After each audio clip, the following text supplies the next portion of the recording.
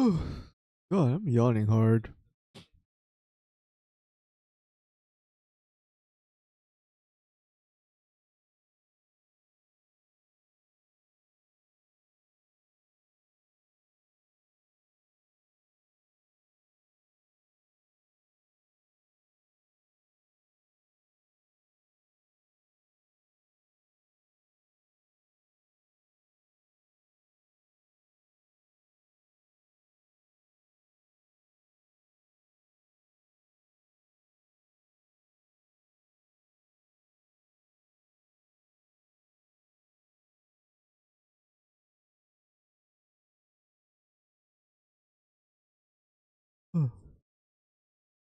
All right, stretch a little.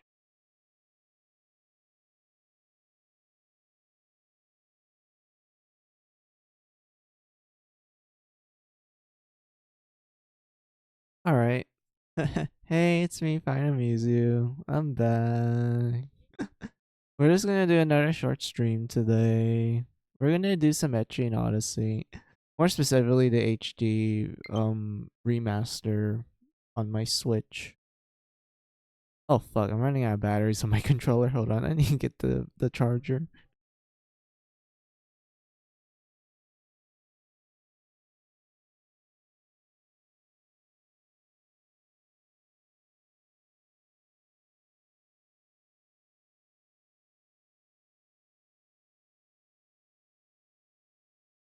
All right, there we go.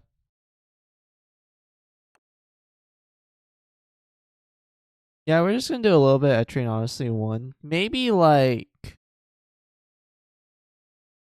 the first two floors, because I know each stratum, which is the area, is like 5 floors long, but each floor is each floor is like kind of long, and it's pretty difficult too if you're playing on like expert, which is the original DS like difficulty, which I'm gonna do because like I rather play the game on the original DS difficulty. And whatnot. Who knows? Maybe I get tired. I'll probably go to picnic to grind some levels real quick, but who knows? Um, let's just get the game ready.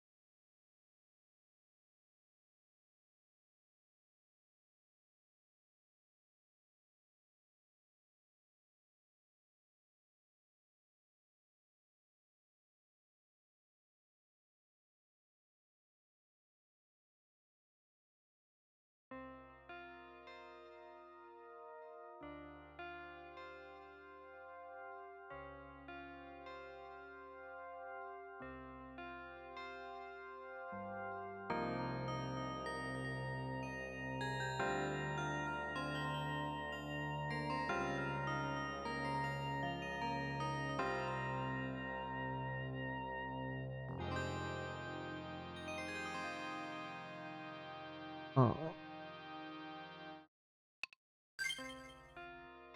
dude, I love the first game. That title drop, the scrolling of telling you a little bit of the backstory of the world. I remember it with the music. Oh my god, I feel young again too. I feel like it's my DS years, man. Auto saves. Yeah, we keep that. That was how it was like back then. New game. After changing language settings, you can. Oh yeah, difficulty. So picnic is easy mode essentially, like super duper easy mode. Like the whole goal of picnic mode is that it gives you like times 3 experience. Everything just dies in one hit. You can literally do like a group of like healers, and they wouldn't even get one shot compared to the original DS game. Because in the original DS game, it's really dumb to go with a full team of healers, especially at the start, because you're not gonna have like the necessary stat line to actually survive the first hit. But in Picnic, you can definitely do it, and you can just grind levels like it's nothing at that point. Basic is just easy 2.0. It's a little bit harder than Picnic, but it's also easier than Expert. It's like in the middle, essentially. I would call it, yeah, I would describe it as like easy 2.0, where the experience gain is like 1.5 times, and nothing's really gonna kill you in one hit and whatnot. So like, yeah, we'll just call it easy 2.0. This one is the original DS like difficulty, like the legitimate original DS difficulty, because I actually booted up my old save file on the DS, and I compared the amount of experience you get from the encounter from that game to the amount you get in expert mode for the HD remaster. And I noticed that, like, wait, this is the same amount of experience that the original had, that expert gives you when you defeat this particular enemy mob. And I'm like, oh, that's because expert is like the original DS difficulty. Even in Japan, it was called like DS difficulty as well. So like, yeah. So because of that, and the sake of like, you know, good old childhood memories, essentially, essentially, I'm gonna be playing it on expert with you guys.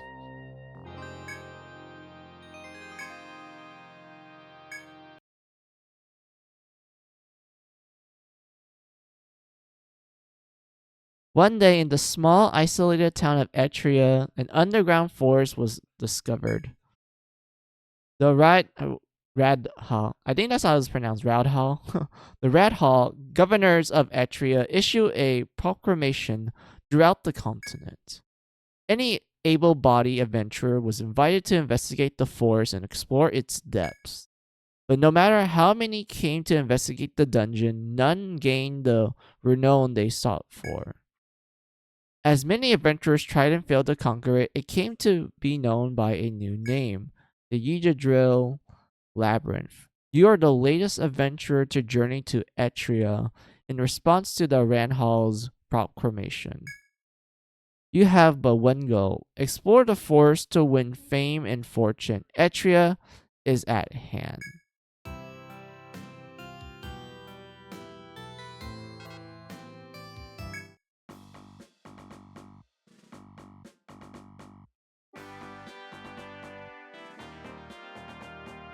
Haven't seen you before. I take it you came to check out the Yijadril Labyrinth. Then welcome, friend. Not many guilds lately are admitting new adventurers. Those short-sighted losers care too much about trifles to do any real investigation. If you got the guts, you should make a guild entirely for newcomers. There are loads of guys just sitting on their dumbs who join any guild that takes them. How about it? Gonna make a guild. Great, then let's get started. Write what you want to call your guild out in this leisure. Someday the world will know this name, so think carefully before choosing it. Use a guild name. Raymay.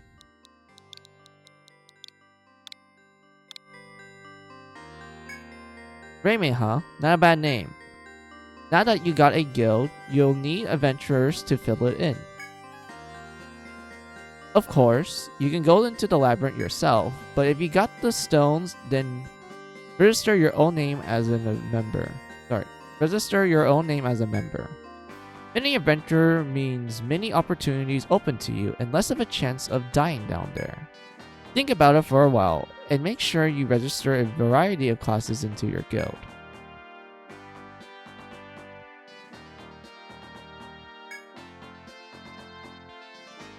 Alright, let's just get some things out of the way. Let's make ourselves a land shark.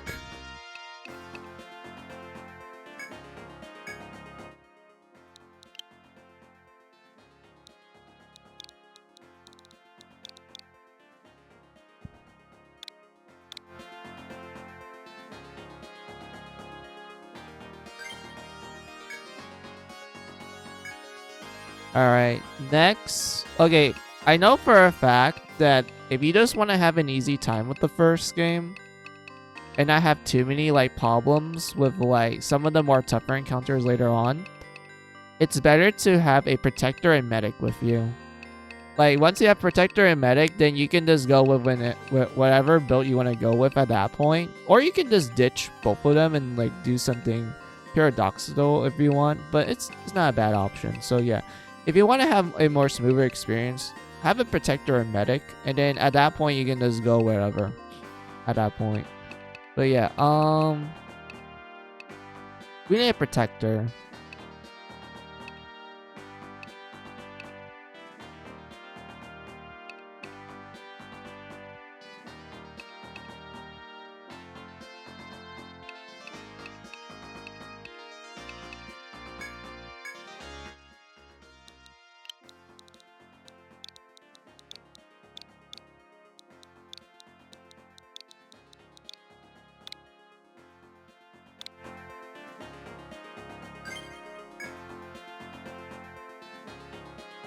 Ooh, I'm like yawning hard, dude.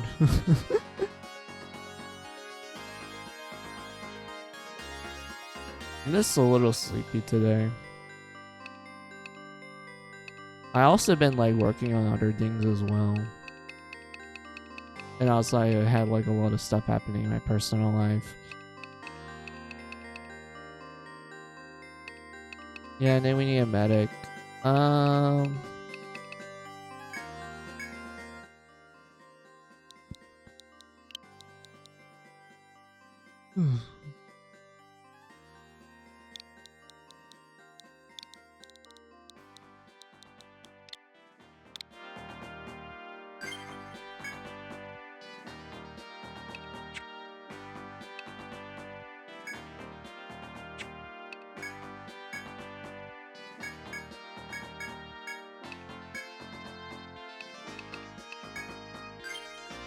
Let me think of something.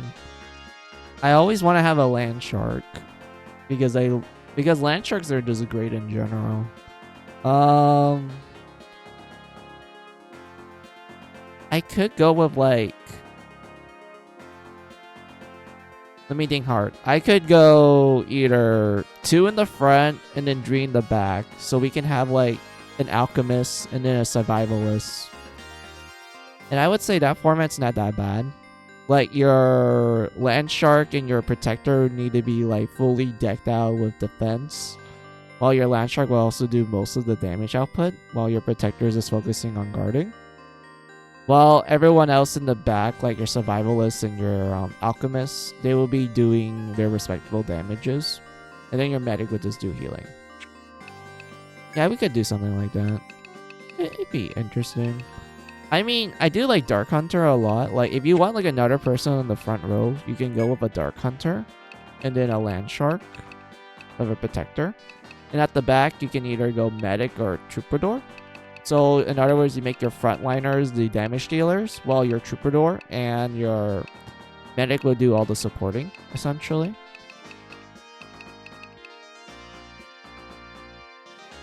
But for the setup I'm thinking of, I'm just gonna do 3 people in the back and 2 people in the front.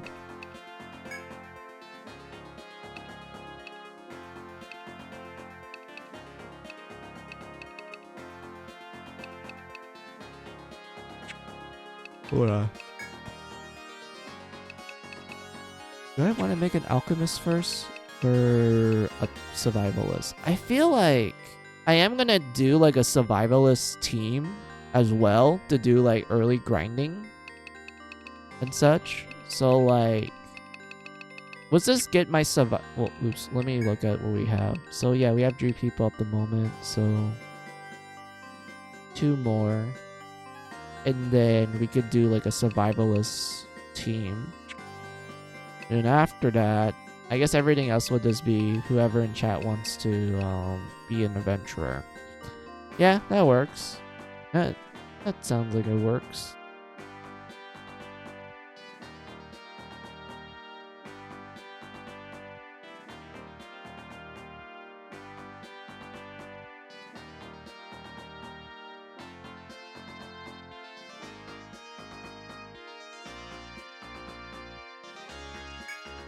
Alright. Survivalist.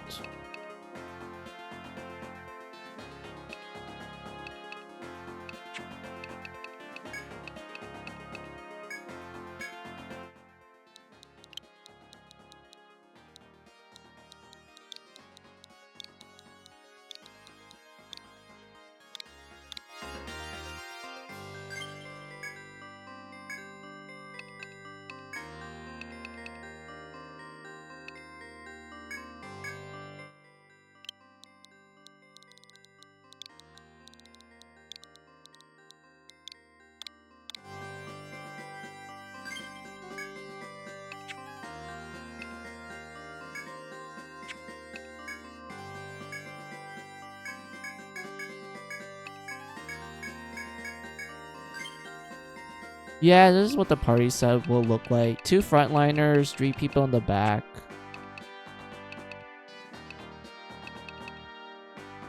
I want to save first. That's everything. You be ready to start. I hope you can shake things up in this town and clear out some of the dead wood. I'm looking forward to the day that Raimi Gill becomes known over the world.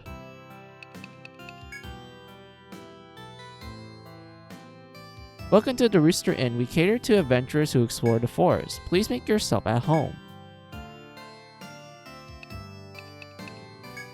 Let's just save.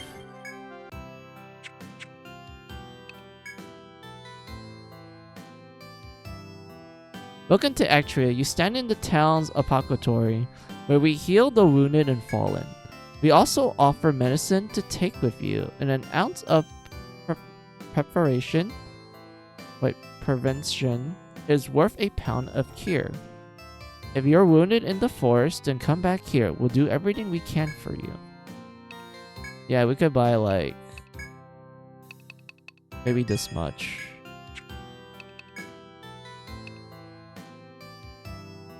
Jinx, hey, welcome, Shing. Thanks for the lurk. Welcome. How are ya?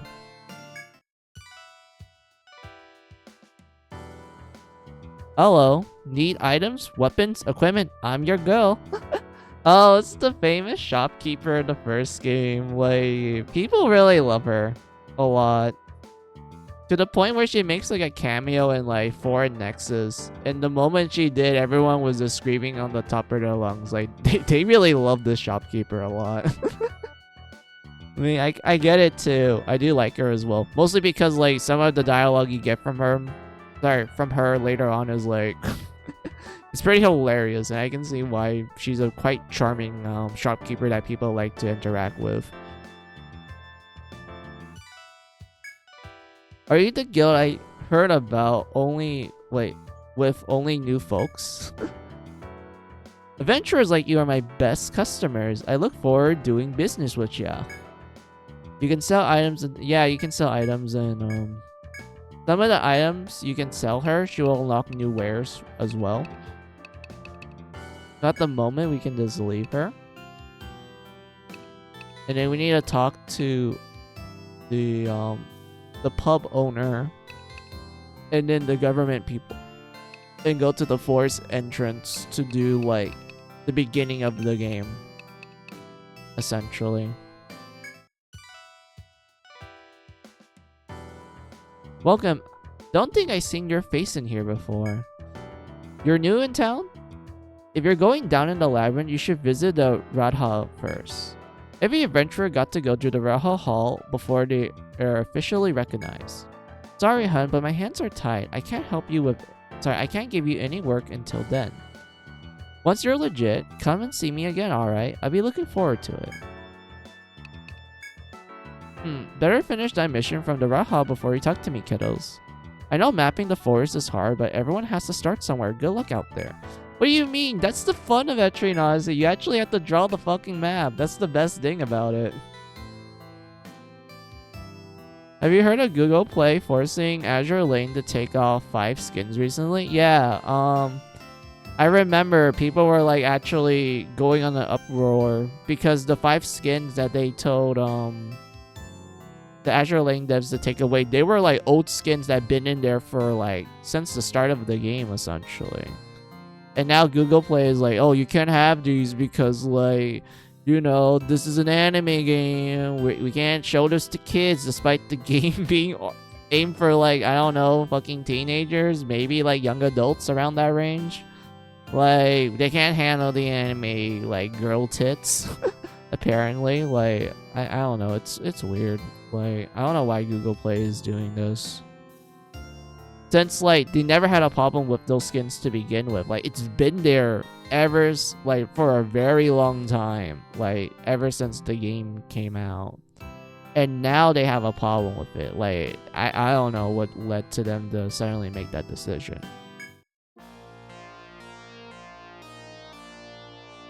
This is Radha Hall, home to Etria's government body. I assume newcomers that you are en route to investigate the forest. However, we don't recognize just anyone who managed to drill together a guild. If you wish to become a licensed adventurer, first complete the mission we give you. New missions available. Yeah, I know it. It's literally just doing, like, the mapping of the area. They make you, like, every Etrian Odyssey game makes you do this in order for you to learn the fundamental basics. And it does a really good job at, like, not being too hand-holdy about it. Because I felt like while the game does limit the amount you can explore at first when you're doing this. But the thing is that the game doesn't, like, make the encounters easy for you. Like, they make it, like, reasonable for the start of the game. Granted, this is Etrian Odyssey 1 where it's known for, like, literally punishing you in the tutorial. Like, you can literally die to the first encounter, and it's just considered the norm because, of course, it is. And whatnot. But even then, it doesn't feel that bad, in my opinion. Like, it's really easy to overcome it if you have some, like, I don't know, basic team building strats and whatnot. Like, it's not that terrible, in my opinion. But yeah, those who cannot accomplish this elementary task are better off staying off of the forest. Exploring the one floor and map everything you see there. This method will be useful later. Here's a small map to start you off with. Fill in the rest of the details as best as you can. Oh man, I can't wait to start drawing, dude. This is the best. The oldest skin I see is the Otago swimsuit. Yeah, that's like one of the oldest skins. Like, that's one of the most popular skins in Azure Lane. The other skins were the more recent ones. Okay, but still, like, the fact that they decided to take off one of the older skins that's been there for, like, forever is, like, weird that they're doing it now. Like, for the newer skins, maybe Google Play updated their guidelines, and that's why the newer skins just happen to be, like, no, not okay. But, like, Archago's, like, skin is literally one of the most popular, like, outfits in Azure Lane. Like, whenever someone think of Otago, they think of that particular skin because it's the most famous and the most popular one. So it's kind of weird that all of a sudden Google Play is like, oh, you can't have this anymore, despite us, like, you know, allowing you to have it for, like, a very long time. Like, it really makes no sense. Go to the forest and get the detail from the soldier on the first floor. We need to tell devs to normalize standalone PC clients. Yeah, but the thing is, I don't think a lot of people in Japan are, like, PC people. Like, I know that's kind of a lie because of visual novels and such, but I feel like nowadays people are just more into playing on their phones than, like, playing on, like, a PC or a console. Because, like, you know, a phone is much easier to, like, grab and play on the go versus, like, a home console, unless it's, like, a Switch or a 3DS or something around those lines. And for a PC, it's like, you know, either you have a laptop, which I don't think most people carry a laptop nowadays. They rather use, like, a big, strong, like, block PC in order to play their games in, like, 4K resolution and whatnot. So, like, yeah, I feel like in order for that to happen, then Japan needs to, like, either A, not be a big fan of mobiles anymore, or B, something needs to happen that will convince the general, I would say, gaming population for Japan to be like, oh, I'd rather just play on the PC than, like, play on the phone sort of mindset. Like, something needs to happen in order for that to occur. Or whatnot. It's kind of the same case in the West as well. There was, like, this period where mobile games were just, like, popping off because people are like, yeah, everyone has a phone. It's easier to develop technically. It's easy to pump it out like it's nothing. And because of that, people are just playing on their phone nowadays rather than, like, you know, playing on their PlayStation or playing on their PC unless it's, like, a specific game and whatnot. So, yeah.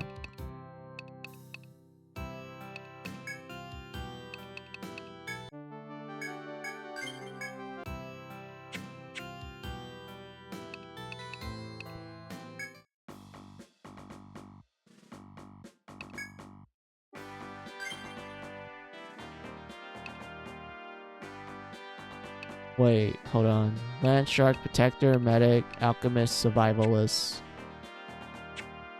What am I missing? Dark Hunter and Troubadour. Let's make our Dark Hunter real quick.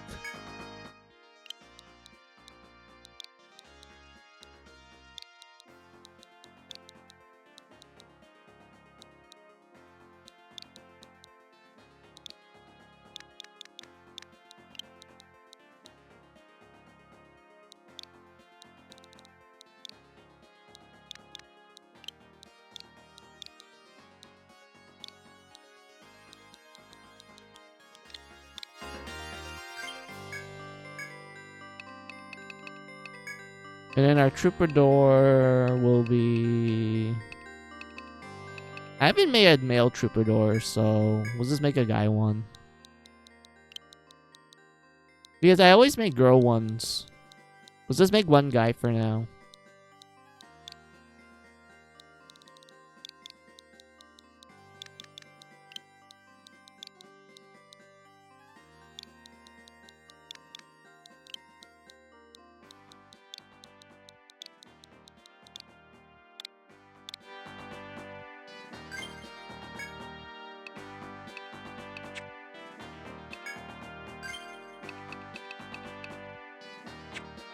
Alright, so I'm gonna spend like the next few slots on a survivalist team. They're our grinding team essentially. Like the survivalist team, they're designed to grind. Like the gathering points to sell for like a lot of money. So we're gonna start making them right now.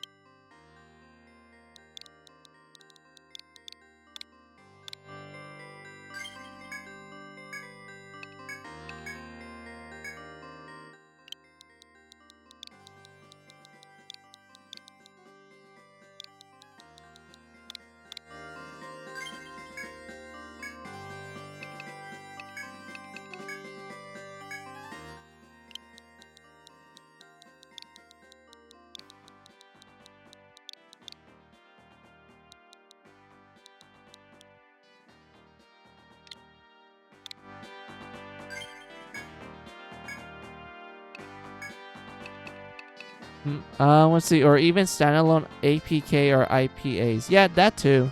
That can also work.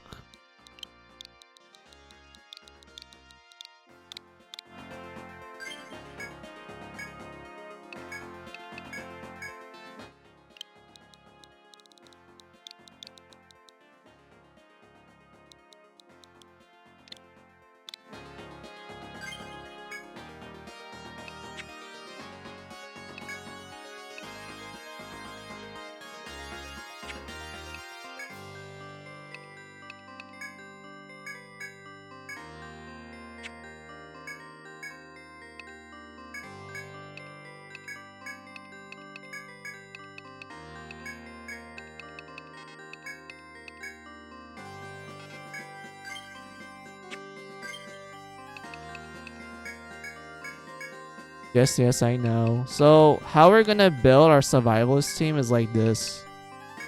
We put points here.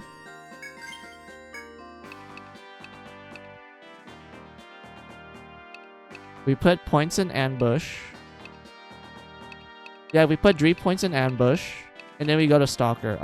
I missed the time when all you need to do to sell a product is your own website. Yeah. That was like the good old days where it wasn't too regulated and whatnot. I mean, there was some regulation, like there was some, but yeah, like it was a lot more free to like actually like, you know, like you said, like sell your own products much easier and whatnot. Like I get why over the years they probably had more regulations and rules to kind of like, I guess lesser, like how I were to like decrease the amount of spams that could occur and whatnot, but at the same time it's like, yeah, like it's a lot more harder to do stuff like independently now, unless you like do certain things, but I don't know.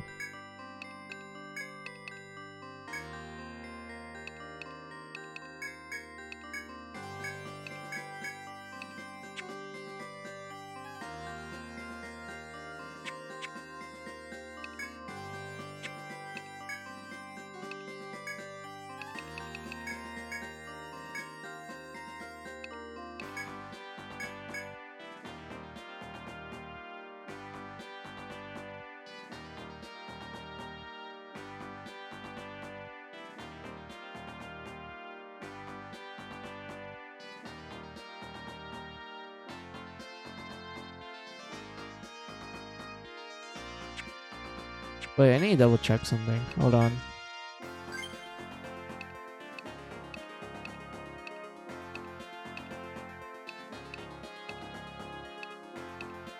Alright, that's a full circle. Alright, Jinx, since you got here, what kind of character do you want to make? So these are like the options we have at the moment. Unless you're like, oh, I'll just wait until you get Ronin or Hexer. Even though that will literally take us until like the halfway point of the game for us to get them. But I don't mind waiting until then. Or you could just make a character now.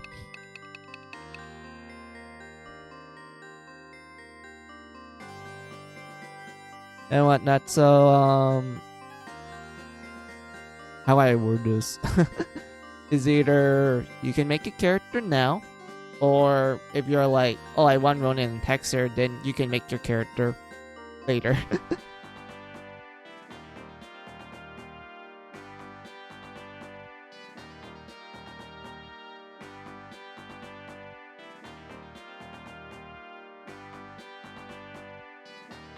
I'm like yawning hard. I'll make a character later then. Alright. Alright. I'll keep that in mind. Like once we get Ronin and Hexer Shinx, then I'll be like, alright, time to make your character Shinx. Let's go.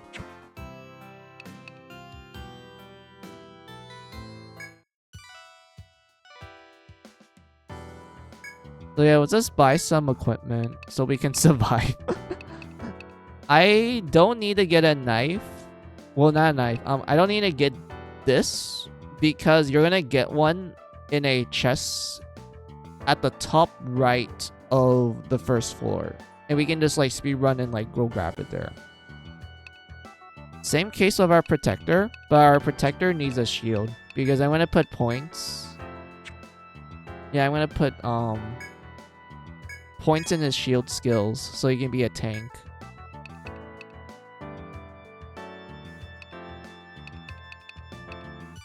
For our medic and survival, well, for our back row, I would say our alchemist needs a staff, so she can like shoot spells. For our survivalist, it's better for him to have a bow because he's in the back row. Our land shark is fine. We just need to put some armor on each of our team. I would say sure, that's probably the better option, to be honest with you. Since she's gonna be in the front, we do need to like make sure she's decently tanky. Just decently, not too much.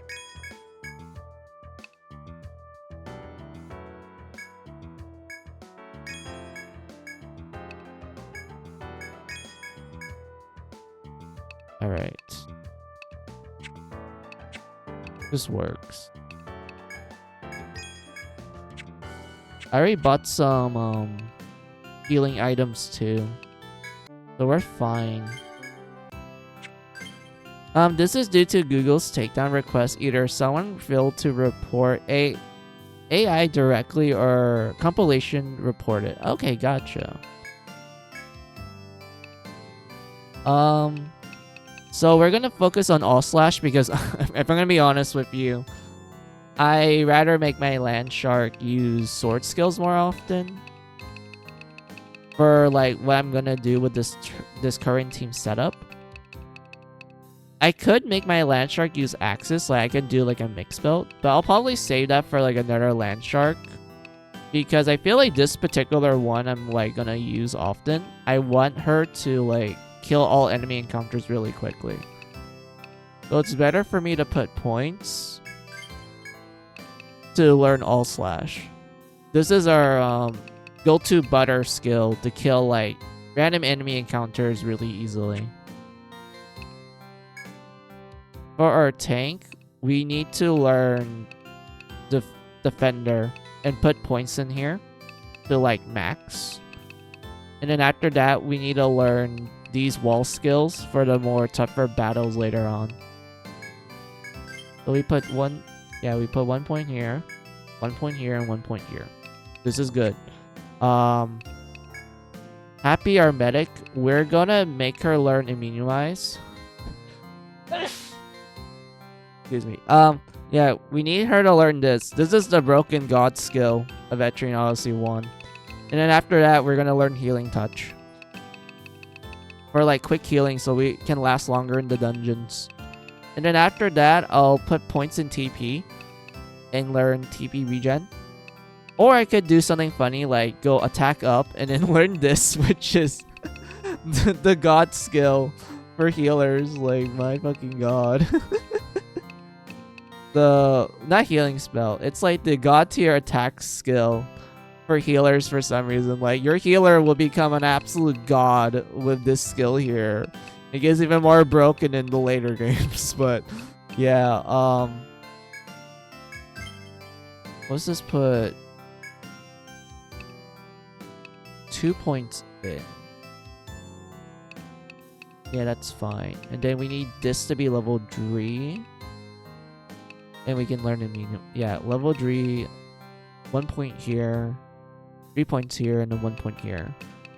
And then after that, we can just focus on buffing up healer until we get to healing touch.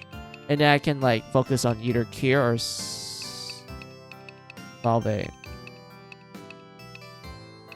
I heard some user friends that didn't play Girls Frontline 2 when it initially came out with global version a few weeks ago because it wasn't on Steam. They would just forget about it instead. I see.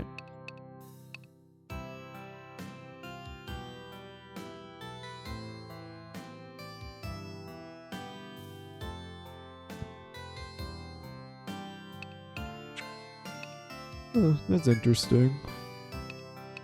What else is there? I know for a fact for Alchemist, you can actually make your Alchemist learn all 3 elements. I know for a fact it's better to make your Alchemist learn Flame, Ice, Freeze, and then Door. Because if I remember correctly, not a lot of enemies have like resistances to Door compared to like Fire and Ice. Like Fire and Ice, you will see them pretty often later on where they're just straight up immune to it. But Thunder, for some reason, most enemies, including like the ones earlier on, they just have like normal resistance to it. It's even more stronger if you manage to like use it on an enemy that's weak against Thunder. Like, my god.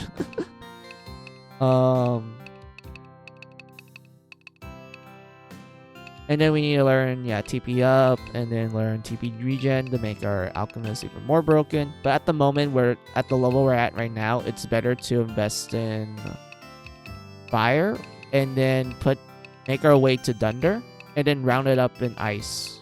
And then after that, we will invest in TP up and regen. I know people start with Toxics first, because Poison early on in the game, like for the first stratum, is really good. Like, really, really good. But I feel like it's kind of like a beginner's trap, because once you get to the second stratum, Poison kind of becomes a little useless in my opinion. So I think it's better to, if you really want to start with Poison, then you could do it, and then you rest your character, like reset the character, so that when you do that, you get all your skill points back, so you can just reapply it to a different stat. Or a different build. Once you're like done with the first stratum and you're like, okay, I'm not gonna do Poison anymore and whatnot. But personally, I like starting out with Fire.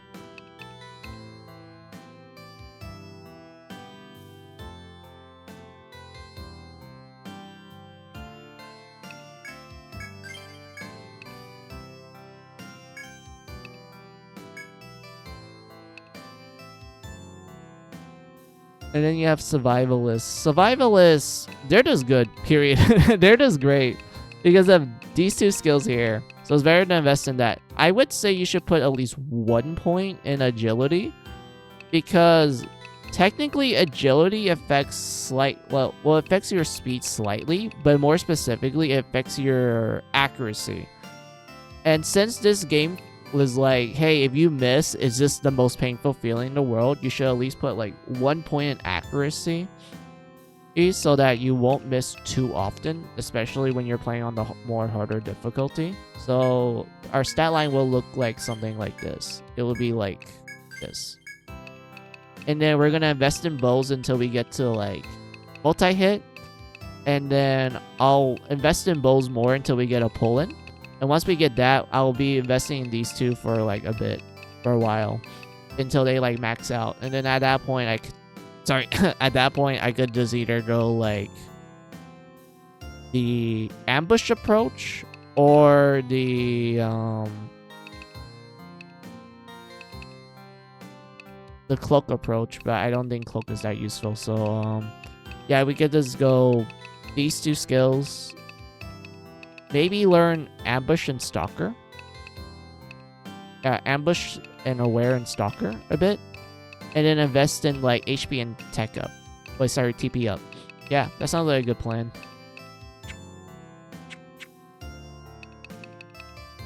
It's weird that Azure Lane is rated T while Blue Archive is rated M, and there's a nerf version of Blue Archive that has a lower rating.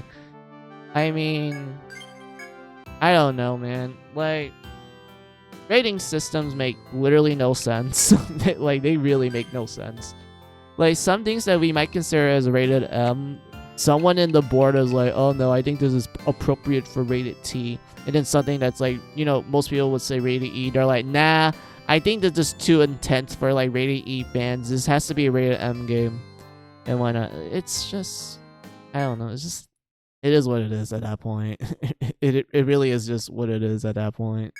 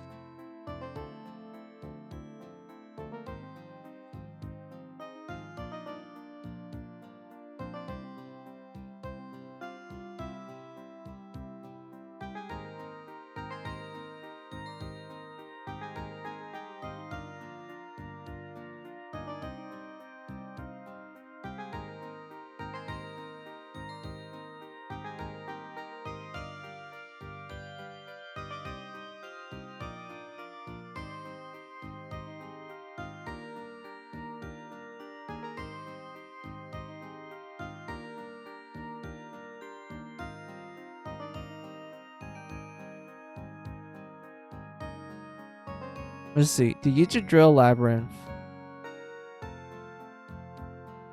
One task must be performed before challenging its depths. Oh yeah, this just tells you that you start out with 3 skill points.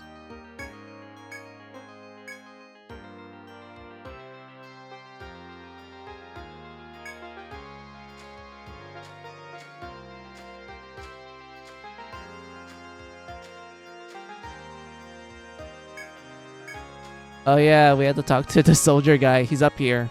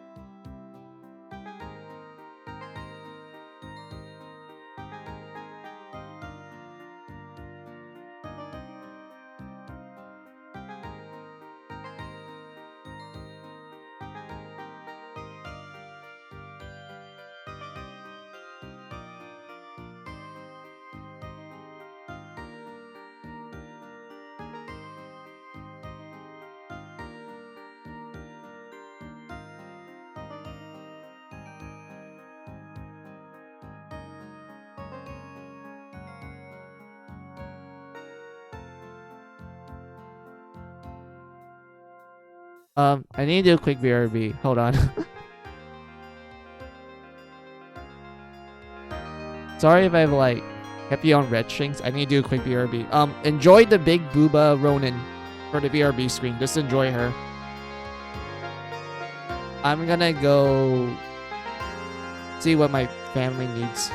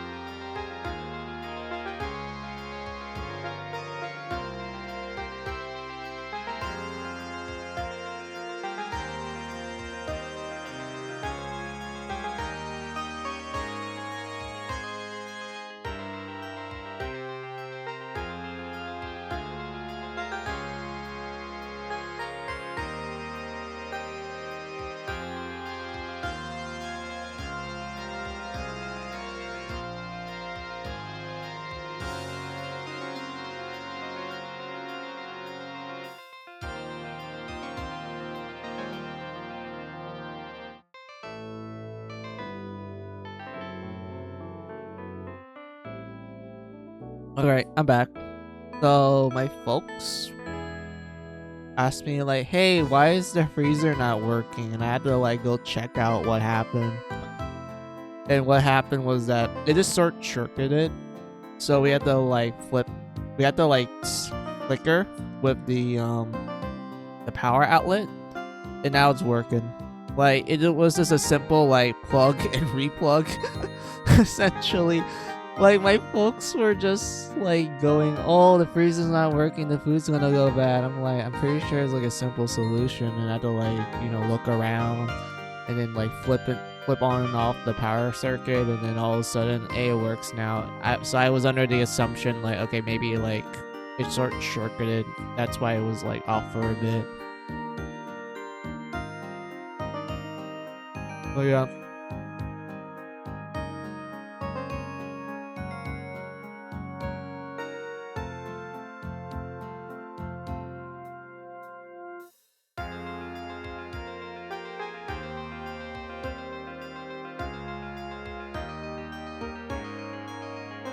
Yeah, let me see if we wrote down Shinx. And there's brown dust too, marking video. Yeah, I remember seeing that. I was so confused why there was like a tape covering the butt. And whatnot. Like, when I saw the English like video, I did saw the Japanese and Korean versions, and I was like, oh, okay. And whatnot. But yeah, I'm back. Sorry about that.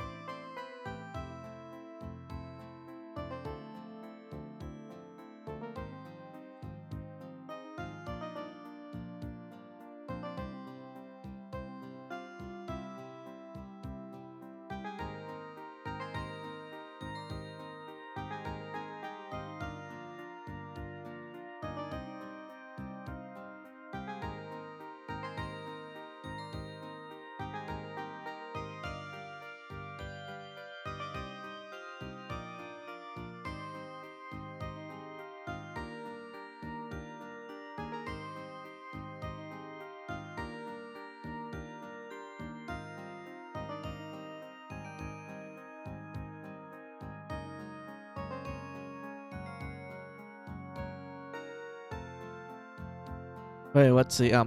As you walk the narrow path, greenery all around, you see a soldier standing guard. You must be the new guys. The Rata Hall told me you belong. Wait, you'd. Wait, you'd? Wait, fuck. You be along. Be around. Welcome to the forest. A few questions for the soldier springs to mind. You wonder if you should let him be.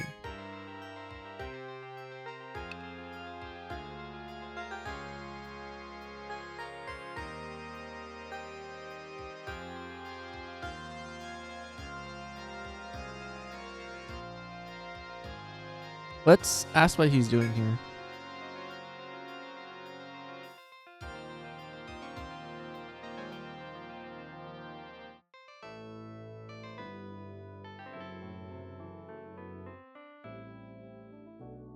Well, okay. The soldier answers your question slowly. My orders are to make sure no one, you, for example, gets in the forest without permission. If you want in, start the way everyone does. Make a map of the floor we're on. I'm sure they told you back at Rat Hall. Everyone goes through this initiation. With that, the soldier points to the map of the forest you hold in your hands. The burp, hold on. Review the map. It's fine. I already know how to draw maps. The area in the red border shows where you got to map. Finish that part and see me.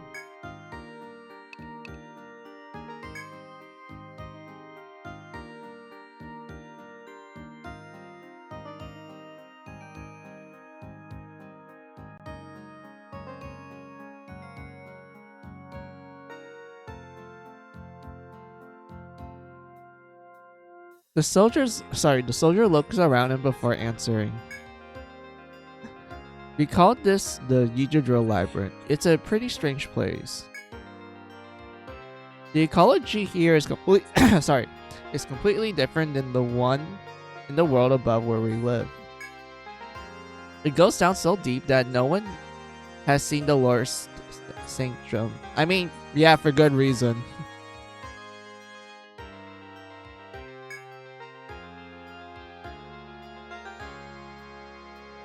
If you plan on exploring down there, then make sure your guard is up at all times.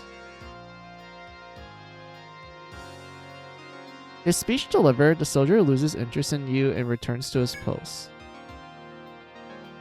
You hesitate, unsure whether to ask him another question or let the matter drop.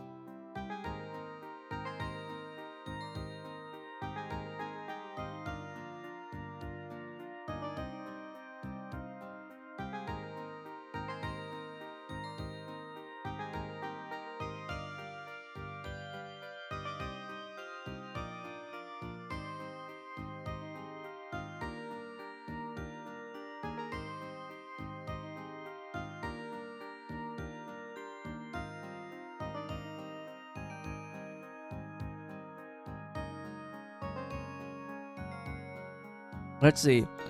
And there's also Toei mad at Crunchyroll because of the SDCC One Piece concert that the ship wasn't lit up when sailing, and Toei Animation mad at Crunchyroll because Crunchyroll told the staff not to promote Don Da Don due to equalization discussions. Oh my god. Yeah, I know. Like, Crunchyroll has been doing so many bad things that they're just going straight down the drain.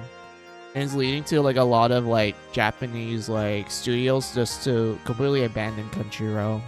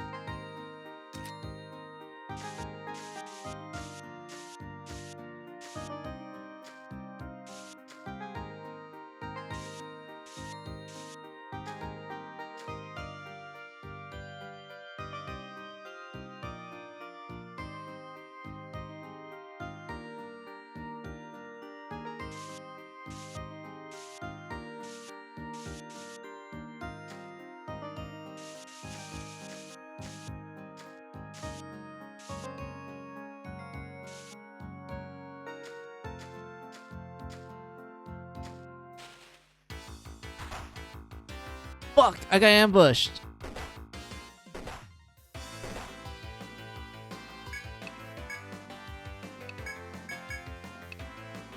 Hold on, I'll answer your question. Wait, I need to kill this.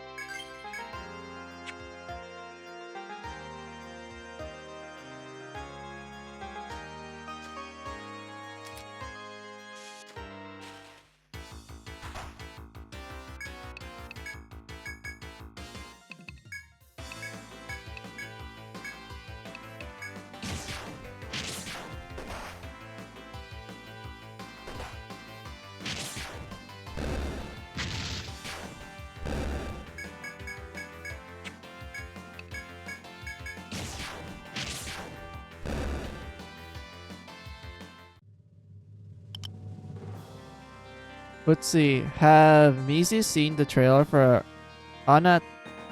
Wait, Anat? Huh? I have not. What is that?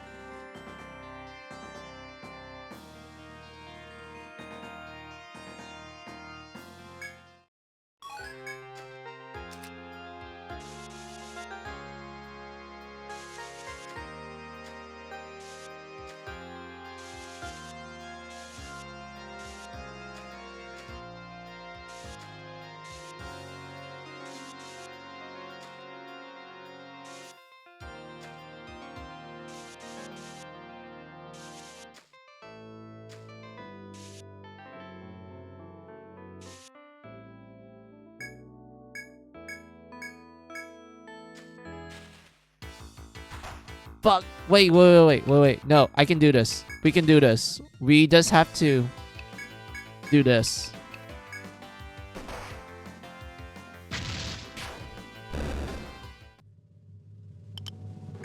Hell yeah. Alright. I know I was fucked. I was like, wait, I don't have any magic. I'm like, oh yeah, I have an alchemist. Oh my god, I was panicking for nothing. I was like, wait.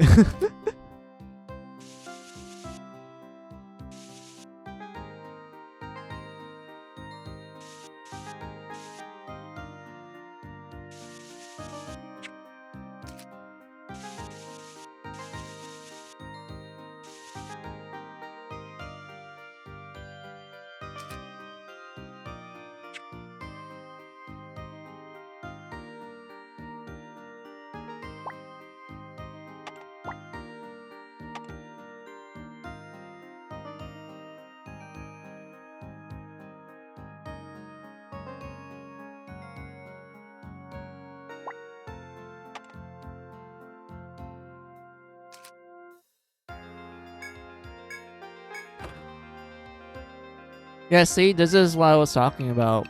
You can get the big knife here. So we didn't have to spend money to buy in the store.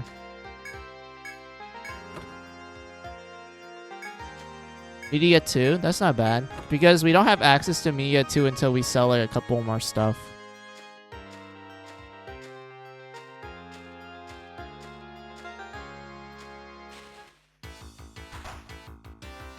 Ooh, the Mo. Okay, Mo gives you a lot of experience, but they hit hard.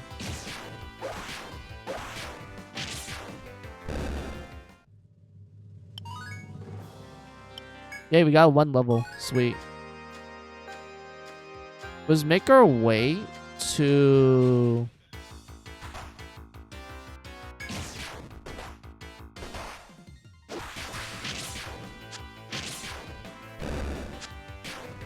Yeah, I think we're fine here.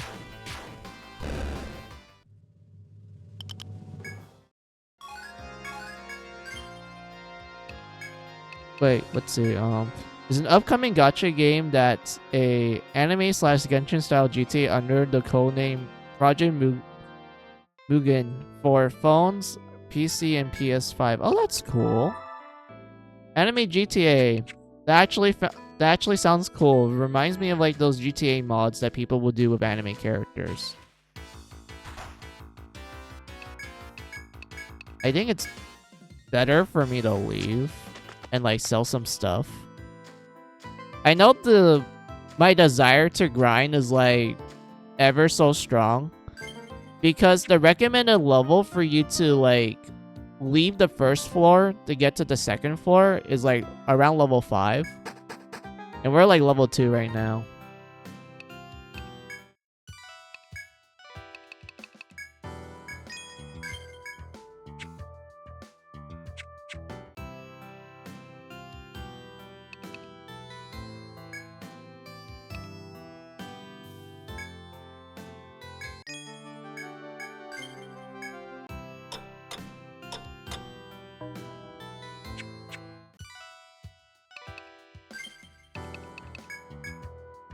Since we got one level, let's put points here.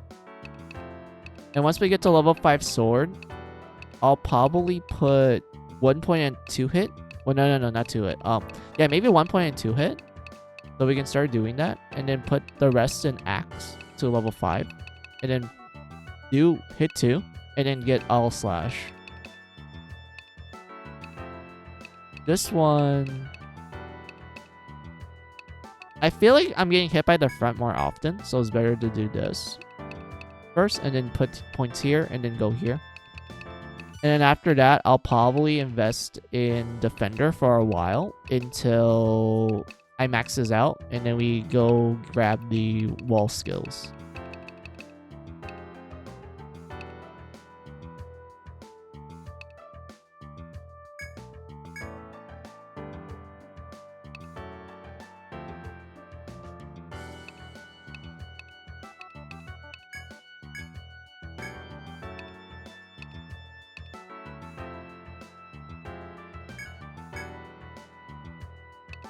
Next, we need to go level 5 here.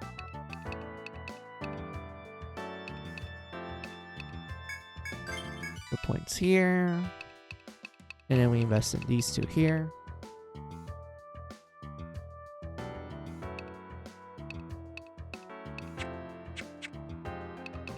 So let's save.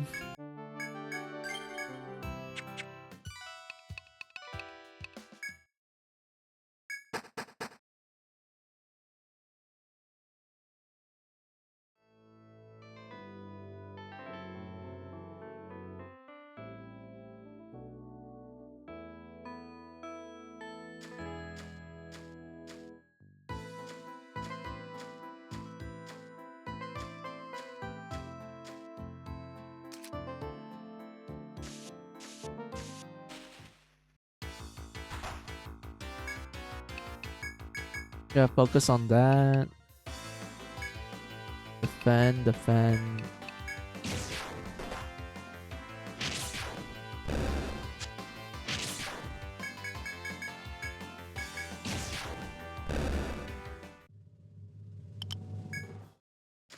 I need better armor, dude. I need better armor.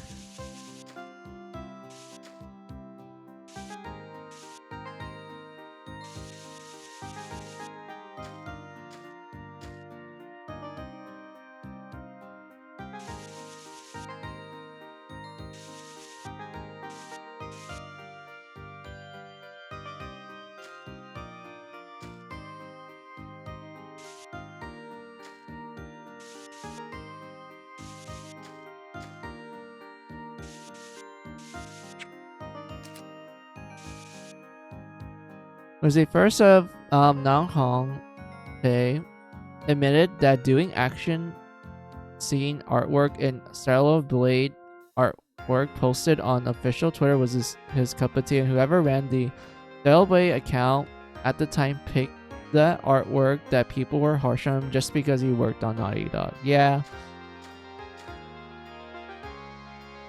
I mean, it's a shame because from what I saw, I don't think the guy was like doing anything bad. Like, he just drew art essentially, like in his own style. Like, I wouldn't like be like an ass towards that if I'm gonna be real with you.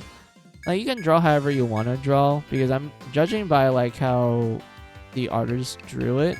I don't think he was trying to do like a statement how most people would do stuff back then, like back when people are like, oh, there's this anime character, or like, I don't know, some person from like Asian media that is like drawn a certain way. I'm gonna draw her my style where she's like, you know, not quote unquote sexualized or blah blah blah, and like they're trying to do it as like a statement sort of thing, which I think it's like incredibly dumb, and I don't think that's a good idea to do so. Oh, but when it comes to this Naughty Dog person, I don't think he was trying to like do something around those lines. He was just like, hey, I just want to draw something nice about this. Even though like he's not that great with with action scenes and whatnot, but like, hey, he tried his best, and unfortunately he got crapped on because of Naughty Dog, which nowadays Man, it has such a terrible reputation, dude. Like, my god, Naughty Dog fell so hard from the old days.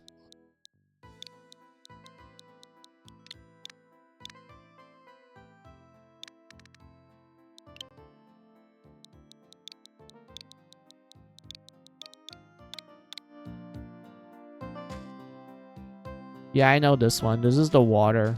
You interact with it and it recovers like a little bit of your stats.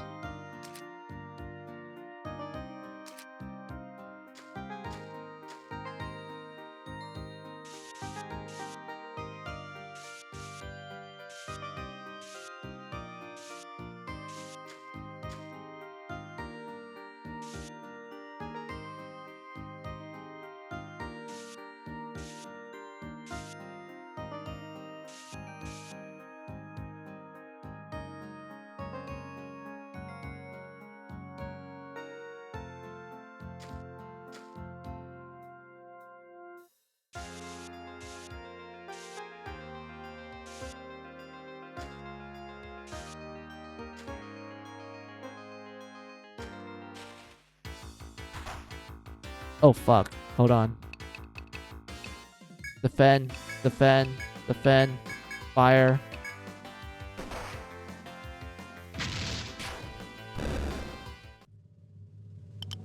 Well, I managed to survive.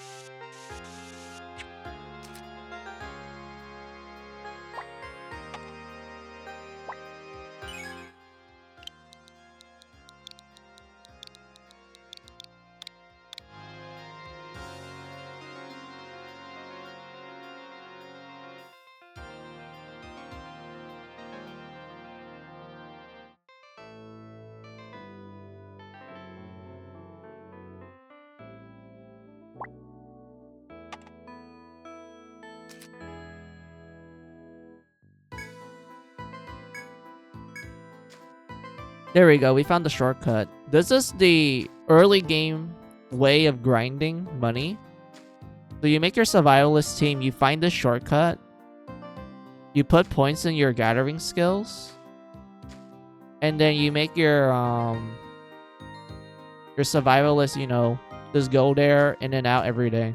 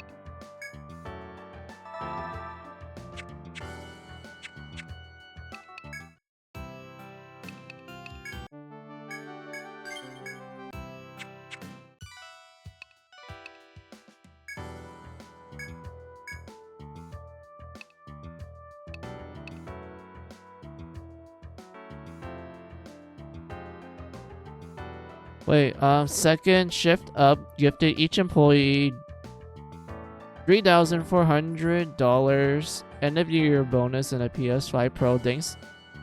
Thanking those that worked on Nike Stellar Bover and oh, that's so sweet. Like, I know most people are like, but 3.4K doesn't sound much, but like, I honestly think that's a good pocket. Like, that's honestly a good amount of money. You can do like some funny things with 3K. And only that, but they got a PS5 Pro. And that's like the latest console at the time. They could like play some like, I guess, new games that apparently the PlayStation 5 has, which I guess that's a plus. But like that's nice. Like a free console to boot with like $3,000 as well. This is nice. This is wonderful. I'm glad for that. Like each employee gets it. That's great.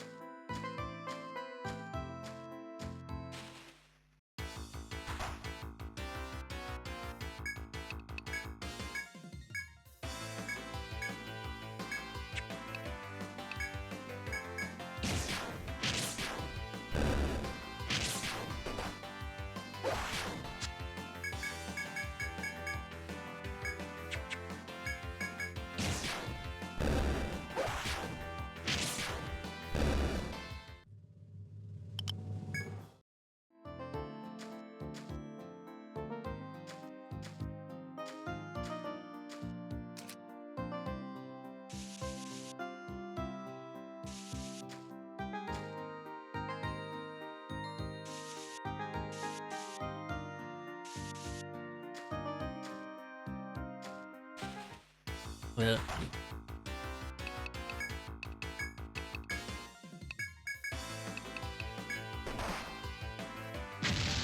It still does so much damage. At least I got a level up for my troubles, but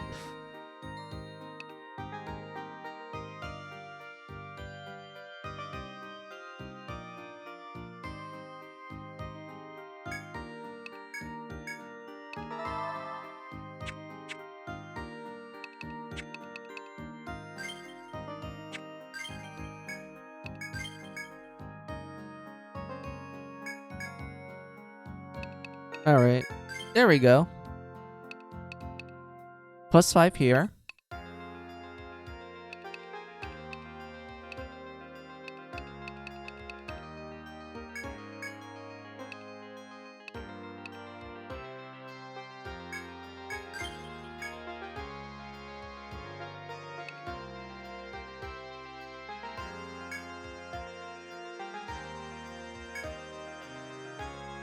Yeah, let's see. Yeah, 3 more here. And then put 1 point here. And then make my way here to learn door. Put 1 point here. Everything's going well. Like, unironically, this is actually going well.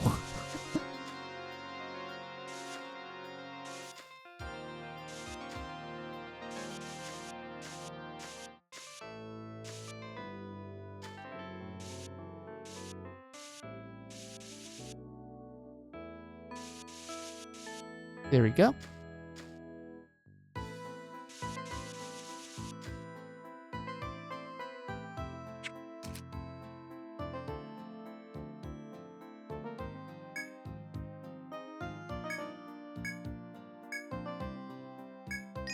Oh yeah, you get like a free 100 here. Was this put an event column here saying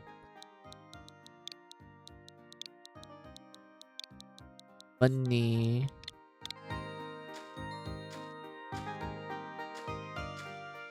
I know this one here is like the venom flies where they drop like, well, sorry, they give you an encounter with like enemies you're not supposed to like, well, you're supposed to be like need to be around like level 5 to fight, unless you're like properly prepared and everything, then like you're not gonna have too much of an issue. But with my current setup, yeah, no, we can't.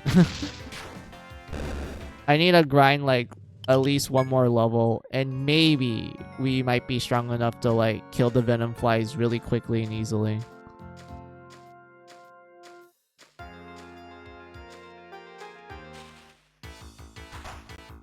What the fuck? Hold on.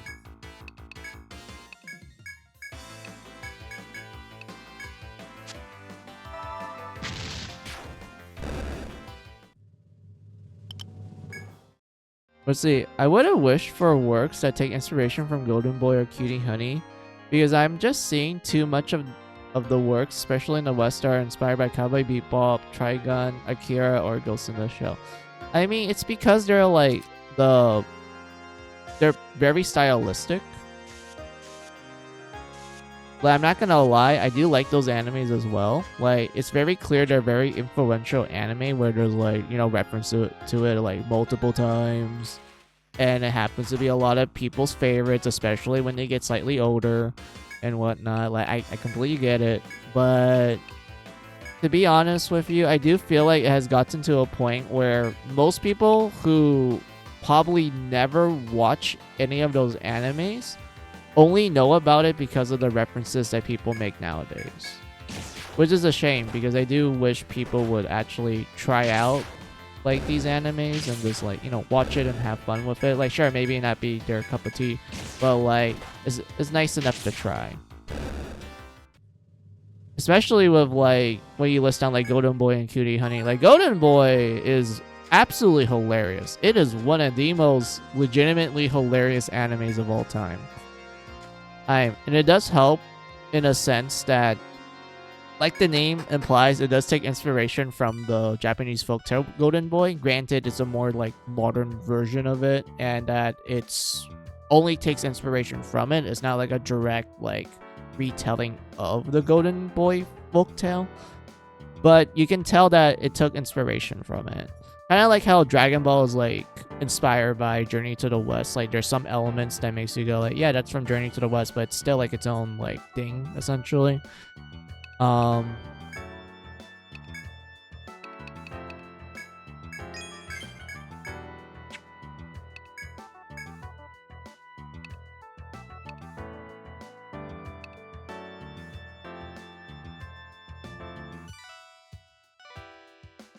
And also, Cutie Honey, best like magical girl show, like legit. What else is there for me to say about Golden Boy? I feel like Golden Boy is like, I know it's like slapstick, but at the same time, I feel like it's kind of relatable if you're like a person that just has a hard time getting a job after college. Because I know there's like other animes that kind of fill in that sort of niche, but I feel like Golden Boy, despite being very comedic in nature, there's something about it that makes you kind of relate to it, and you're like, yeah, I kind of remember like doing odd eccentric jobs like in order to try to make a living and whatnot. Like you can kind of like understand that with the main character and such. I know like his whole shtick is just him like just going through life essentially, and he's just going through a bunch of random shit that happens in each episode, but I can't help but like kind of admire it because you can tell that the main character of Golden Boy, he's very enthusiastic and he's very honest with himself. I mean, granted, there are some episodes where he kind of lies, but you can tell that he's being honest for the most part. But yeah, it's really interesting. Like Golden Boy is a very interesting anime to watch and also to read. I read the manga as well.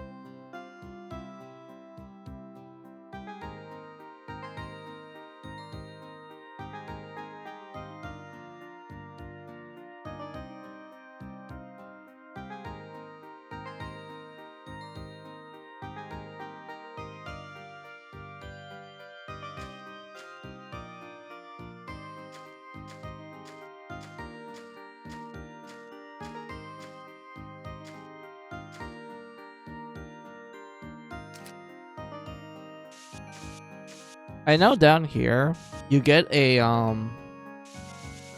stone that you can sell for 100, but the keyword here is but. But you're gonna fight a mob of enemies in order to get it. The game even like warns you as well. Hold on.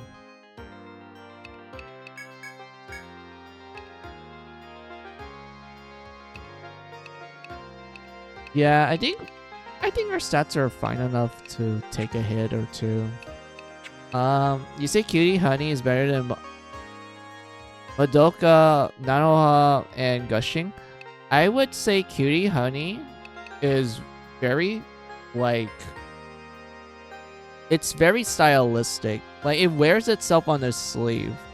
It's kind of like Gushing, where, you know, it's very obvious what the author wanted to do, and it just wears it on its sleeves, and it doesn't really hesitate to show. That's how it's like for Cutie Honey, and I really like that aspect as well. There's also some cool, like, stuff about it as well. And I like how it doesn't really hold back when it comes to the sexual humor, because it's honestly like hilarious given the fact that like both genders get like the short end of the stick every time. It's honestly pretty well done, pretty well made. Nanoho, I know people like it because it's like I know not Nahoha. I know that Madoka and Nahoha, they're like the, I would say, quote unquote, well written magical girl shows that go into like different topics and ideas, is that they don't really approach every now and then. I know Nahoa was interesting because they continue the series with like the girl grown up, and like, you know, her daughter becomes one. She's still also a magical girl as well. There's like all kinds of random stuff that happens later on. Like, it's been a while since I saw Nahoha, but I know people really like it a lot. I know Madoka is also something similar along those lines, but I know people really liked it because of the tragedy. Like how it's just like a total tonal shift when people first saw it, they're like, yeah, it's like cute magical girl shit. Until you get to the head scene. And that's when everything becomes dark and grim, and like, you know, people are like, oh shit, being a magical girl is actually crap. And whatnot. But yeah, gushing, I like the fact that it's just very, like I said, like Cutie Honey, it's just very honest with itself. Like, it wears its fan service on its sleeves, and it does not hesitate to show. I think that's what made gushing so like great. It's a manga slash anime that actually knows what it's doing, and is just catering to the people that honestly are like people who like that stuff to begin with. Because I noticed that like whenever gushing ever gets into a conversation, they're like, oh, it's not an actual magical girl, it's like it has fan service and such, so you can't call it magical girl shit. It needs to be wholesome chungus like Madoka. And I'm like, dude, have you like actually seen how magical girls started? Like the early animes that actually made the blueprints for magical girls, they weren't wholesome chungus. They were extremely like kind of fucked up. Like, sure, there was like a feel-good vibe to it, but like they tackle some stuff that I think most people nowadays will just call like, I don't know, a little too dark for kids, essentially, and whatnot. Like, magical girl shows has always been like tackling all kinds of random shit that most people wouldn't really touch. And it doesn't even help the fact that like those old shows too also had some fan service on the side as well. Oh, and like I think that's just normal, to be honest with you.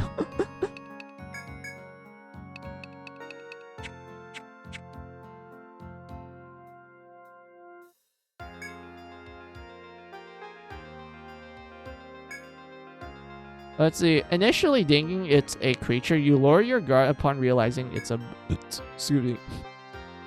Could it belong to an adventurer? You weigh the options of picking up the dirty boot or leave it where it is. Look around. You thoroughly inspect the area around the boot. A close look reveals torn clothes and reddish stains on the ground. The signs point to dangerous beasts lurking nearby.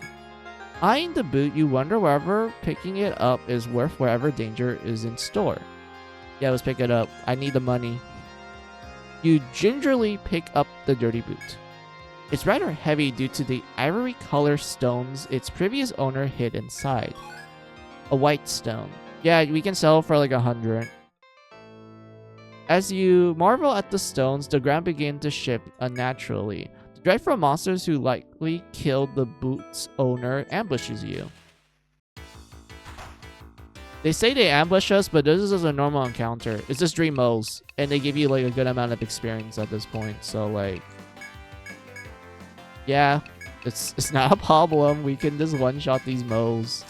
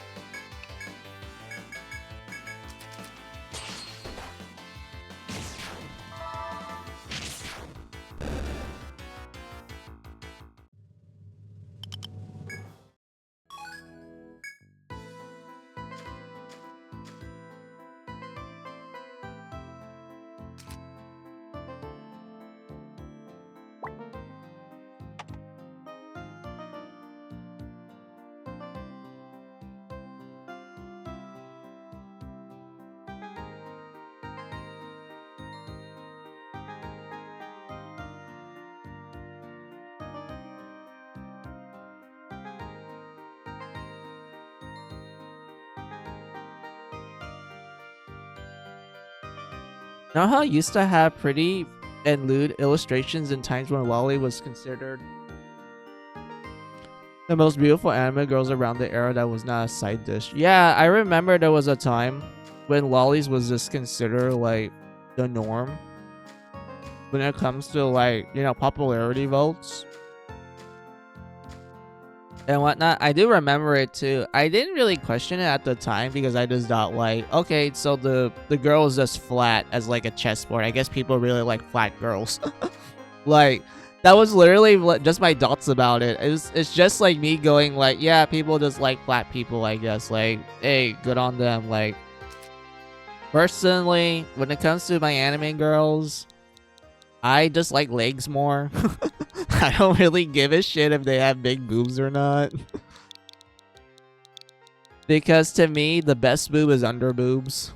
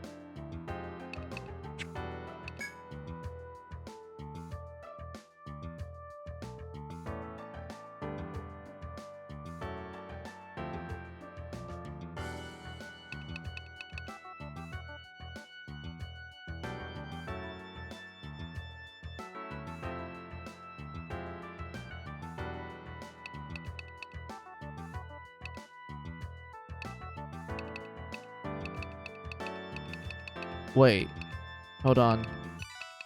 I just realized something. Yeah, yeah, they didn't. These guys don't have armor. Maybe I'll give them an accessory.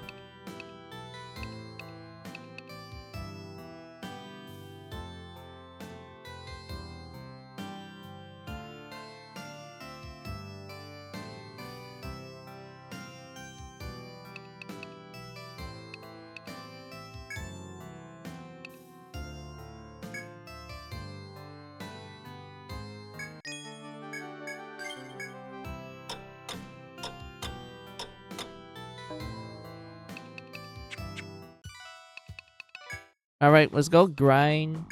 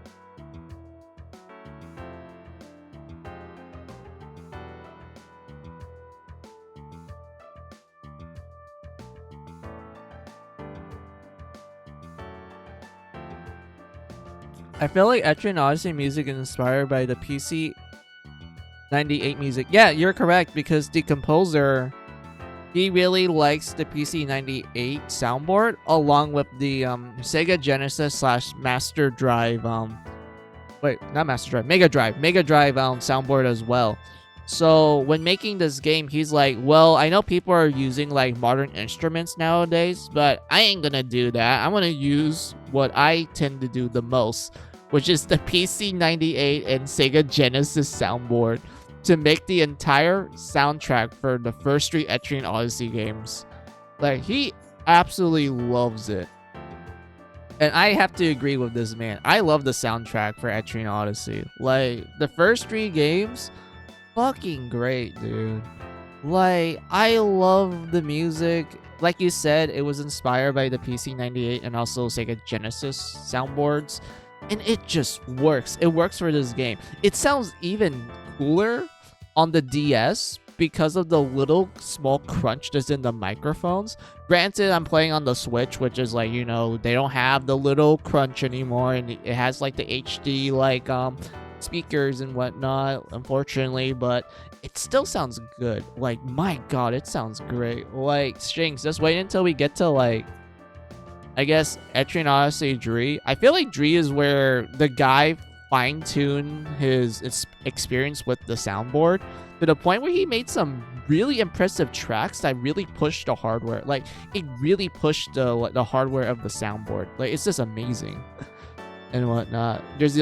And also, like, if you happen to play, like, I don't know, I think 4 and 5, there's a DLC that lets you play the whole game with a FM version of all the tracks, because starting from Etrian Odyssey 4 and onwards, they will use actual real instruments when making the soundtrack. But they will often have like a DLC soundtrack pack for people who just prefer the FM like version of the tracks. And honestly, it's great. Both of them is fantastic. I just had a lot of fun with it. Like, I'm more of a sucker for the PC 98 music of the first 3 games than like the more real instruments in the later games. But they're not bad. It's just a personal preference in my opinion. I just prefer the old Sega Genesis / PC 98 soundboard tracks of the first 3 games compared to the real instruments from 4 and onwards. It's just a personal opinion. But yeah,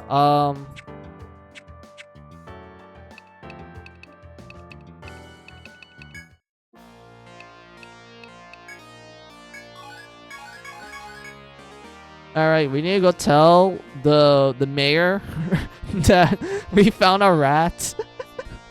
And that the rat drops like a small thing and solves shit. Alright. Oh yeah, this one is like a rare drop. This one's easy to do.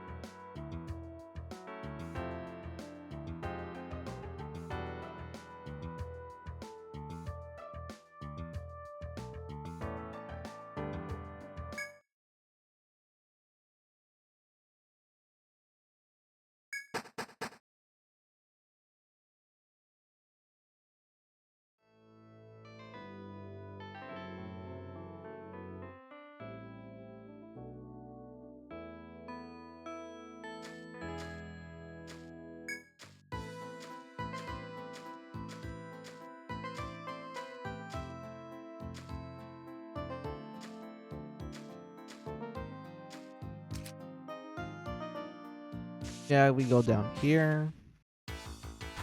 Oh, we got ambushed. Okay, I think this is fine. Yeah, this is fine. We can just do something like this. We defend. We can do this. Actually, do that. Defend. Burn. And then shoot that.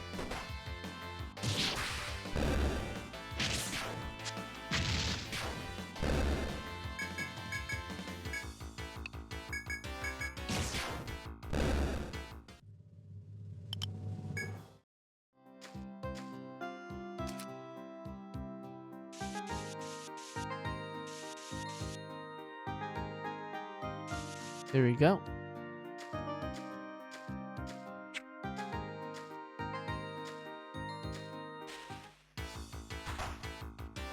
This, we can just grind them.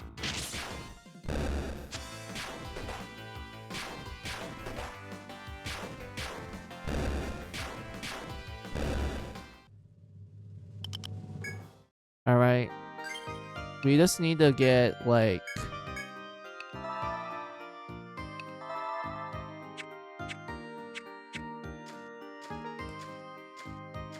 What was I? Oh yeah, we just have to get... Oh, fuck. Hold on. Defend. No. Defend. Defend. Burn. What was I? Oh yeah. So, we just need to get, like... maybe one more level. And then, I think that might be enough for us to, like, survive the venom flies. that are in this area here. But if it's not enough, then I'll just grind the level 5 then. Which I don't mind. Because Etrian Odyssey, like all the games, you are going to do like a lot of grinding in general. So like, yeah, it's just, you just have to get used to it. It's really a case of you have to get used to it.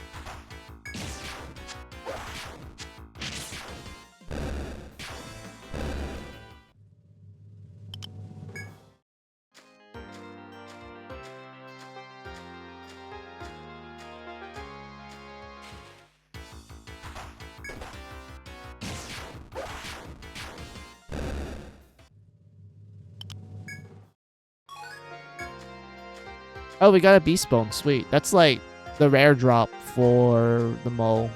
Well, slightly rare. You can get more. We can get slightly more money from it.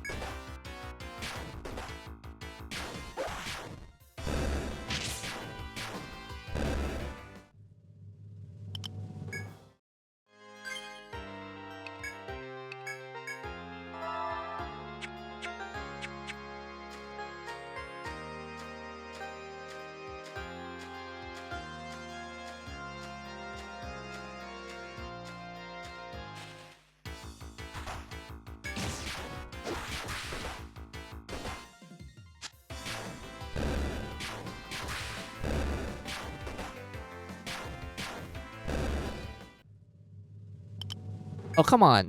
I know it was enough for the level up. Come on, game.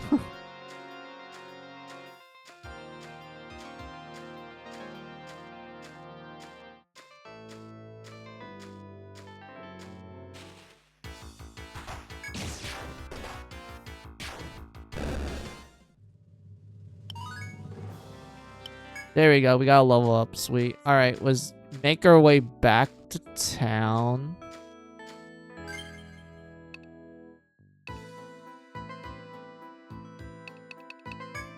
And do like a quick save. Not like spend money in the inn yet. Just do a quick save.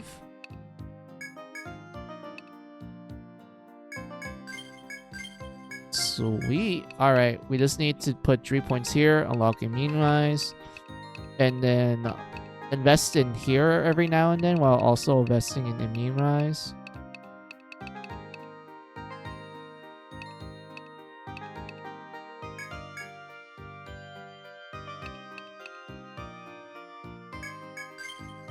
There we go.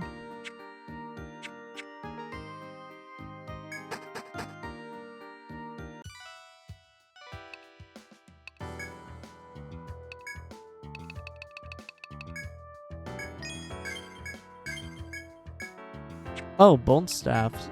What is this? Oh, it just lets you hit harder with a staff weapon, but there's no point to it. I need to get a stronger bow. Like, I feel like we need a stronger bow in order to make our survivalists do more damage.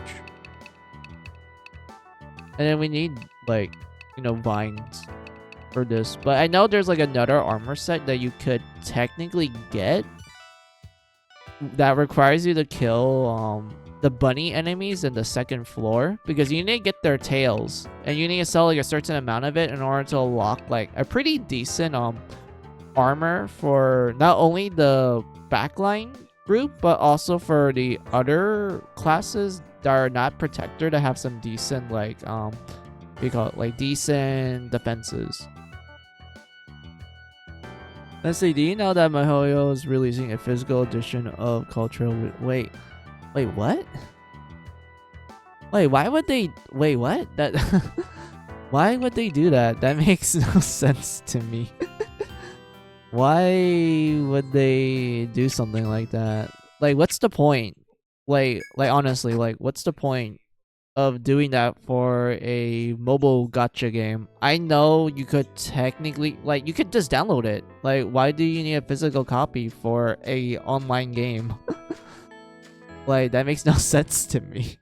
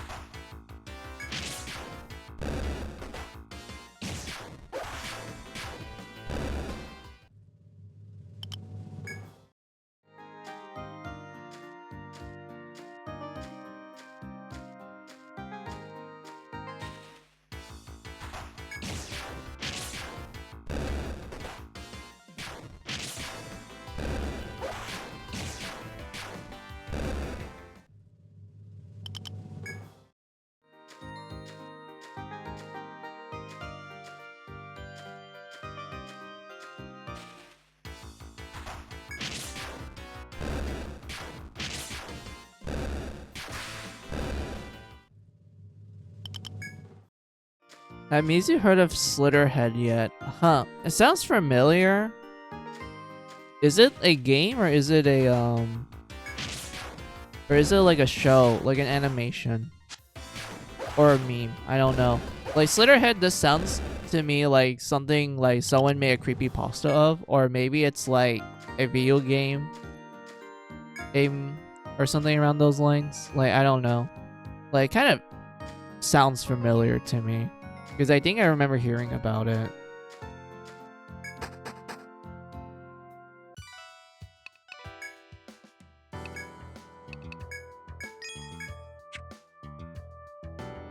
Alright, we have decent amount of money. What's our stats? Yeah, we could grind it out. I don't mind. Let's try to grind it out until like a certain point because I want to go back to the end to rest up without having to waste an entire day.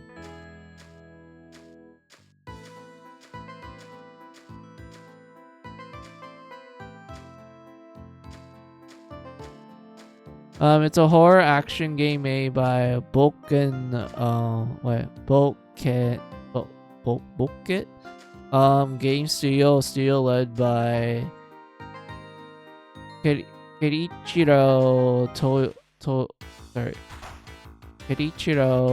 Toyama.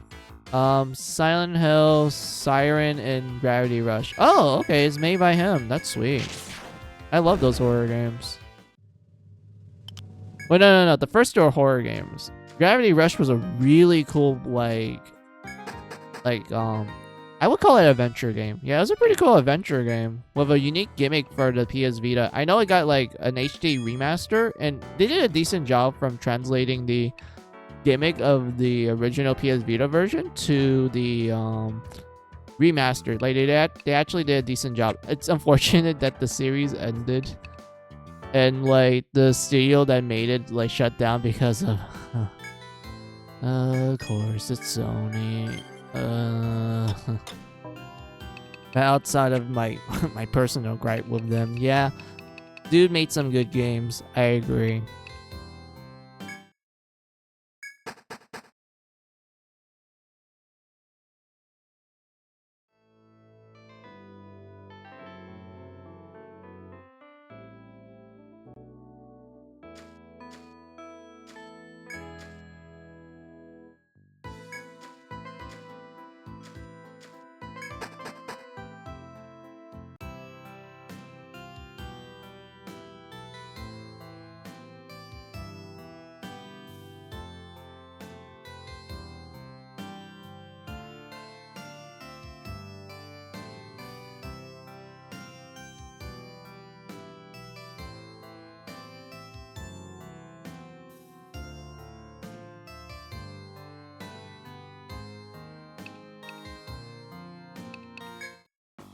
It has a demo for PlayStation 4 if you want to try for your next stream. I mean, that's cool that he released a demo for it. I might like check it out just to see what it's like.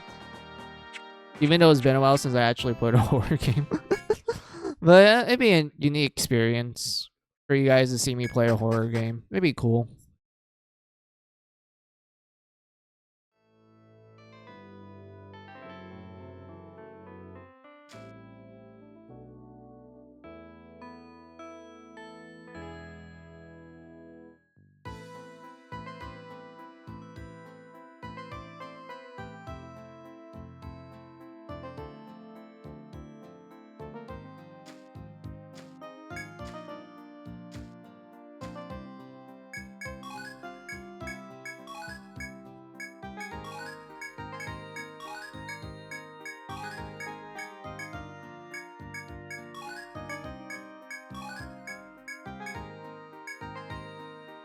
There we go.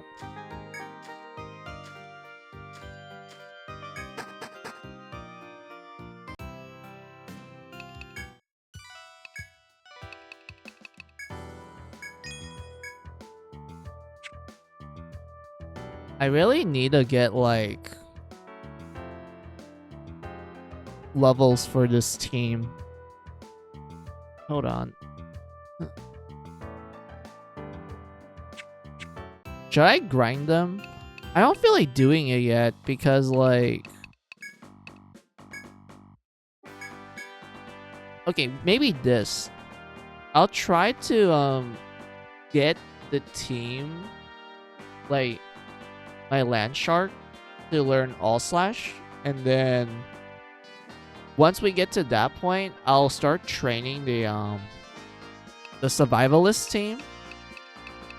Like, I'll train them to get, like, the necessary levels for them to, like, be good.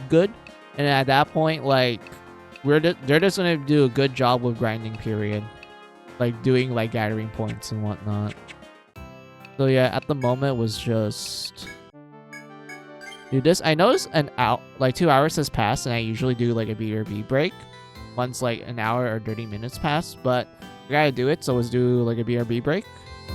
It's going to be a slightly long one because I'm going to go get me some food. So, probably take me, like, I would say at least 20 minutes for me to prepare this one for me to eat. So,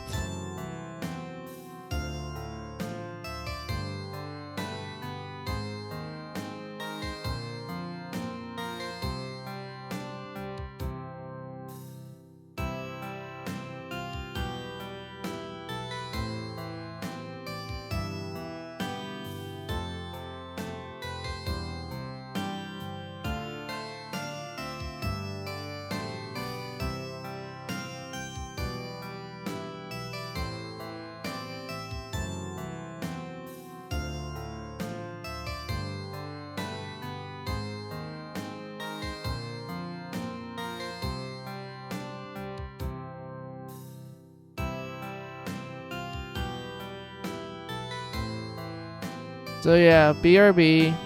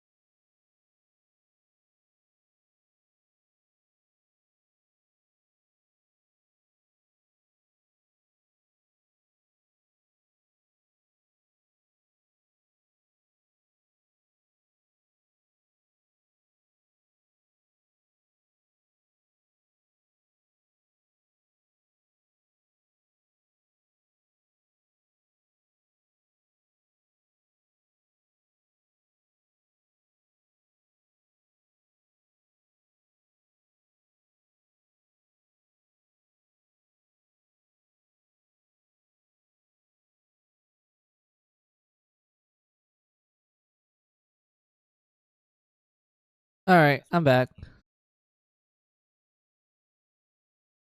Let's see.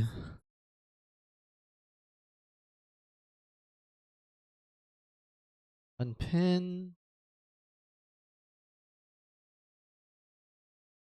I'm easy to remember going to theaters for the Star Wars prequels or the Force Awakening. I saw episode 2 on theaters. Force Awakens, at that point, I just haven't been to a movie theater in a while, and I just decided not to go. I decided to watch it when it was released for home media and such. But like, yeah, when it came to like Star Wars and like whenever they're available on the movie theaters, I only saw episode 2 back then, and that was it. I watched the rest of it on like home media, like DVDs and Blu-rays when Blu-rays became like a thing. Oh shit, the game turned off because I took too long. It took me a while to like warm everything up and like to finish it too.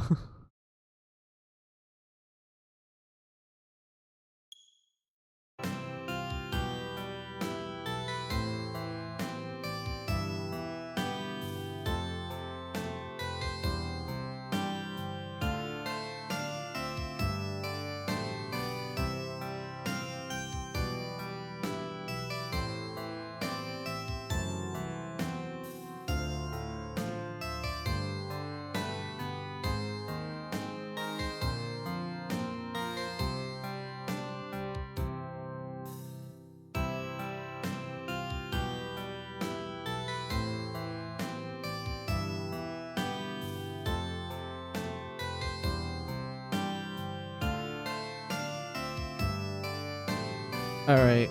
Everything is turned back on. Just need a swap. I know for a fact that it's gonna tear, so let's just do this. And then that. There we go. No longer tears. But yeah, I'm back. Sorry it took me a while. I had to heat. It took a while to heat up everything. And then after that, I had to eat it. I kind of got a little distracted because I was like talking to a friend.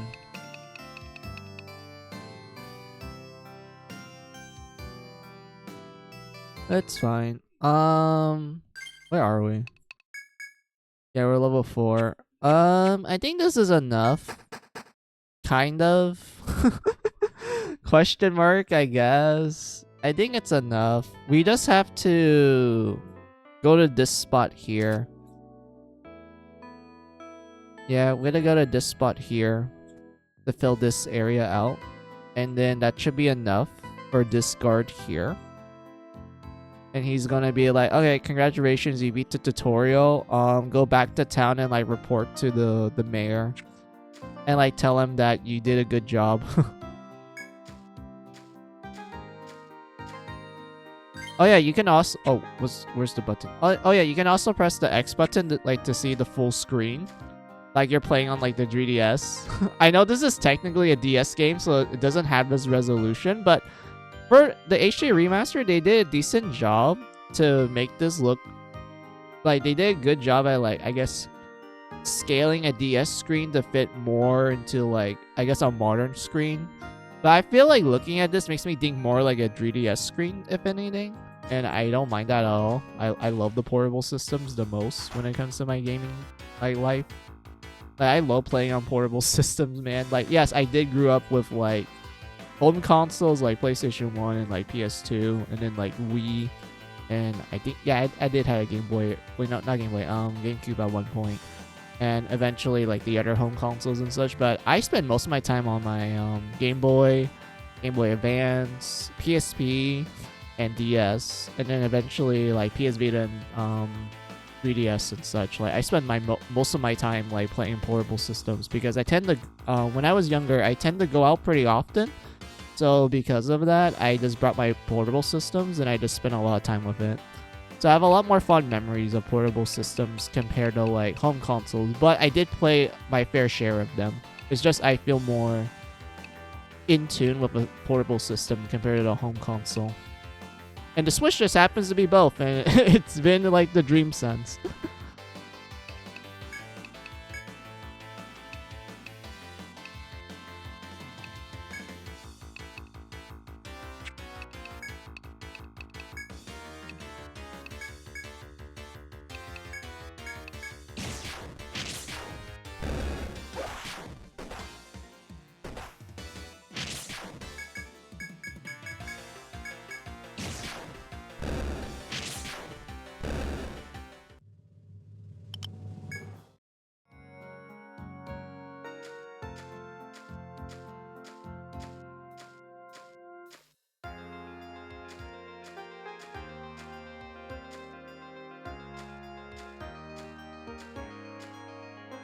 Alright, let's draw this in. Hold on. I need to count this correctly. 1, 2, 3. Yeah, it's only 3 long. So it looks something like this, if I remember correctly. Because I replayed 1 so many times, like Etrian Odyssey 1 so many times on the DS, that I vaguely remember the layout by like memory and heart. Although, don't quote me on that because I'm like, I don't have the best memory in the world, but I still remember stuff like this because it's just it's one of my favorite games of Etrian Odyssey. It's the one I spend the most time with.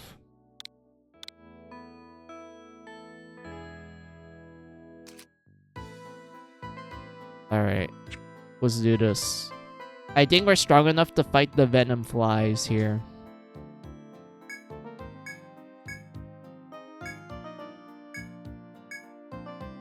Before you react, a pack of wood flies swarm around you. Wood flies? Nah, these are the extremely venomous breed known as venom flies. Knowing that escape is futile, you banish your weapons and prepare for battle. Yeah, the nice smelling flowers here turns out to be good monster bait. Oh boy, we have to be careful. We just have to do something like this.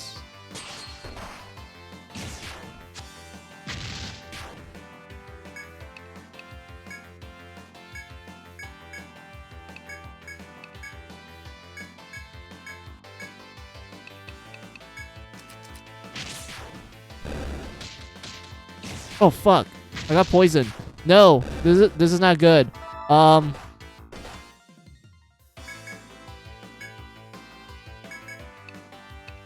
Because poison is like absolutely painful, especially early on in the game because of how much damage it does.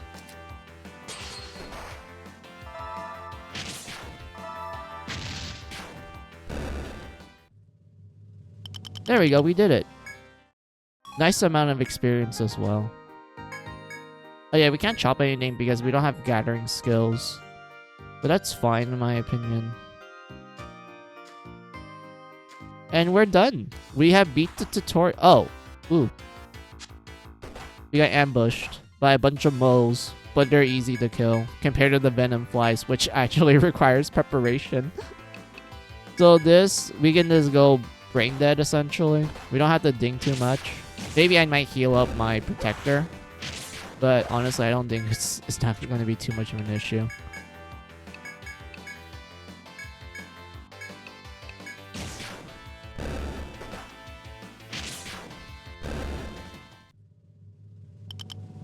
There we go. Nice. Then we can heal up.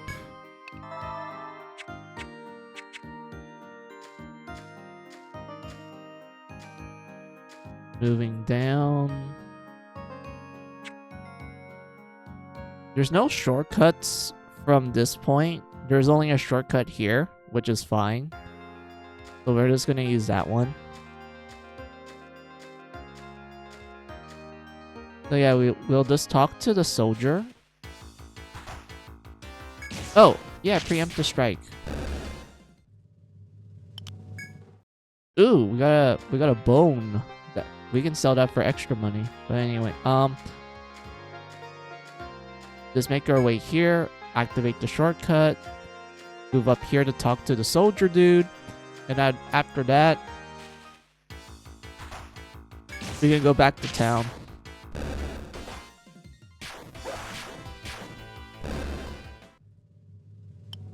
Soft hide, not bad. Alright. You stride through the forest, you meet the soldier still guarding his post.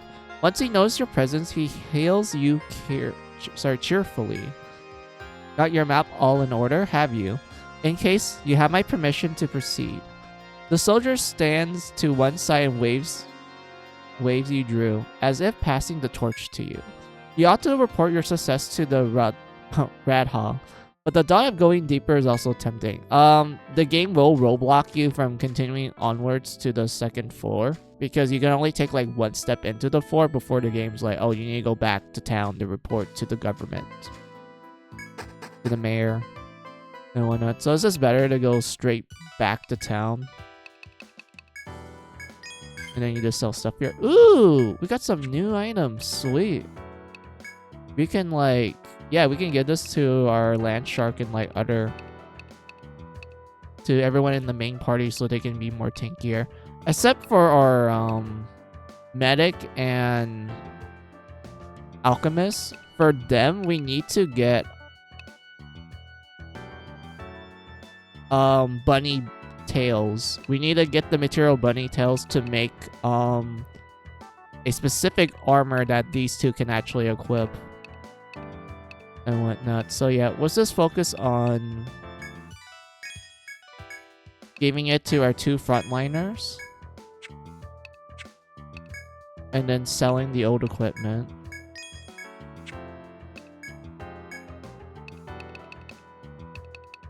This will be good for our Dark Hunter character if I actually bring her back out and like start training her.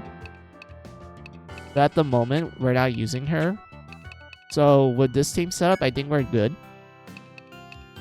So let's go to the Rooster's Inn to save.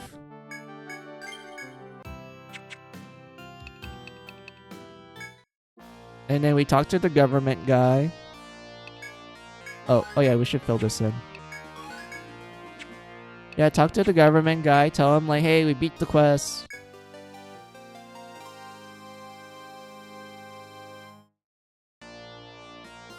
We received word from our soldier that you completed your map. Well done. We acknowledge and recognize your status as true explorers from this point on. You belong to the Reimei Guild, correct? Let me give you the standard reward. Take this to Shikala's goods. She'll sell you items necessary for your adventures. Stock up there and work hard to explore the labyrinth for us from here on out.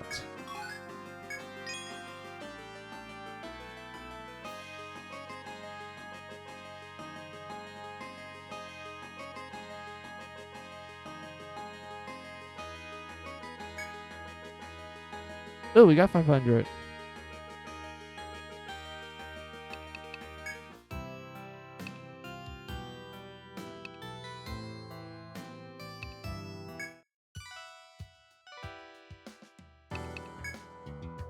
Oh yeah, that reminds me. You got permission from the Rat Hall. Sure, the Rat Hall letter? Yes. Even without it, I wouldn't sell you all my goods, but I promised Rat Hall that I promised Rat Hall, and I'll stick by that. Here, Aria. Wait, no, it's not. It's not the fuck. I forgot the name. How to pronounce it? This is like a reference to a Greek princess from the myth of the Minotaur, where you have what was the guy's name? Theseus, or was it Perseus? No, Perseus was someone else. It was Theseus. Theseus was the guy who slayed the Minotaur. So he caught the attention of the princess of King Minos, like, you know, like Minotaur, like King Minos. So King Minos was like I forgot there is like a long complicated story of why the Minotaur exists and why there's like a labyrinth and where it lives and such, but I'll just shorten it like this.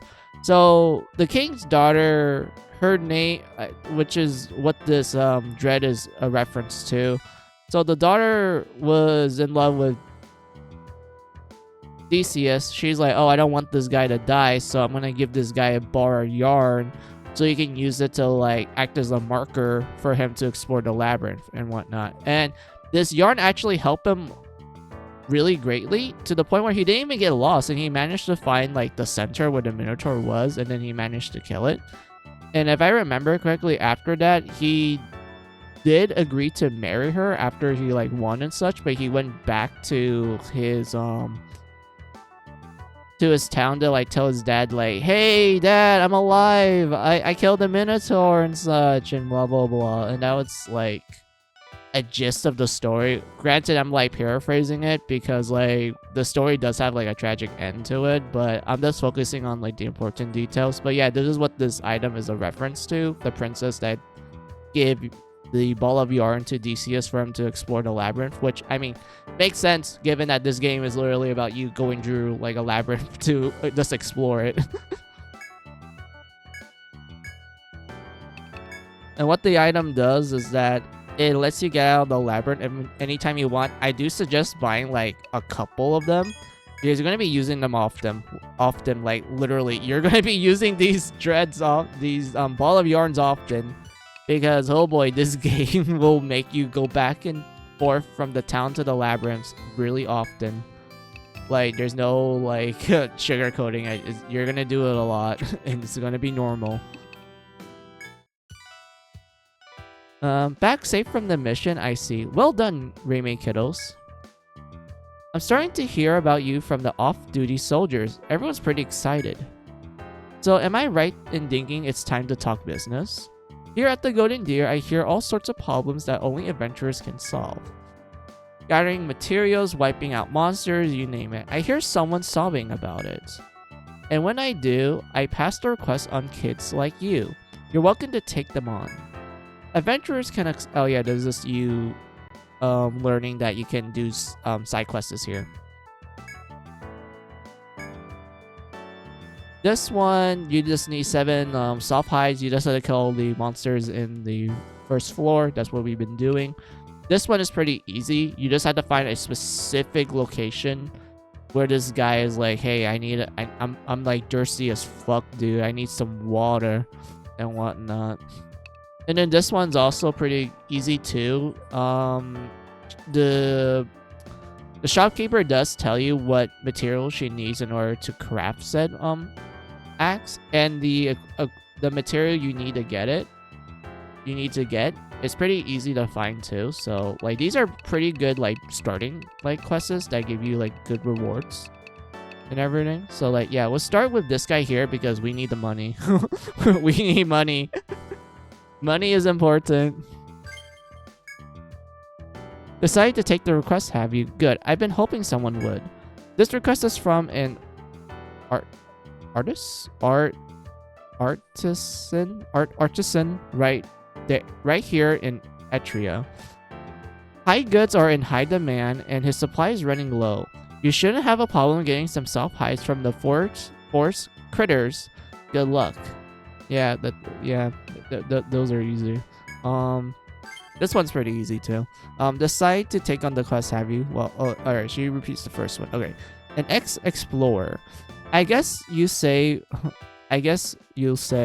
wants you to get some holy water from a forest spring. I wonder what this holy water is. I bet it's like the magical liquid that I remember. I remember a streamer called Toya told me about, and he just tells me that yes, the mysterious liquid in his redeems is German water. I guess that's what the holy water is in this world. Who knows? Maybe it's just German water. Who knows? But anyway, supposedly you can get some of this water deep within the east side of the first floor. Careful not to slip. Careful not to sip. Sip or slip? I think it's slip. Anyway.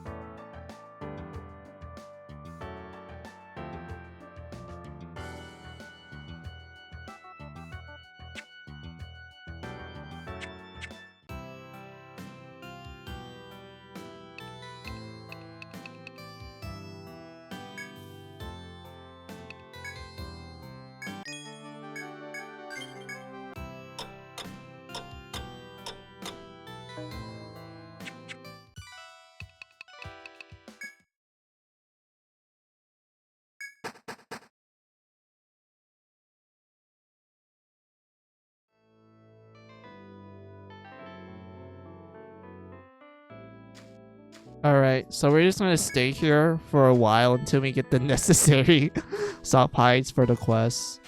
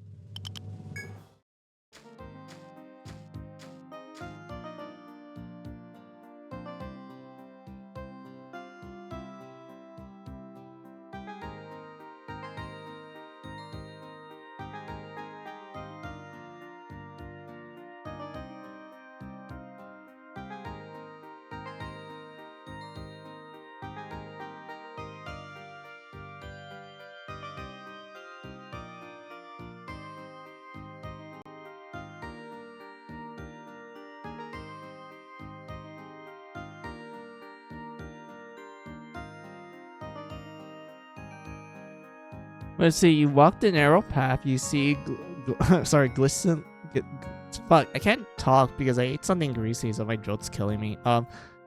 Glycerine water flowing between the rocks. You reach out to that water to draw from the source. Holy water. You got some holy water. As long as not love nectar, then everything's fine in the world.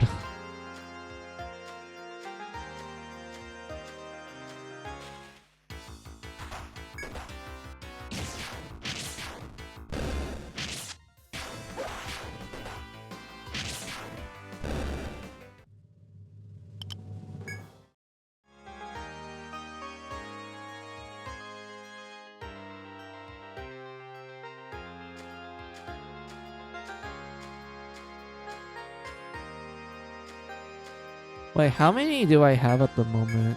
Let me... Oh, wait. What's oh, yeah, valuables, like, quest items. It's only at 1. So we just have to keep killing until we get it. Which is fine.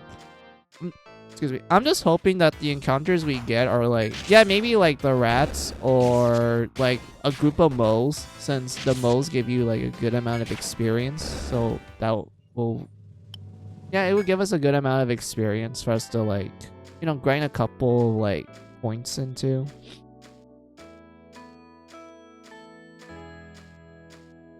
I know eventually I do have to get to the 2nd floor to, like, fight the more tougher enemies to, like, level up more faster, but I don't want to, man.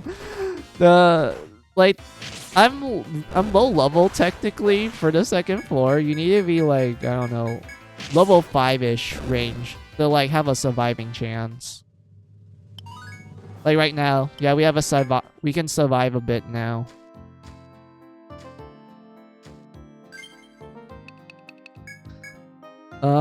Put points in axe. I'm trying to get to all slash. This is our bread and butter.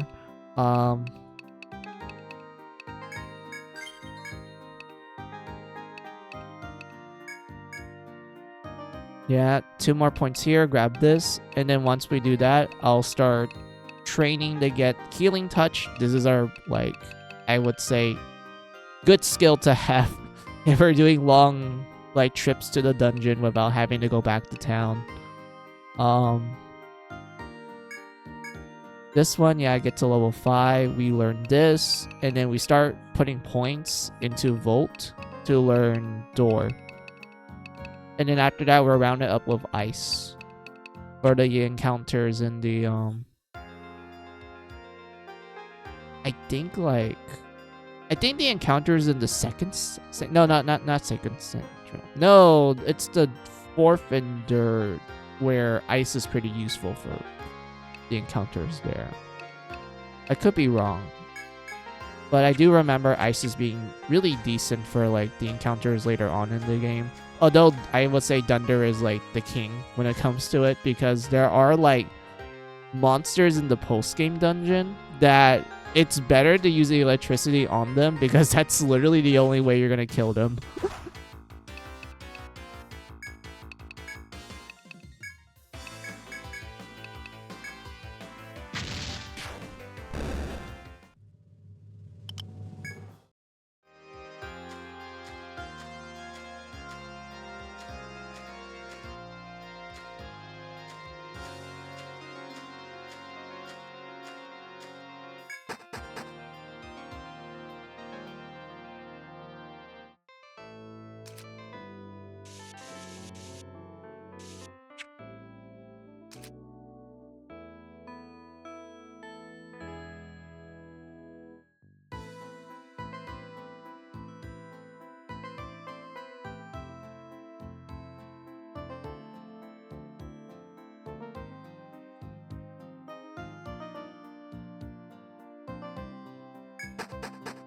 Wait, wrong button.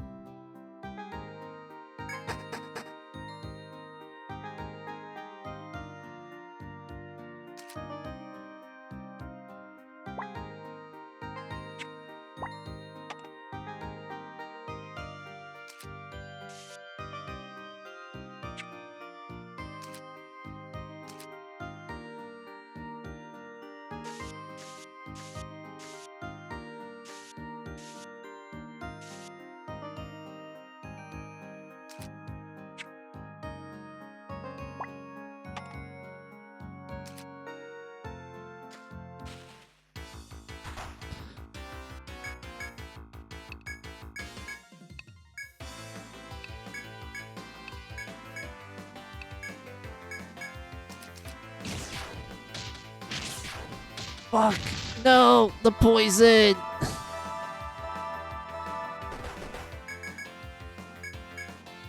Oh, I hate this. The poison.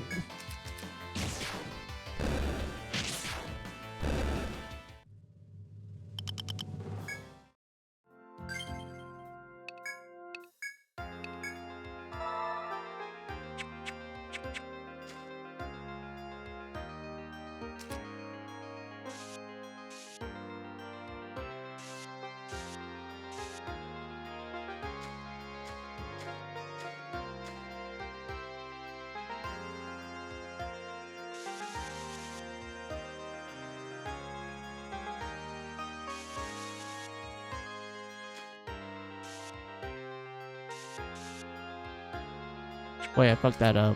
Hold on.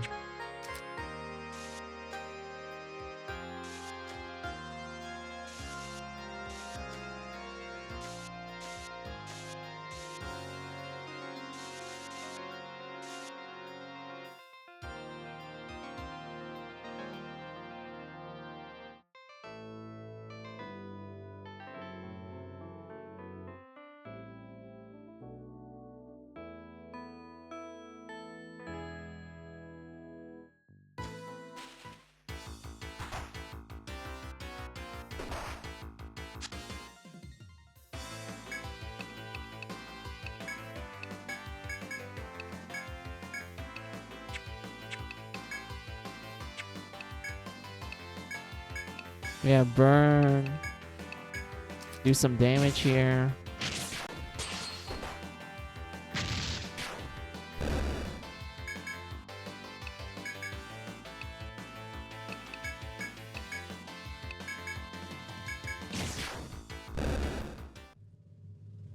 Hell yeah, we got the soft tail.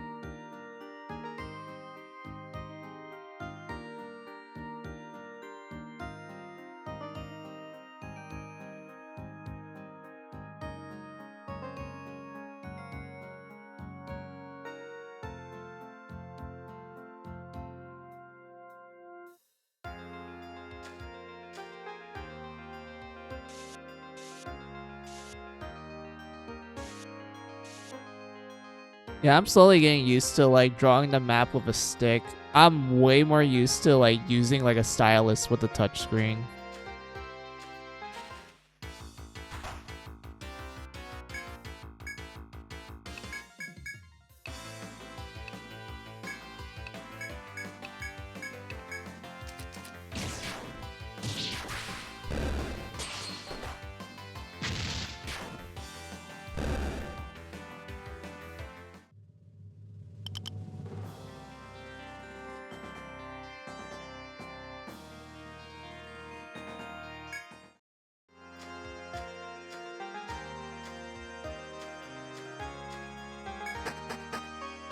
All right, climbing up.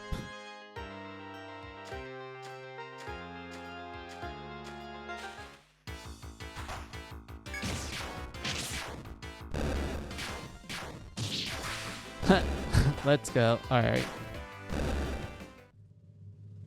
Oh, come on. Why the small thing? Why not give me the soft hide?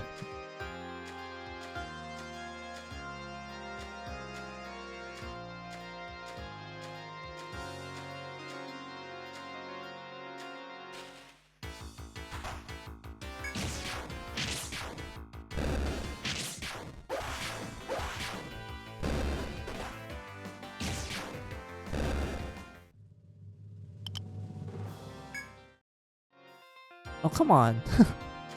I need the hide. Please, game. Also, I need to go buy medicine.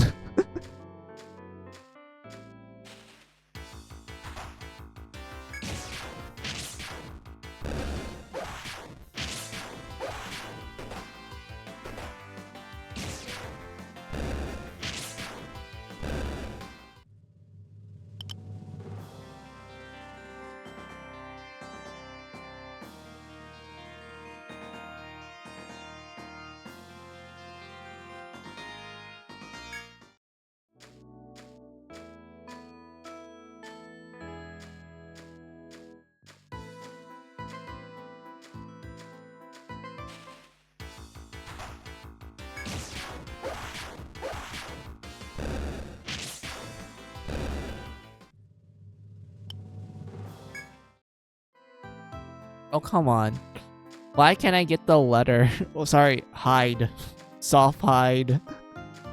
It's almost daytime. Let's go sell off the tail.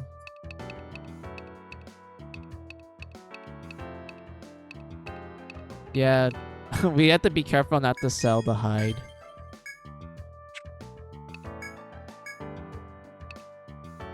Wait, where's the arrow? I remember you can make an arrow from...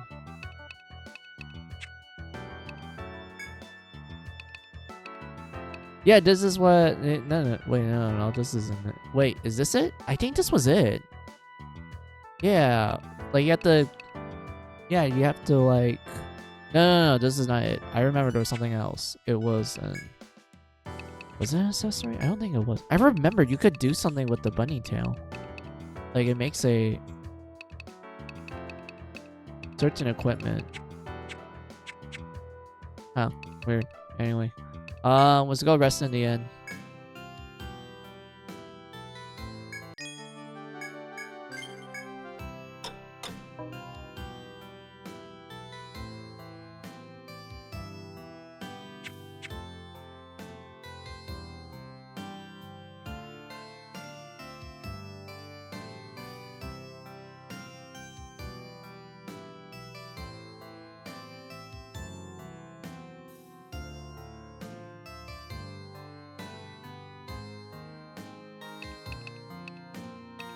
Let's go turn in the water. Yeah.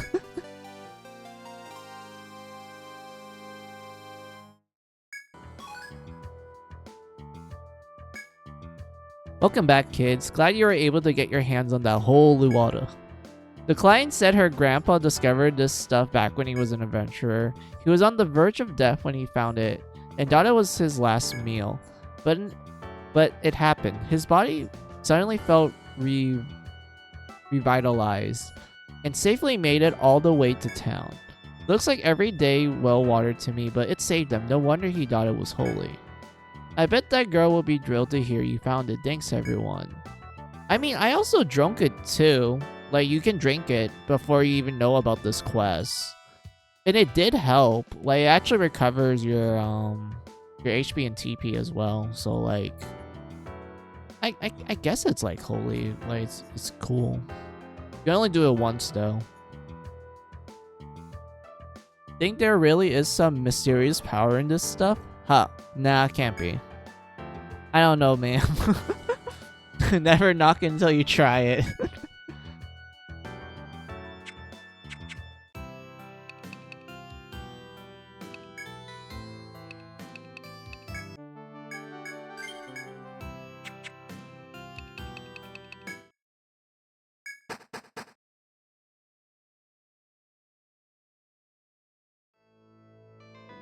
Wait, I forgot. Wait. I forgot I forgot to bring out my survivalist team to grind.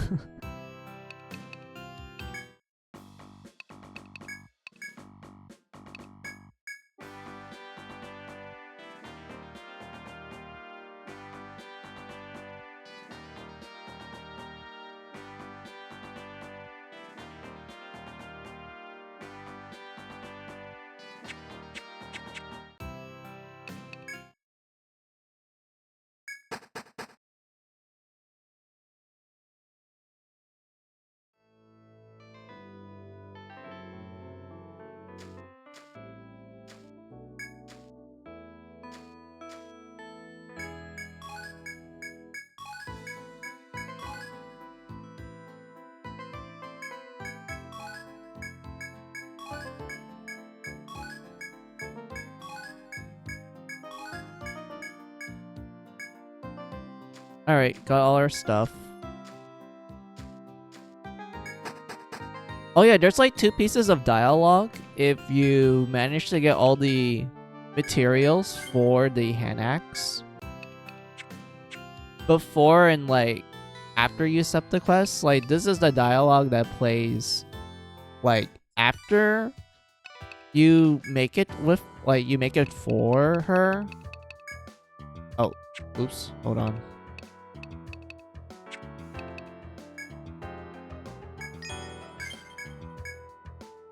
Yeah, you do this, and then you accept the quest, and then you get a funny dialogue where she's like, wait a minute. You already did this for me.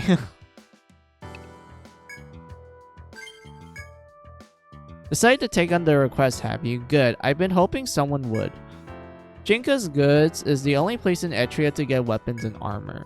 When her grandpa ran the place, he gathered materials himself to make all kinds of stuff. But ever since she inherited the place, well, the kid tries, but it's not the same. She got her hands full from just running the shop, so she could use a hand. Could you help her? Go see her and ask if there's anything in particular she's looking for. And then you leave, and then you talk to her.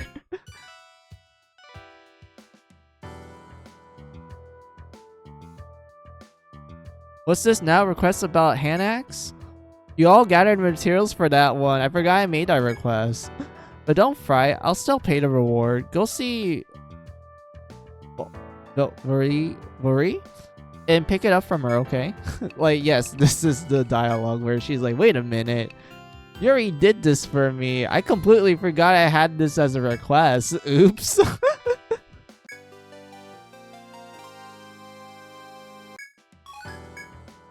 Welcome back. Sheikha came by bubbling about the equipment she was able to make. Sounds like you have got another satisfied customer. Keep the good work, okay?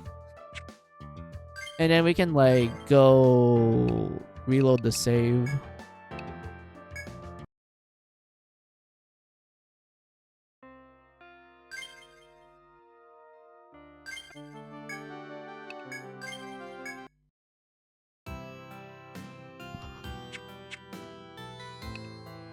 And then we look at the dialogue that plays when we accept the quest before we give her the material.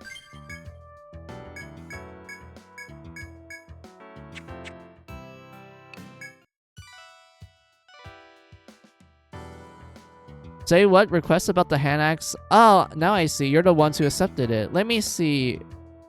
Artisans made me a list. Written down somewhere, okay? What they need is 5 pieces of hardwood and 5 heart shells. As you get all that junk, just sell them to me and I'll pass it along. You don't have to do all at once here. Bit by bit is just fine with me. I mean, I already got everything for you, ma'am. It's really... Oh, oops. It's really easy to do so.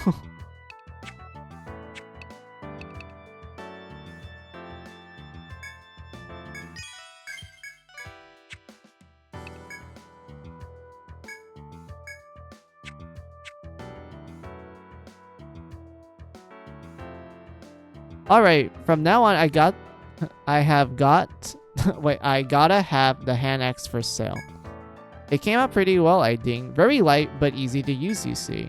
I left the reward with Vari. Don't forget to pick it up. I think if I think of something else, I'll have another request. I owed you all. Yeah, so if you actually properly do the side quest without doing it beforehand, you actually get a longer conversation with her.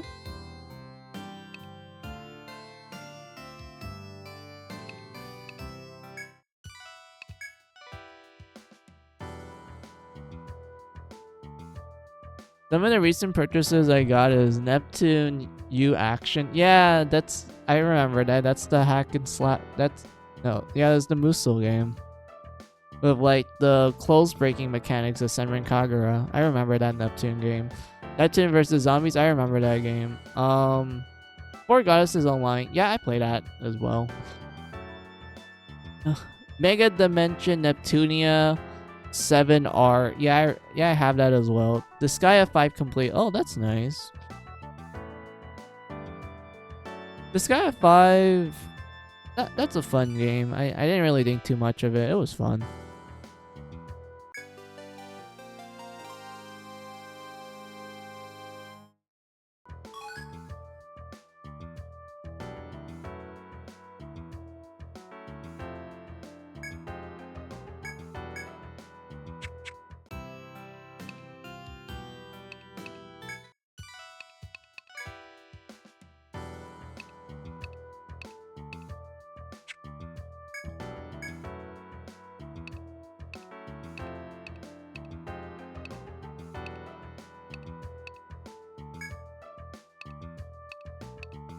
Oh yeah, I could just make her use the axe for now.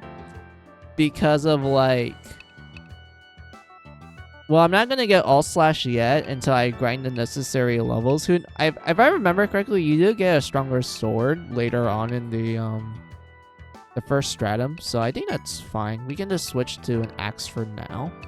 Actually, no, I don't think that's a good idea because I poured like so many points on my sword skill that I don't think the axe is gonna do much.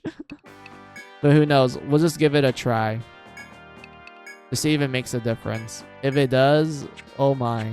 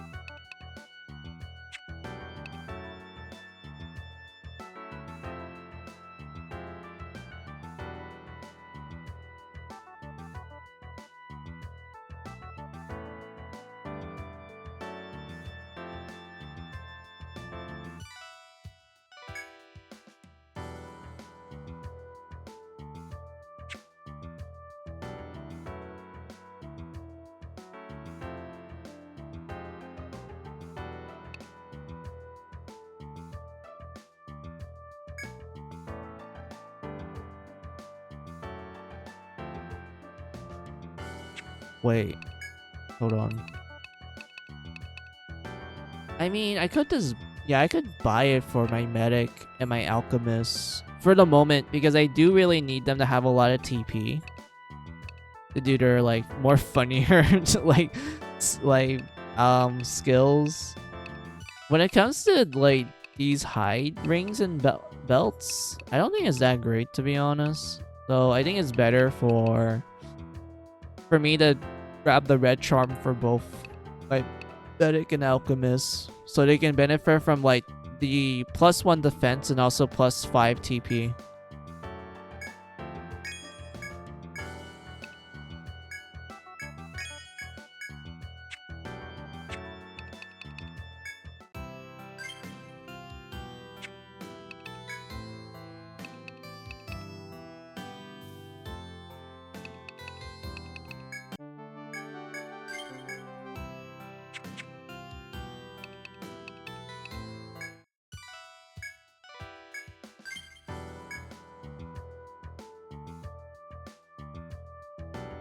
excited to take the request, have you? Oh, I forgot she repeats the first line. The job this time is to enter 10 unique monsters into the Monstrous Codex. Remember, kids, copying off someone's list is cheating. I mean, yeah. Checks out. That means we have to fight enemies more down. Like, actual more down. So we have to fight... Let's see, I remember there's a deer enemy, and then the next floor, which is the third one, we have to fight these roly-poly enemies that are weak against magic. And then I remember there was like another enemy there too, but I forgot the name of it. Oh yeah, there was like wolf enemies. Yeah. There was like wolf enemies that you can like actually grind for like some good amount of experience for early on in the game.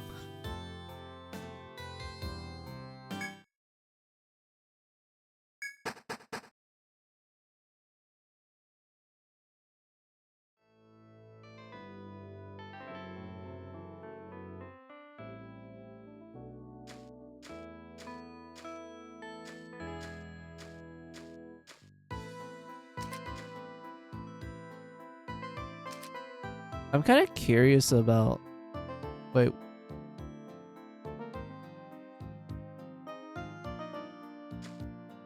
Wait. How does this work?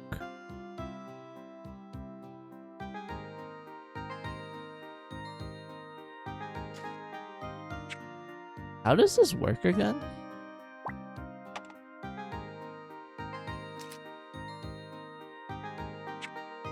I know there's an auto walk feature. Auto walk feature. Auto walk feature. I don't know how to do it though.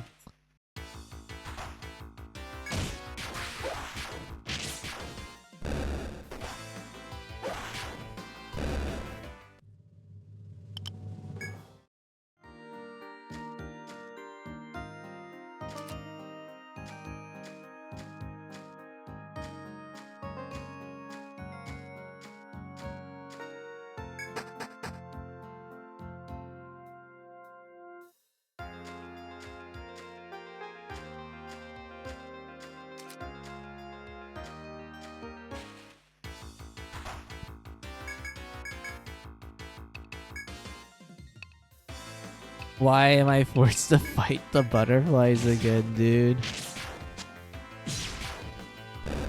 Yeah, it's like a good amount of damage. Oh, damn, I'm actually fast enough to kill them. And we get a lot of experience from it. Sweet. As you continue your adventure, a ferocious roar echoes through the forest. Moments afterwards, you hear heavy hooved footsteps galloping through the forest. A dreadful enemy unlike any you have yet seen is fast approaching. Oh my god, let's go! FOE! FOE! It's the foes! Let's fucking go! Oh my god, I remember these bastards. They're the best. The best thing about Etrian Odyssey, dude. The FOEs. Let's fucking go. There's even a song made by like Japanese fans back in like, I think it was like 2007 or 2008. So around the time that the first two games came out, there was a literal meme song from like old YouTube where it was just a catchy song about the characters singing about FOE. Oh my god, I wish I knew. I know the video's still there, but I don't have time to like show it yet. I'll probably do it at the end of stream, but I'll just send like a link or something. Who knows? Maybe if I like get like redeems and such, I could like make a redeem for the FOE song. But yeah, FOE. For every movement you make, it makes one as well. Consider any FOE before taking action. Yeah, I already know what FOE this one is. It's pretty tough. But if you manage to like to like dodge most of its attacks, it's not that bad. Like legitimately, like it's really not that bad. But yeah, let me see what you wrote down real quick, Shinx. Hold on.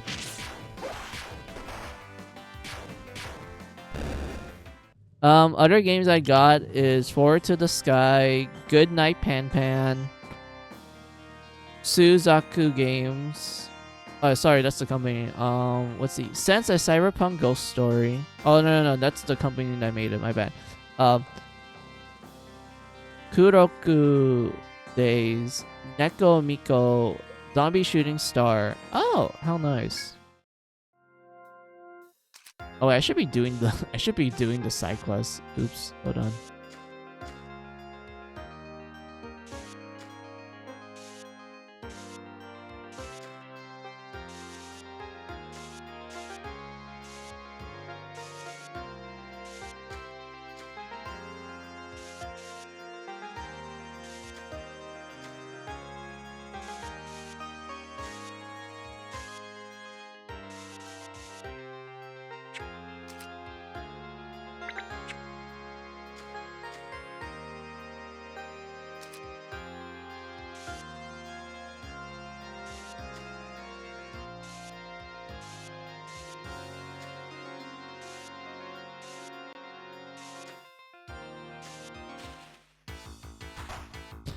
Fuck, I got ambushed. No, fuck. Heal.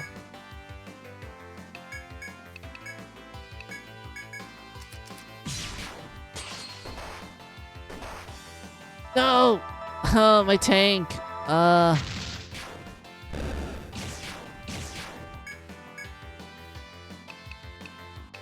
don't have any nectar. Fuck, dude.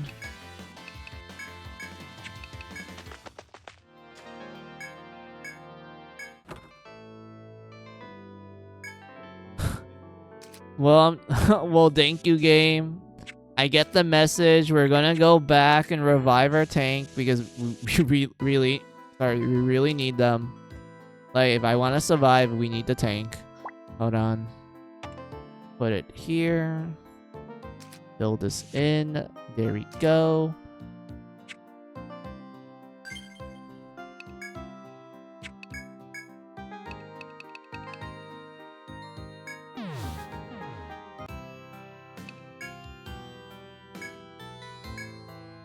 It costs dirty, but it's fine. It doesn't. It's kind of cheap.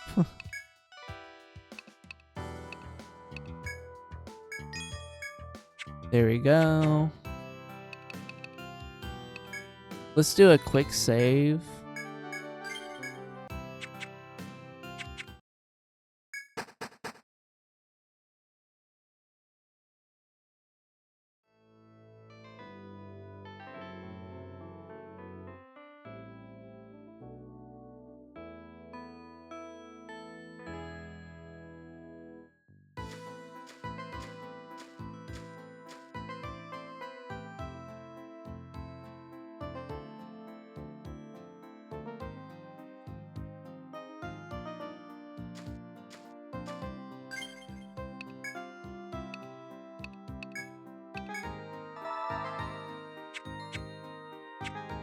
Oh yeah, we can just make a quick save. Alright.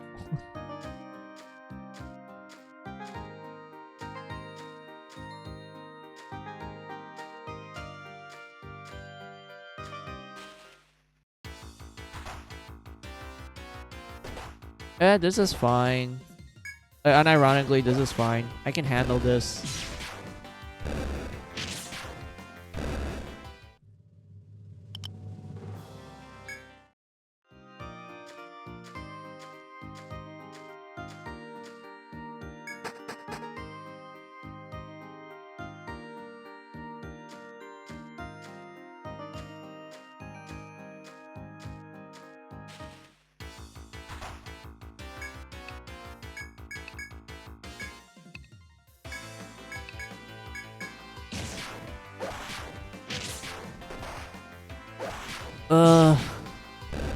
It hits so hard. It hits so hard. I really do need to find a way to update my protector's equipment because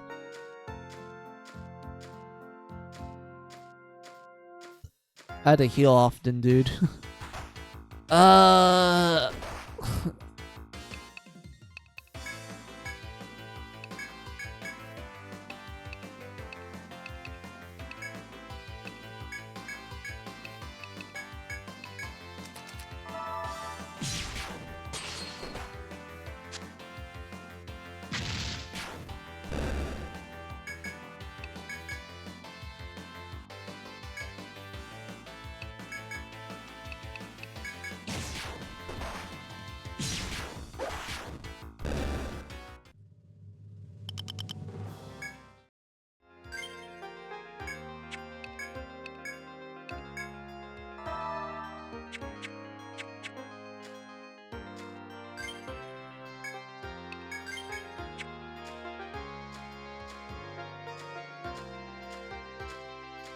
All right.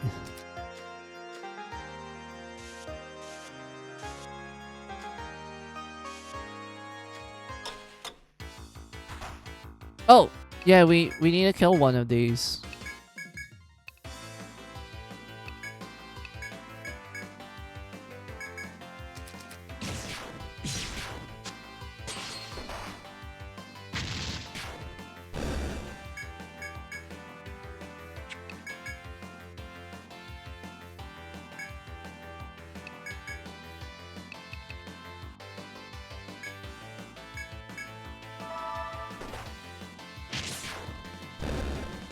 Is Attack of the Clones the last time we got into a theater? There has been a few times in recent times that I did go on theaters, but that's mostly because my friends are like, hey, there's like this new anime movie that just like recently came out. It's on theaters now. Wanna like watch it together? I'm like, oh yeah, sure. I don't mind hanging out and whatnot. That's like the recent times I went to a movie theater, but most of the time I don't go by myself. It's either someone invites me to go or it's just someone either invites me to go and that's it. Like I never really went to a movie theater by myself and like since a long time ago.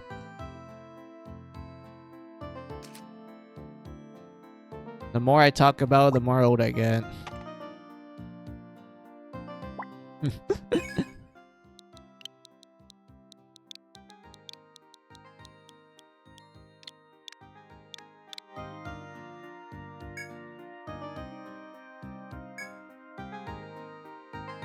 Orange color fruit. The edible looking fruit makes your mouth water.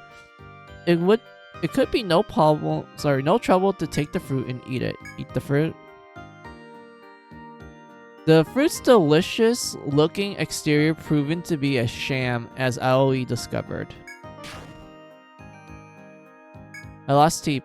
It's fine. I have literally no skills that cost me TP. This is fine.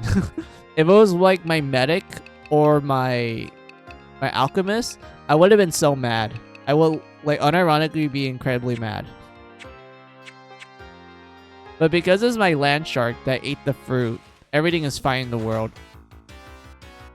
Should I just run away from this? I feel like running away would probably be the better option. Because I'm like running out of resources at the moment. But at the same time I could like benefit from the experience.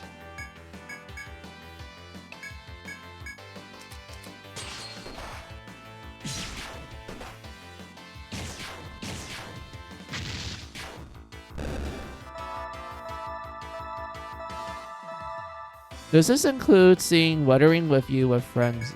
I don't think we went to a movie theater to watch that one. I think my friend like had this site for like certain anime movies. So we just ended up like meeting up with like one person's house and then we just had like a movie night there. I think Wuthering with You was one of those movies that we just didn't went to the movie theater for. We just saw it through like other means.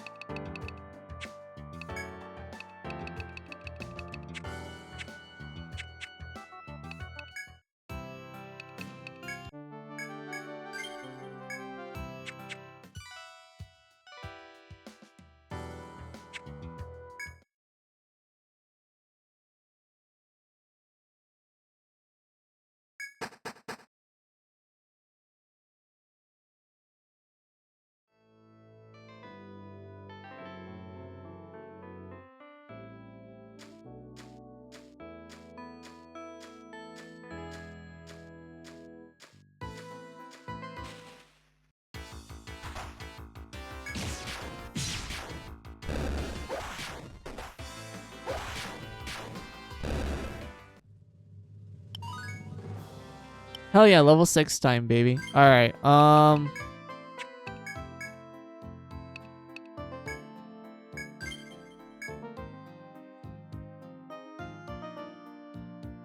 almost there. 2 more levels. And then we can invest in 2 hit. And then we can do all slash.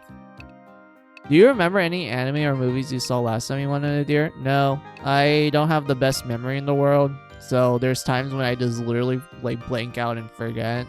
Like there's like movies I can remember the plot of, but the name just escapes me a lot of the time. Like I have a really hard time remembering names from movies.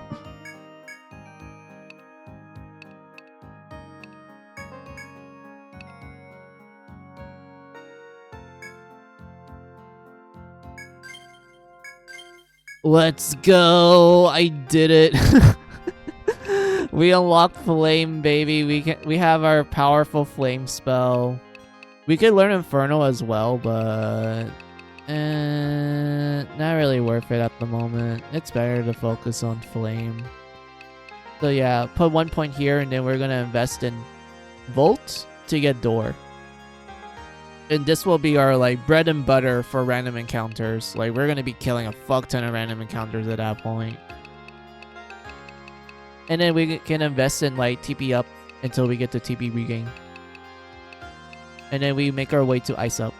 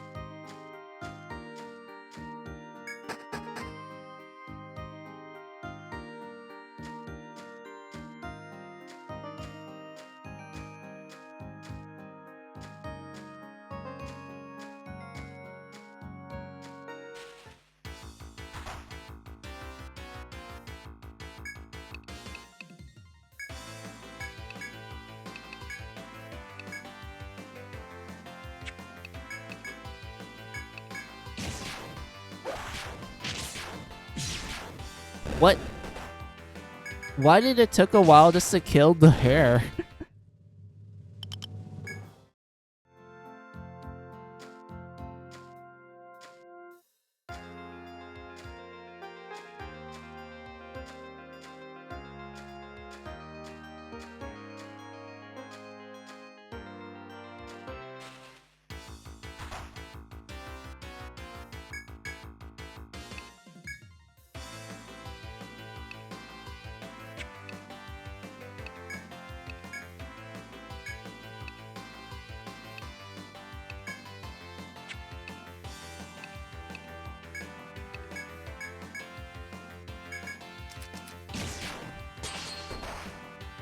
Oh my... I still can't get used to the amount of damage the fucking deer does. And it's not even the FOE. It's not even the FOE, dude. If it was the FOE, my protector would have just died right there.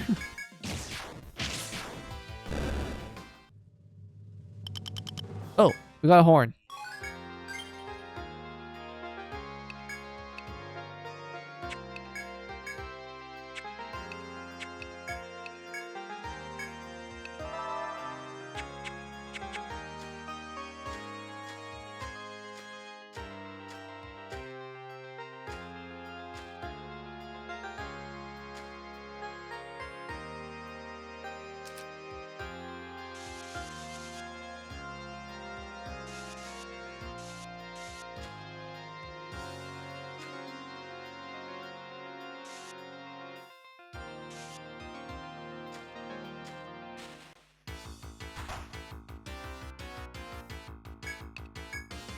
Yeah, focus on that.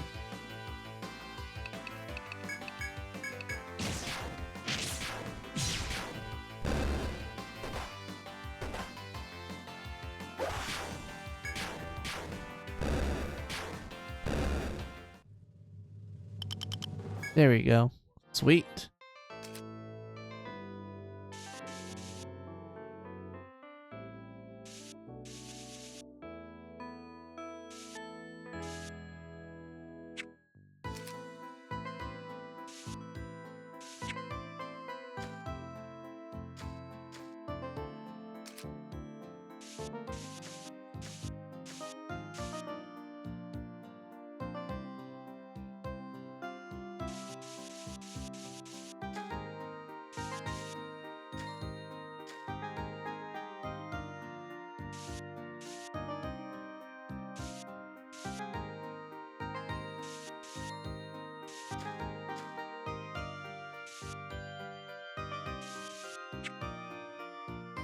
And let's put this here.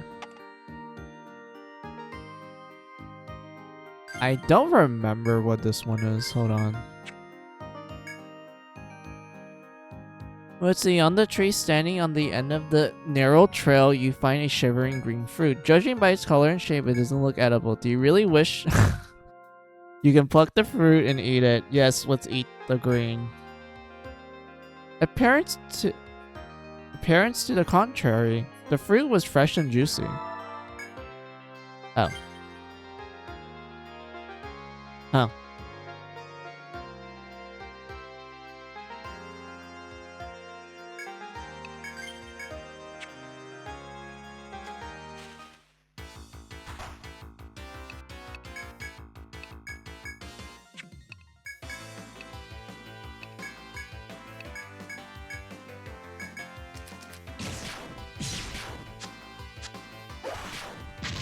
Wait, they all missed. Sweet. Alright.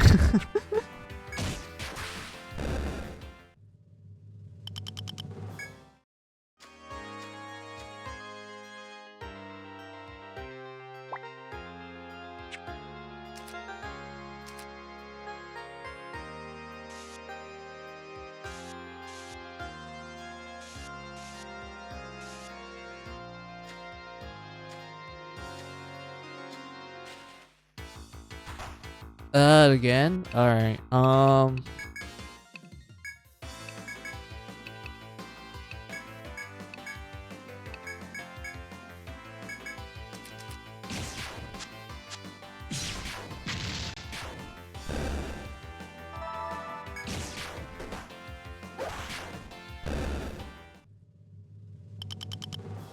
Sweet.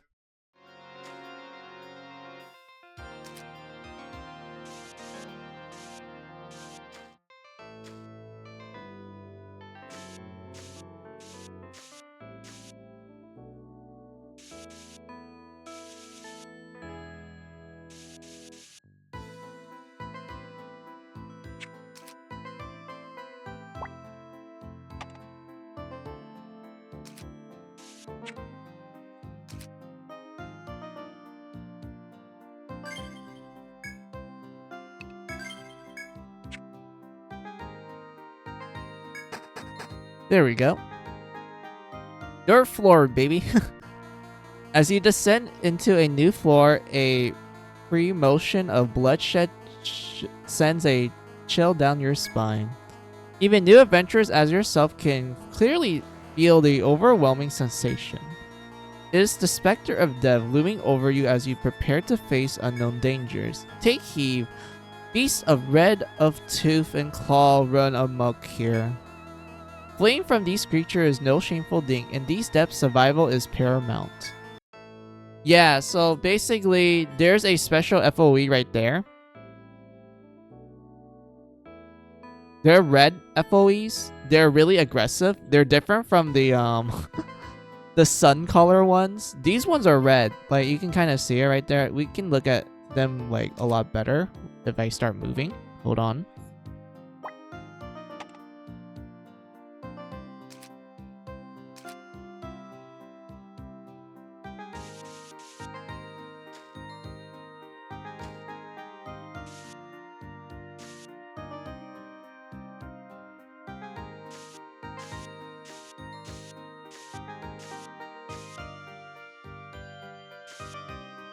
Right there. That's the red FOE.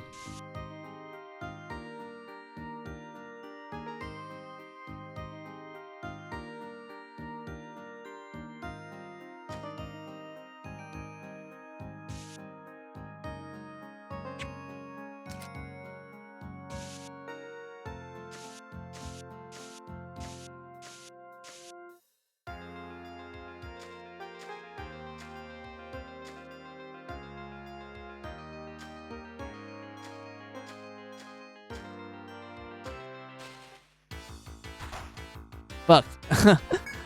I need to run. Wait, I'm trying to lure the FOE away.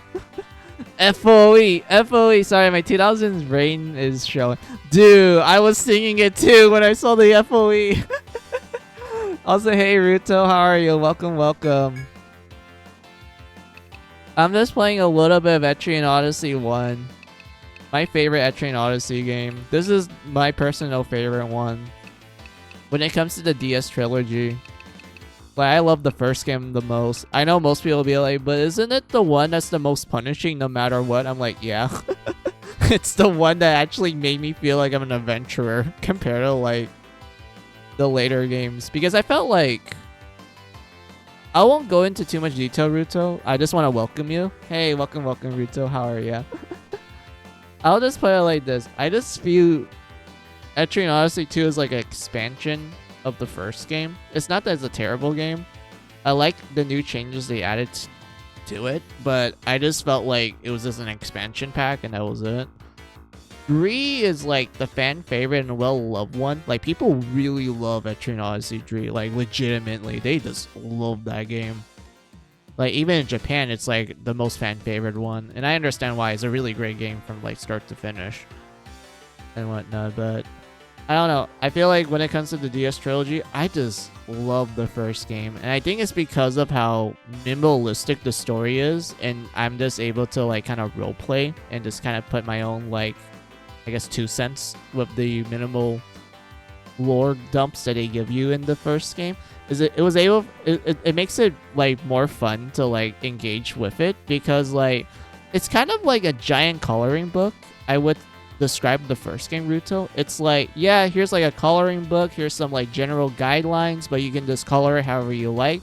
That's how I view the first Etrian Odyssey game. It's like a giant coloring book from like both how the story is shown to like the team builds you can do and also how you interact with the world and such. Like, that's the best way I would describe it, and it's wonderful.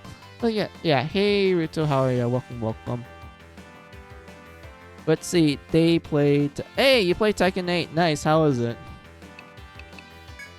I enjoy it. I enjoy the Tekken games. They're not my favorite fighting game, that's Blaze Blue, but I do enjoy Tekken.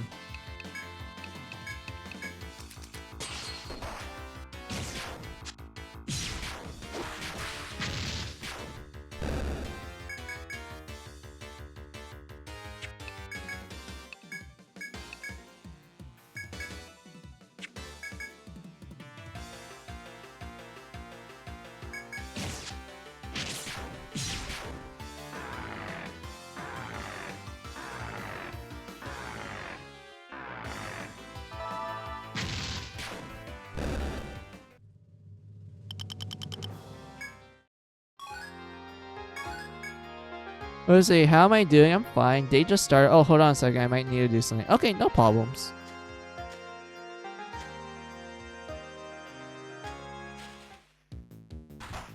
Oh, fuck. Run.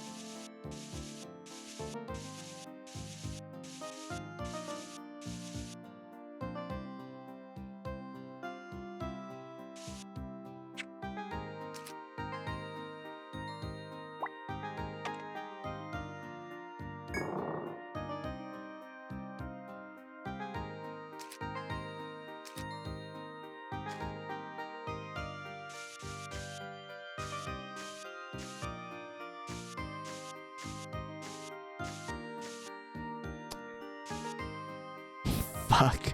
Hold on.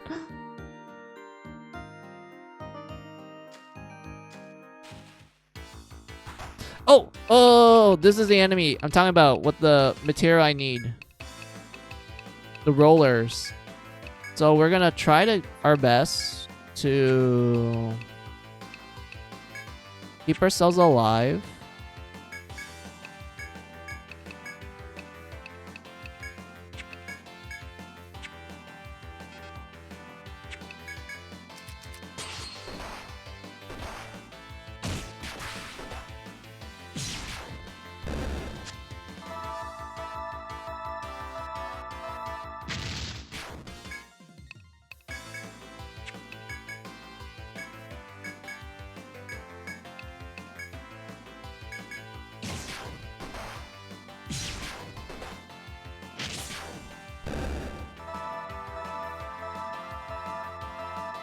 Have Ruta played the Sky game before?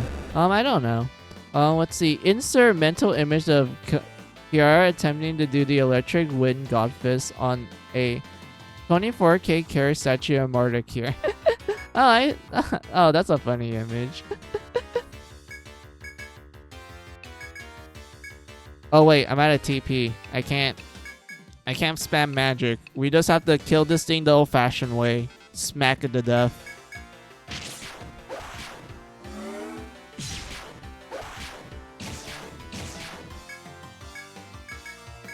I'm so glad that this enemy doesn't have a lot of HP to begin with. Because if it had a lot, I don't think I'd be able to kill it through normal means.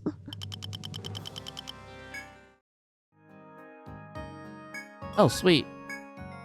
Alright,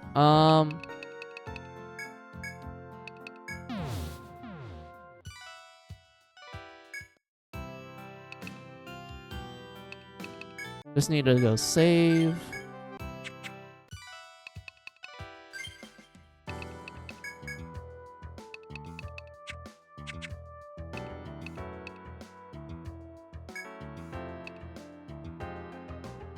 But yeah, Ruto, all I've been doing is just playing Etrian Odyssey 1.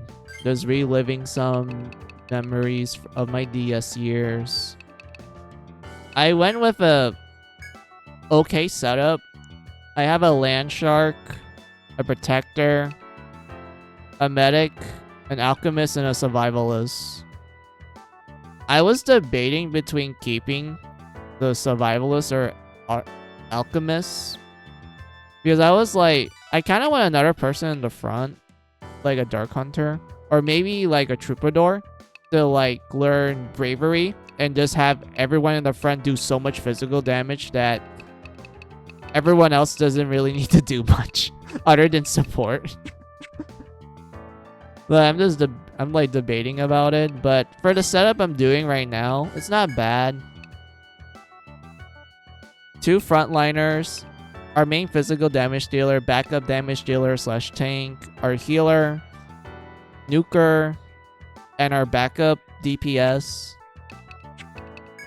And I'm investing in my Land Shark's axe skills so we can learn double hit.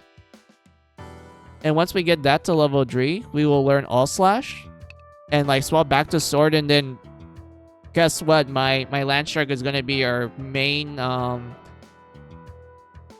grinder when it comes to the random encounters, because nothing survives all slash at that point. Like, once we start investing in all slash, nothing ain't gonna live. Heck, I could even like start leveling up her attack up and like learn either War Cry or Hell Cry just to boost it up even further beyond. And then maybe we might learn some of the follow skills to make her and our alchemist just have great synergy. Like, the sky's the limit essentially at this point, but I do want to learn all slash first as our main bread and butter to kill random encounters. And then after that, I'll start investing in like attack up and the follow-up skills. For our protector, we already got Defender, which is like the good buff skill. This is the thing we need. Once like we'll start investing in Defender a little bit, and then make our way to learn the wall skills for the bosses later on in the game that like to use elements often. And then after that, I'll probably put points in defense up to just learn maybe Provoke, because I know Provoke is actually good in the HD remaster of Etrian Odyssey 1. Because, like, Ruto, here's the thing. In the original DS version, because of a calculation, like, issue, or I would call it poor calculation, Provoke in the original DS version just didn't really work. The amount of aggro you get from Provoke in the DS version is just not enough to convince the enemies to attack your protector. And it just sucks because, like, you think like, oh, Provoke is good to, like, you know, draw enemies to attack your tanky person so everyone else survives longer while you're like buffing everyone else. But unfortunately, it's not good. It's terrible in the original DS version because of the wonky calculations. But in the HD remaster, it's actually good. Like, you would, like, this is actually good. The aggro calculations actually work this time, so you can actually, like, use Provoke more often now. Which is a thank God moment. I'm like, thank God it actually fucking works. But yeah,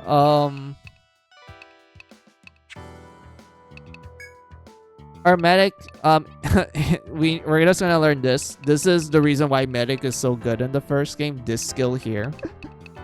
And then after that, we will learn Healing Touch, which is really broken in the HD remaster.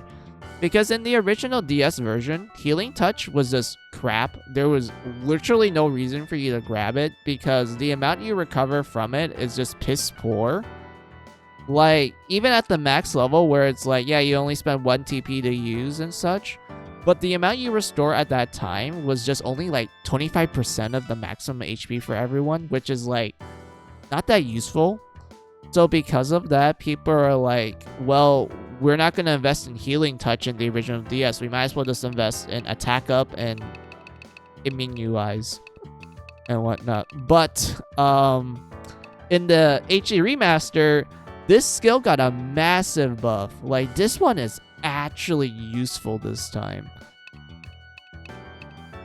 Like, you can tell right away from the start. Like, just putting 1 point in it, you're like, let's see, recovers 50% of max HP for the whole party at the cost of 3 TP, which is really cheap, mind you. And it gets more broken once you get to the max level, which it only costs 1 to use, and it restores everyone's HP to max. So that means you can last in the dungeons much longer because of Healing Touch.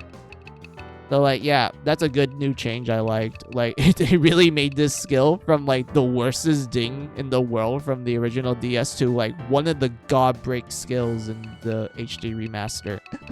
Like, it's so funny. Anyway, I did, but geo effects. Yeah, like the geo effects in this guy, I thought it was a fun mechanic. Like, you just have to dick around with it and, like, kind of think ahead when doing it. Like, it's actually fun when you, like, plant everything out and you're just like, yes, I'm able to do the maximum amount of shit.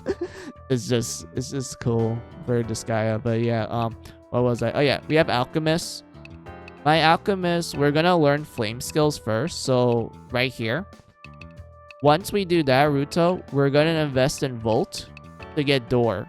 The reason why is because a lot of the enemies from the start to the end of the game, they don't have any resistances to electricity for some reason. Like, there's only, like, 2 enemies I can think of that are actually straight up immune to it.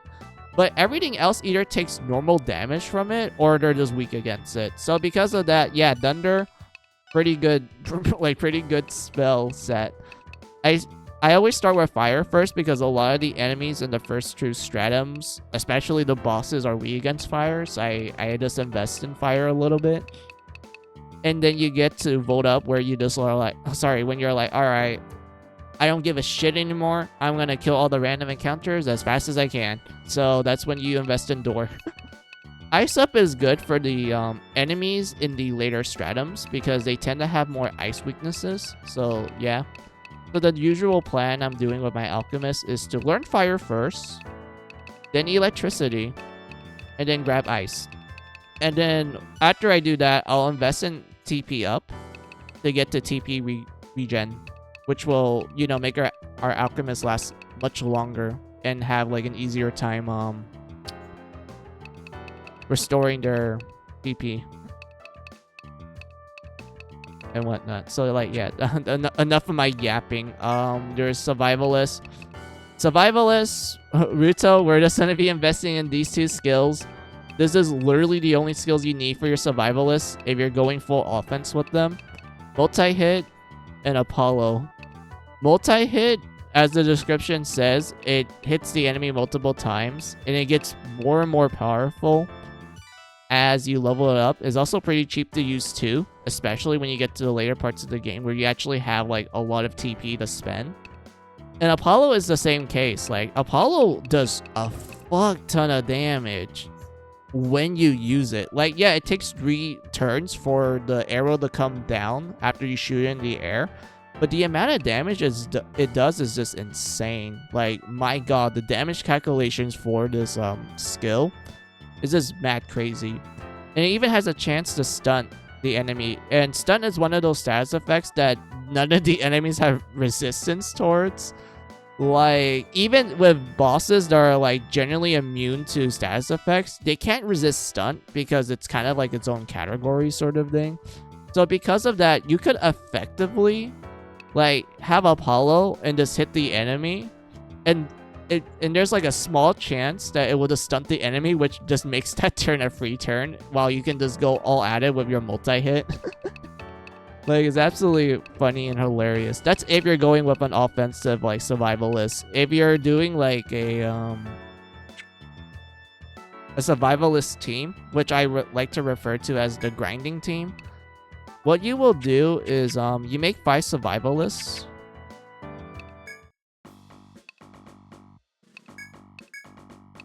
Like this group here. These are my 5 survivalists. You have one that invests in like agility up so they can learn ambush and aware and stalker. You have the next one learn chop to like use the gathering points that requires the chop skill. And then the next one will use mine, the next one will use take, and then your last one will be like a jack of all trades for these like gathering skills. And what will happen is that you will have this survivalist team. You go to the first floor of the game.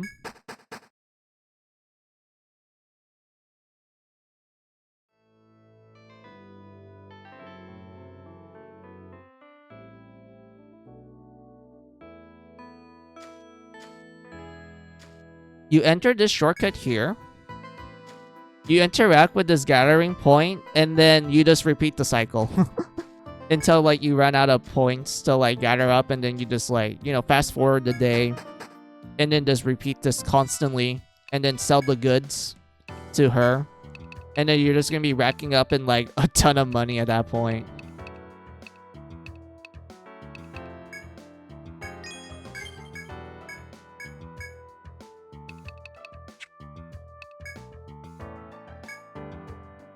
Ooh, we got a new arrow. Ooh, these are stronger too. Alright.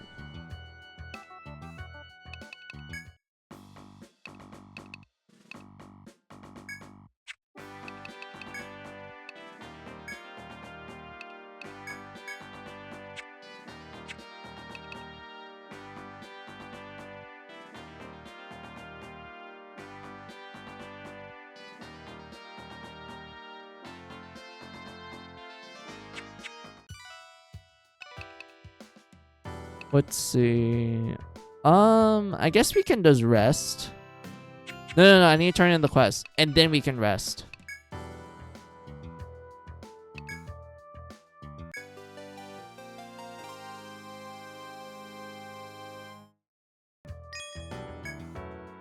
Welcome back, kids. Good to see you. Finish up with the request safely. Keep up the good work. Okay, thank you. Let's go report to the Daha Hall. So yeah, let's see. 1, 2, 3, 4, 5, 6, 7, 8, 9. So one more enemy left, and then it will meet the requirements for the last request that we have. Until we have to get to a certain point in Floor 3 to continue the quote-unquote story. What do we have here? Oh yeah, this one requires mining. This one is a short bow. Yeah, we could make that technically. I think I know the ingredients for that. So doing wood flies. Yeah, that one's easy to do. We just like kill a bunch of them in the start. And then a land shark. Okay. Let's accept this one real quick. And then I'm gonna do a BRB break.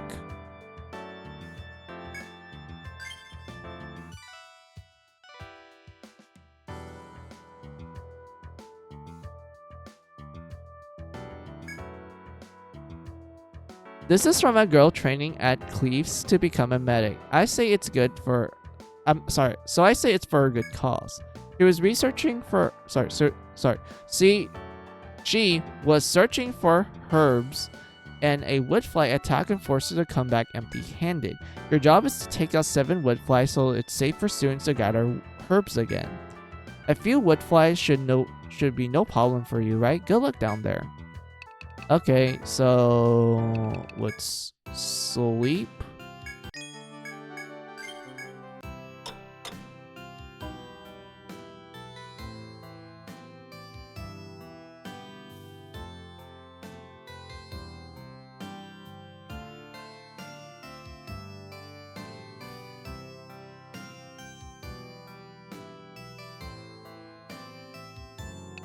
Alright, so let's do a BRB. Alright, BRB time. Take this as you guys' opportunity for a snack, a drink, use the restroom. I'll be back.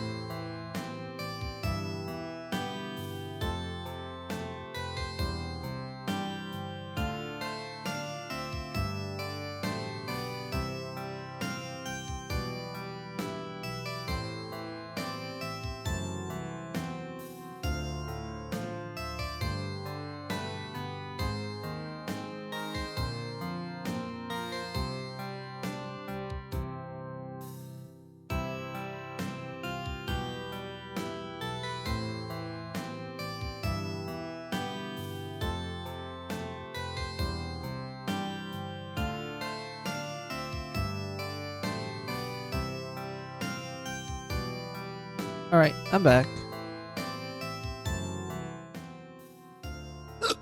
Oh, excuse me.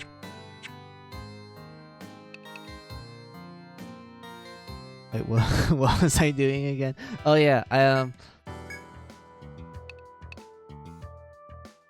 we were trying to buy this. Yeah. Oh my god, our survivalist is gonna do a lot more damage now.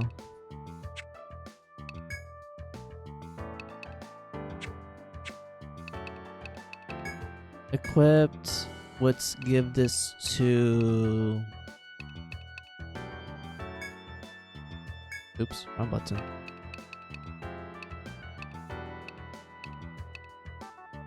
I believe it was Oliver. Alright. Sell this. And then let's buy some Meditas. Let's buy 5 to be on the safe side.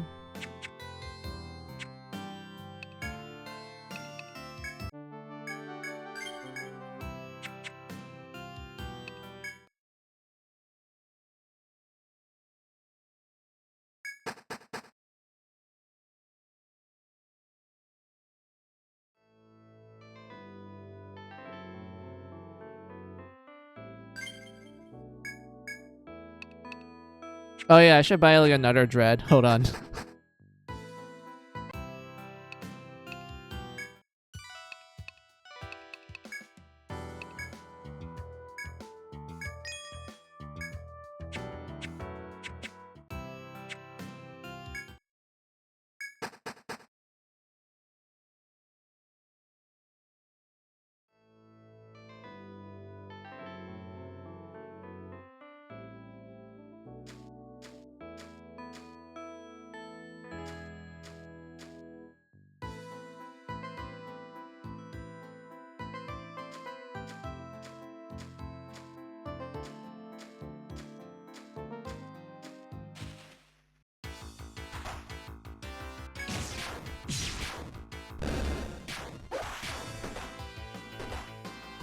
We're doing a good job.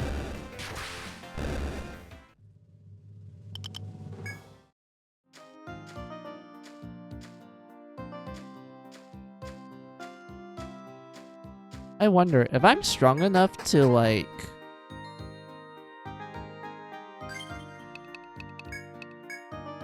Hold on. Am I strong enough to kill the foe here? Probably.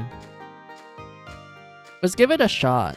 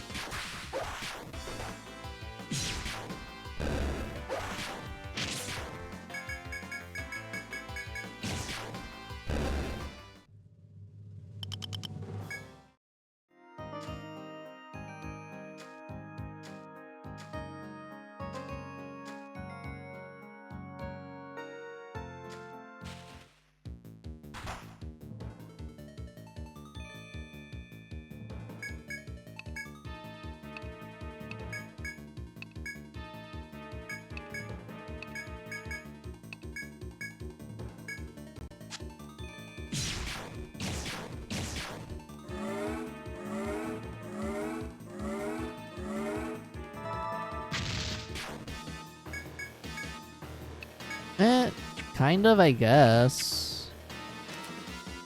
Our buff is gonna be for 4 turns. Gotcha. Alright. I don't need a reef. Yeah, this is probably fine. I think we're gonna do good. I could be like talking out my ass at the moment, but I think we're gonna be good.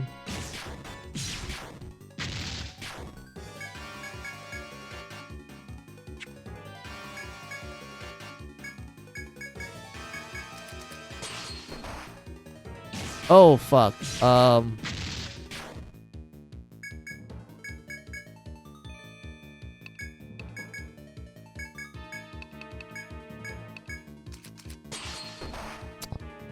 No.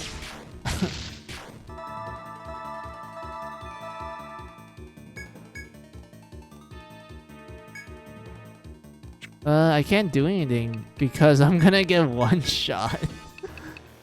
Oh, yeah. Oh, no. I was so close to kill it, too. I think it's better for me to reload my save. That sucks, dude.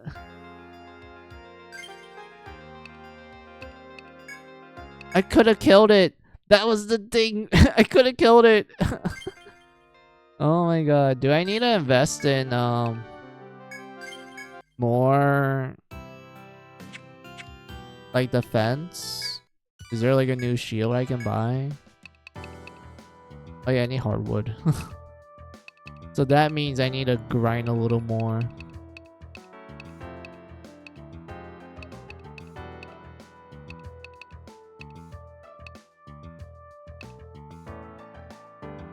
Yeah, like if I manage to get more hardwood, that will help out so much.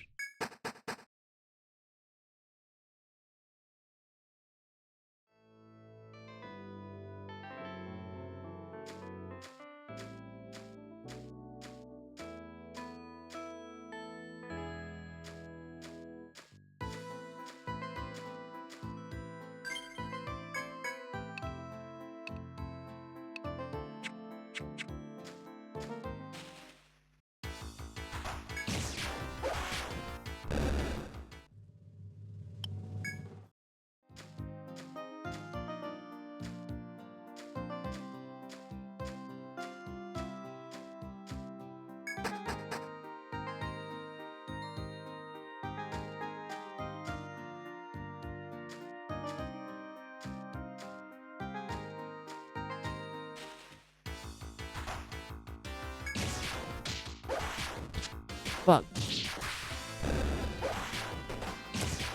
Oh my god. I hate it when I get poisoned, dude.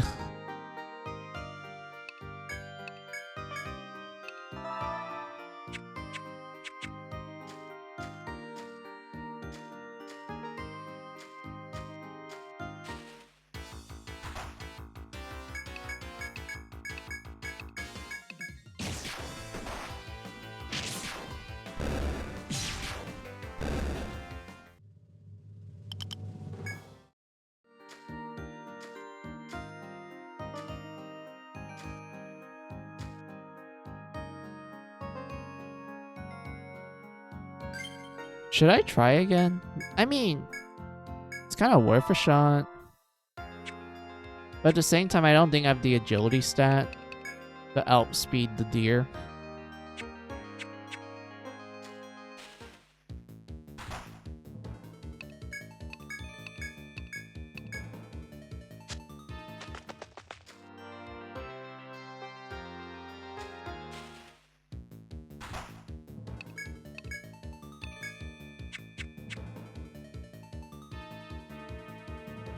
I keep forgetting that even if you hit the foe by the side, the chances of you having a preemptive strike is still not that high.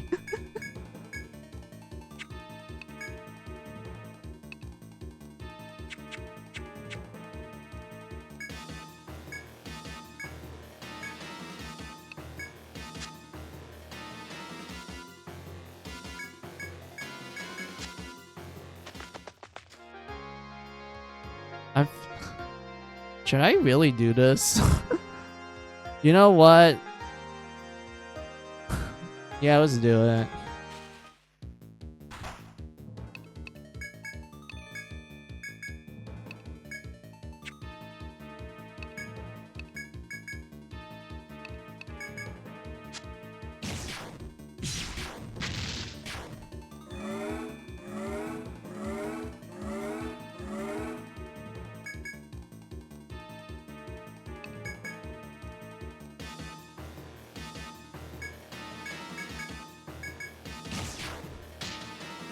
Oh no. Oh no, no, no, no, no, no. Oh no. We need to do something like this.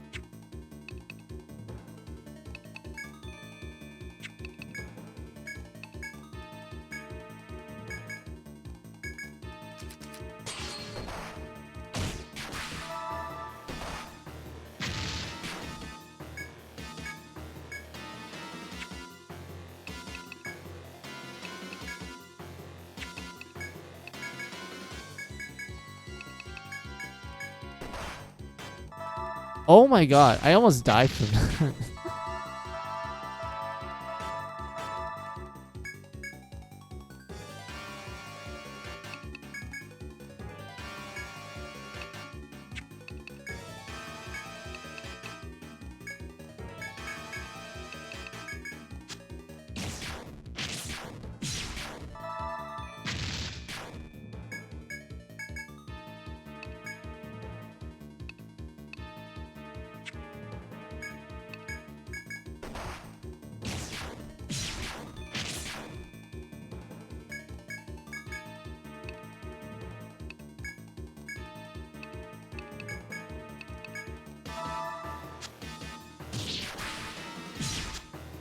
What?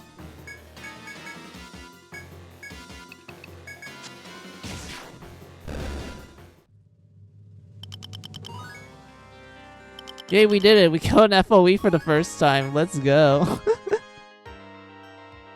Wasted most of my items, but it's worth it. We got some good amount of experience from it. This is, I would say FOEs are like a nice way to like gain levels quickly, because they do give you like a lot of experience, and most of the items they drop are like the ones that give you the most money, especially for their respectable floor and area.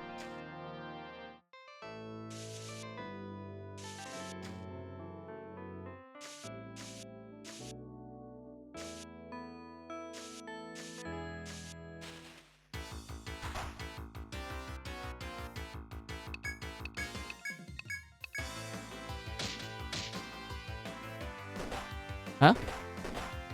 Why can't I run away? Come on.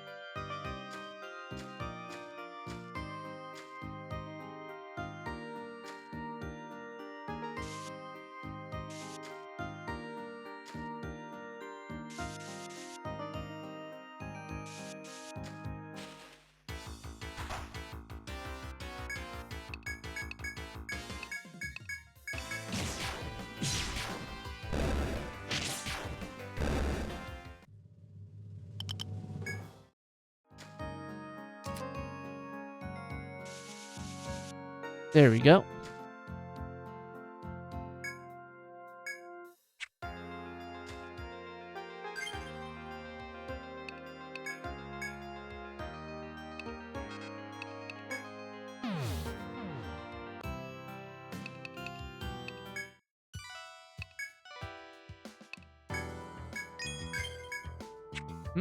Let's see, what have we unlocked?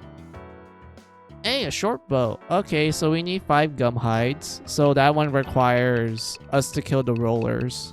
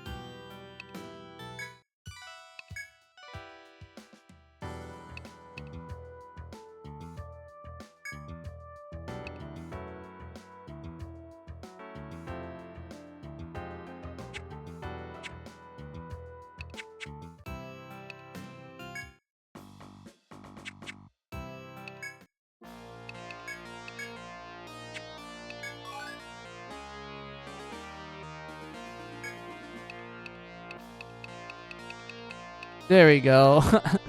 FOE. Alright, let's see. Resistant to all physical, weak against the electricity. You can... It's resistant to most status effects, but you can also bind its limbs pretty easily.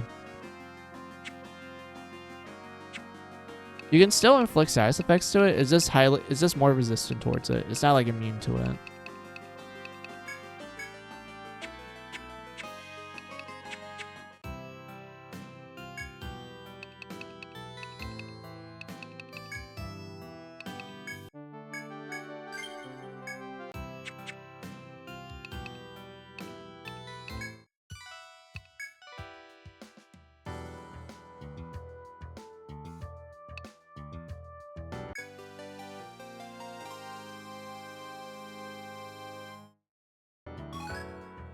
Yay, red charm. Alright. Welcome back. Yikes, you had to go all the way down to the dirt floor for this? Well, thanks for your hard work. As you go further, the rest will practically fill itself in.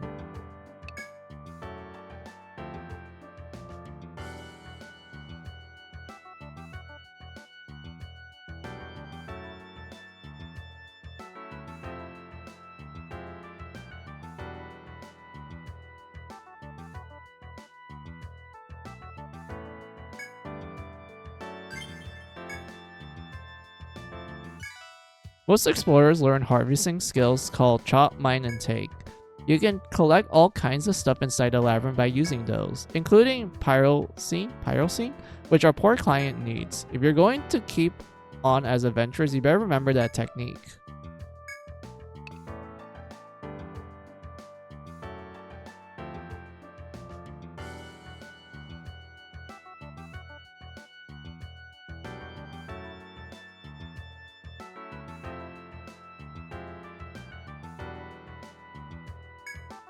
Yeah, let's accept this one. Decided to take on the request, have you? Good. I've been hoping someone would. That poor kid, he'll never be strong, so he wants to meet a powerful adventurer. He's hoping to meet a land shark above level 20. Do this for him, okay? Okay. I could technically do this if I did picnic mode.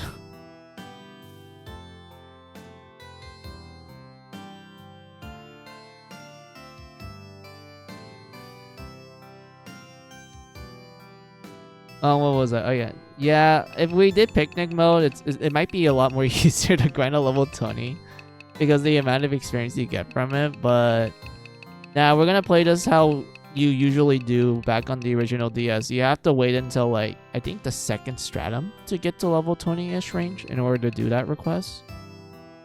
So like yeah.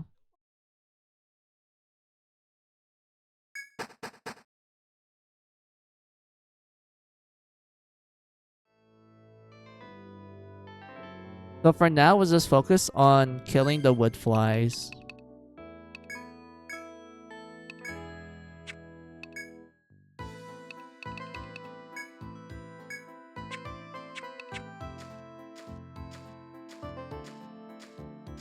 Just need to kill 7 of them. So we'll just, go back and forth here until we kill 7 of these wood flies.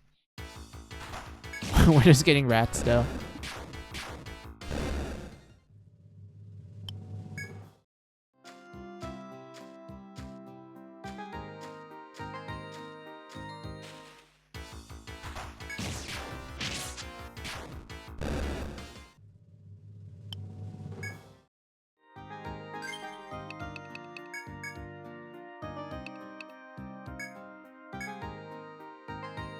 There we go. 1 point here.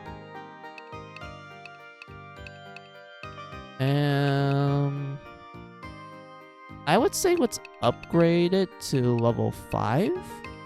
And then we can fill out... Yeah, upgrade to level 5, put this to level 5, put this to level 3. And then we start learning the fire...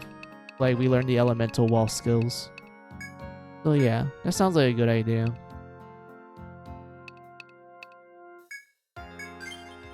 There we go. Just need 1 more point to learn this broken skill. And then put 1 point here. There we go, our powerful single target flame attack. Next we're going to be working on Volt Up. And then once we get to door, we can do TP Up. Or we can just do TP Up right now. And then we can work on Volt Up.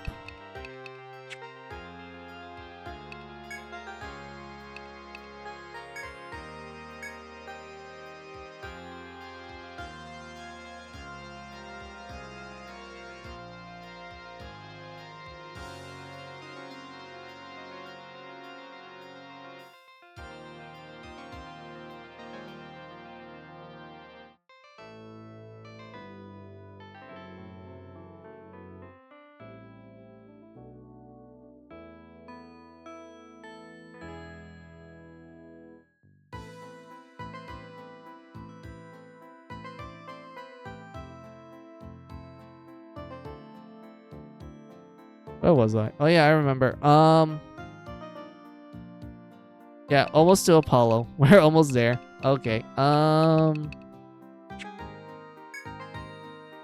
The stream or level. Yeah, so we be like level 10, and then at level 11 we unlock Apollo. And yeah, we unlock Apollo, and then I'll probably spread out the SP between multi-hit and Apollo, because I feel like after I get Apollo, I think I should invest in multi-hit so it gets stronger while we're waiting for Apollo to like land and such. I think that would be the game plan until we max out these two. And then I'll probably put points into like either TP up or agility up, or maybe HP up so that we can last longer.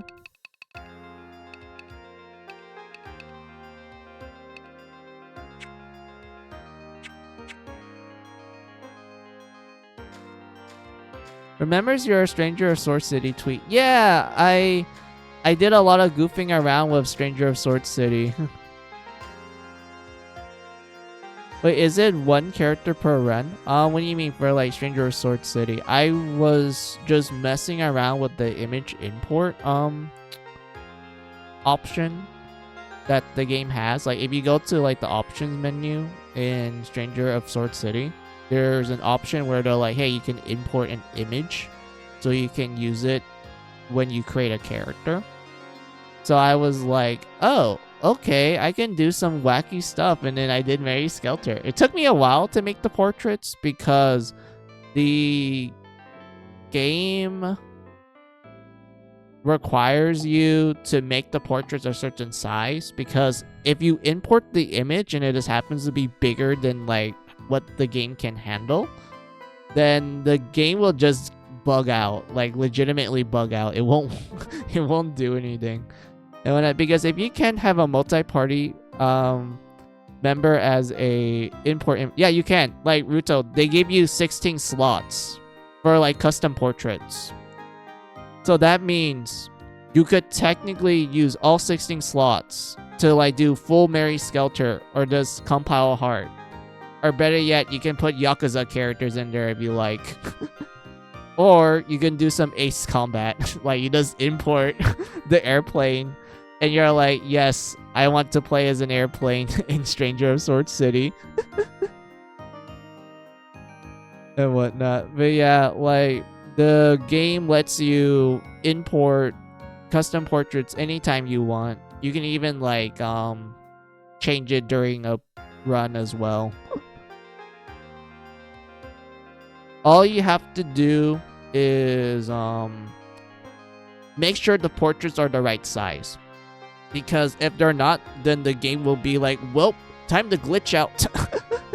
It's not gonna work if it's bigger than the recommended size for the portraits. Let's see, all 16, everyone as a party member I can recruit. Yes, you can literally have all 16 slots be whatever you want. You can even put some meme ones like Pepe the Frog or the Giga Chad. I've been experimenting with it off stream, Ruto, and for the most part I only did like 5 Mary Skelter characters. I was going to do like a couple of Neptunes, like one Death and Request character, and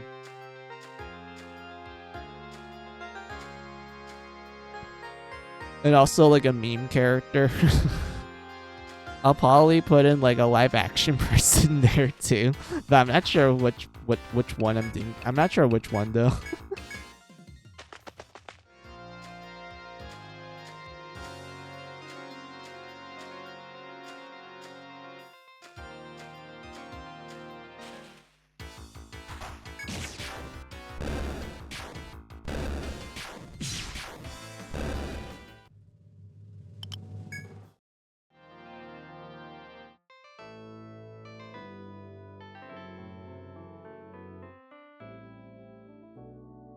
Oh, hold up. I'm getting called. Hold on.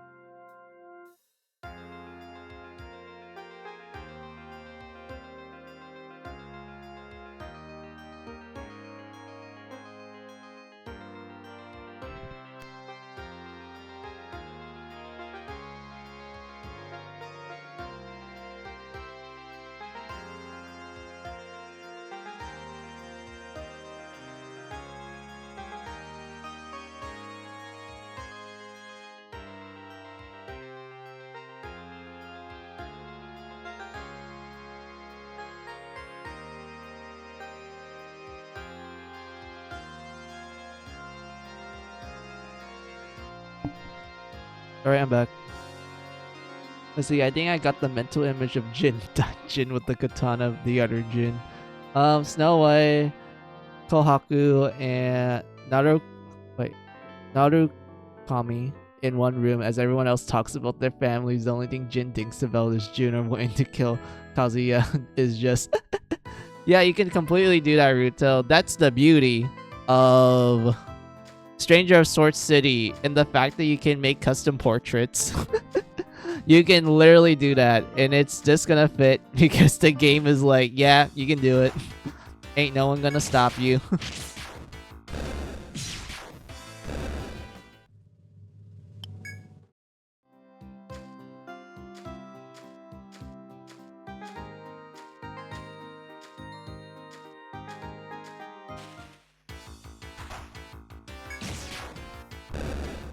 Where's the butterflies? We need to kill the butterflies in order to, like, finish the quest. Why aren't they appearing? Like, legitimately, like, why aren't they appearing?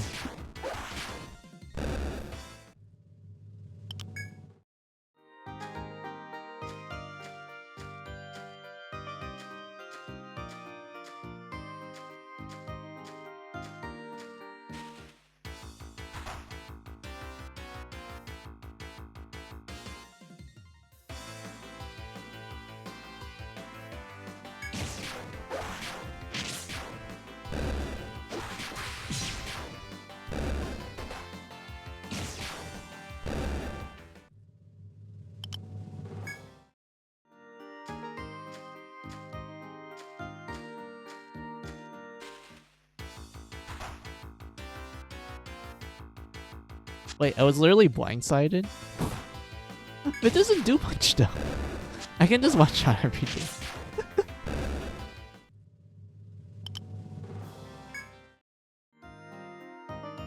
Used to do the wood flies. Alright, we did it. Oh, I kind of want to kill like one more just to be safe.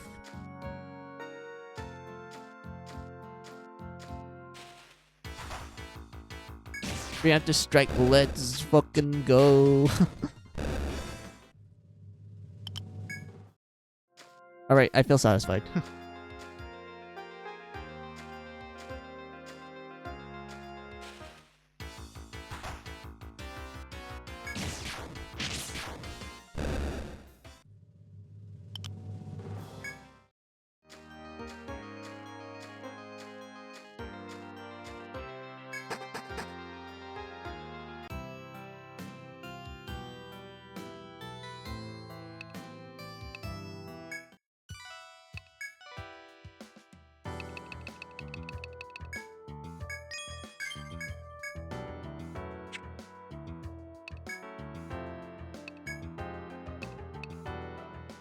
Oh, yeah, I can wear this.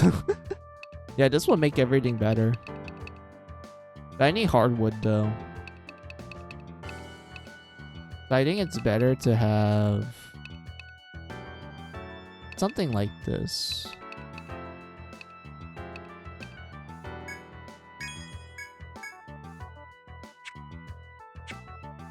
And then give the shield to...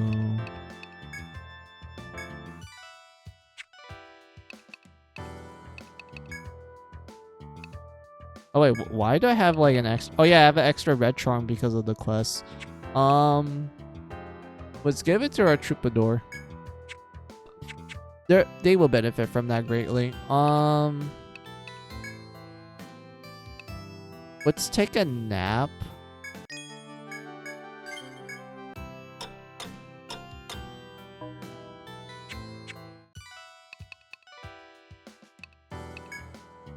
And then report the quest.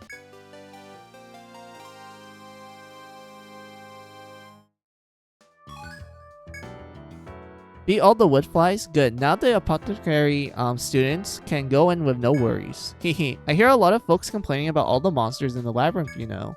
Half of the time they can only do their job thanks to top-notch adventurers like you. I'm expecting a lot from you as you get to know the labyrinth a little better. Here is a little something extra from me for your hard work. Oh, we got a medicine. Thank you. This one is a short bow. How much are short bows again? I need to grab gum hides. All right, we can do that. We can 100% do this.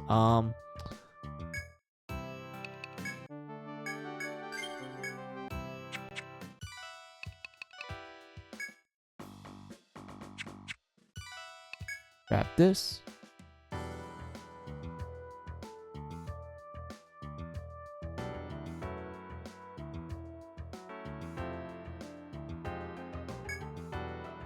A favor to Shirley Cut. I guess that's how you pronounce it.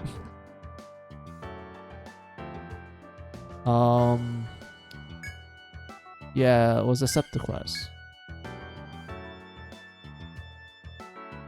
Decided to take the request, happy. Go to Shalita Goods to ask her which material she needs. She's really pleased with that hand axe, you know. Good luck to you.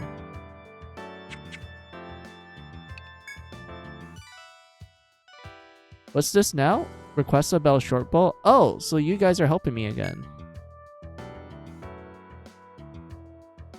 Let's see here. Materials I need is 2 horns and 5 gum hide. Oh, I already did the horns. Those were easy to grab. Gum hides.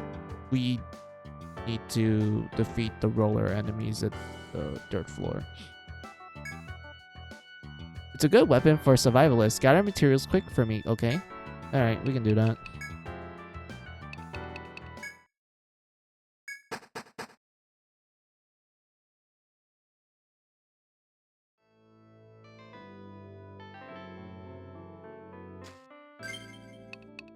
How many items do I have? We have a good amount of items. Okay.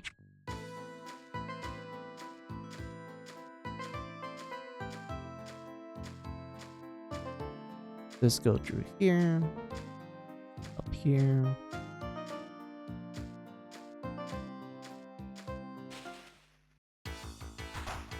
We got blindsided. It's not that bad. It's not that bad.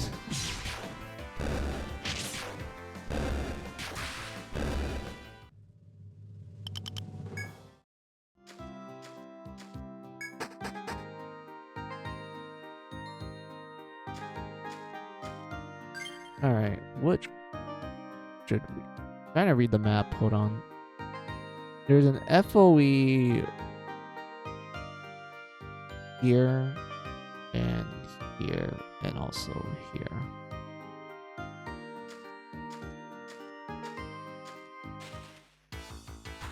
Oh, venom flies. Oh.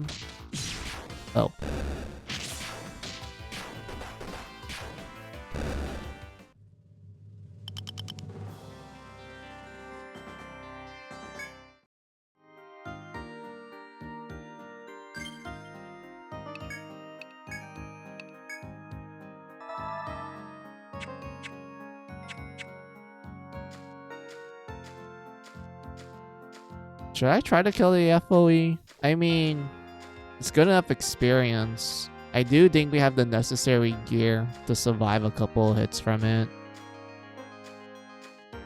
You know, let's give it a try. Oh, can I just run away? Yeah, I think running away is better so we can save our strength for the FOE.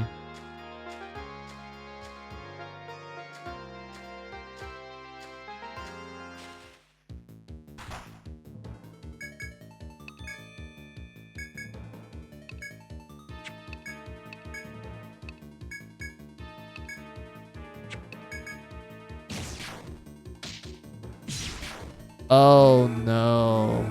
He's confused. Fuck, dude. This makes things worse. No. Oh no.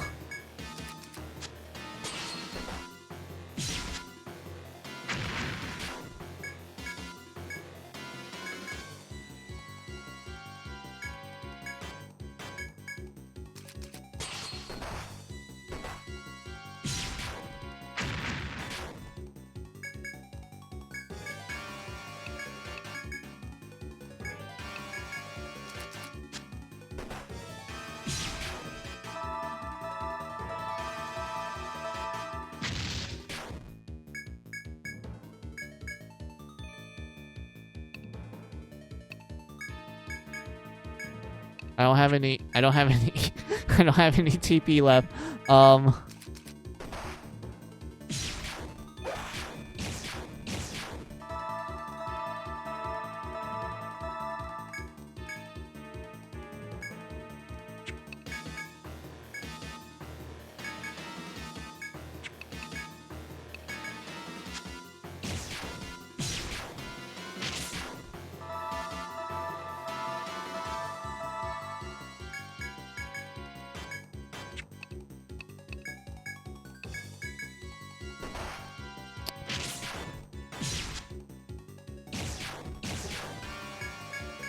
It does so much damage, dude.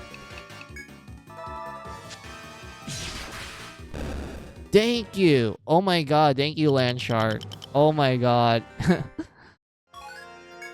We got a large fang for our troubles. That's a-okay in my opinion. That is a-okay. Let's make our way up.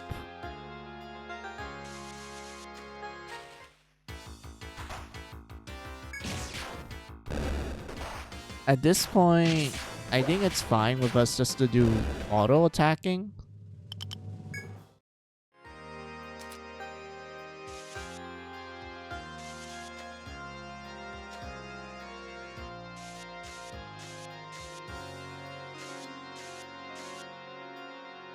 Oh yeah, this FOE chases you because it's one of the more aggressive ones.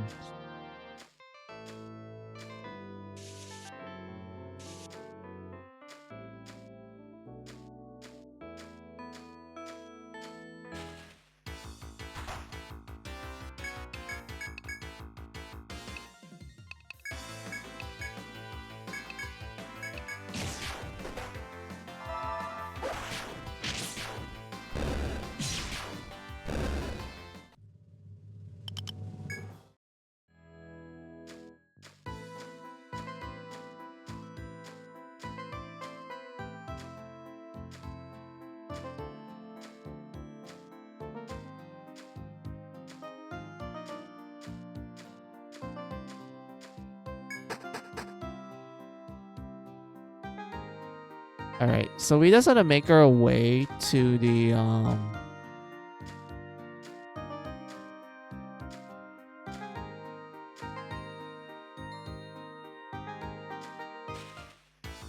oh no.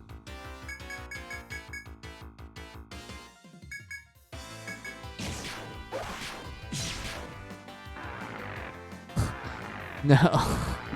I remember this.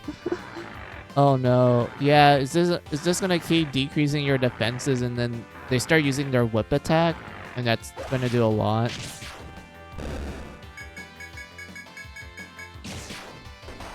Yeah, look at that. Yeah, it does a lot of damage. It does a lot. But the amount of experience they give out is not that bad. Oh, dear God. That FOE took advantage of my fighting to get near me. That is fucking scary. It's a literal red sun.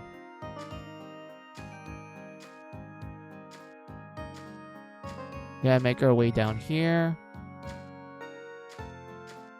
Move it, book it, come on, book it, book it. And then we grab this to map it out.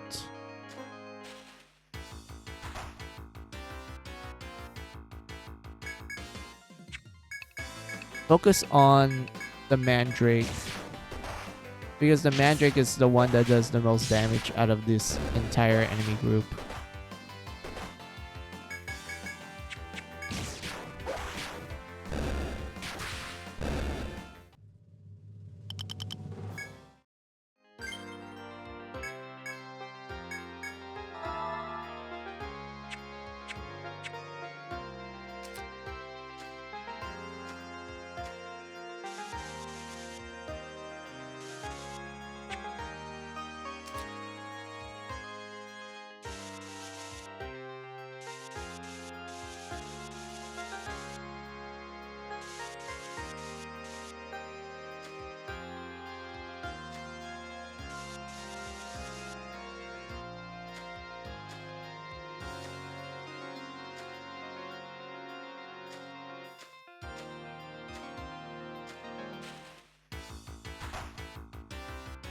Yeah, this is the enemy group. I don't have any AoE, so we're just gonna be fisticuffing our way out of here. They do so much damage.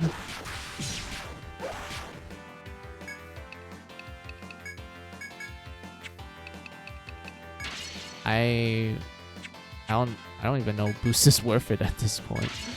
If it can let us hit hard, then all right, that's fine, I guess.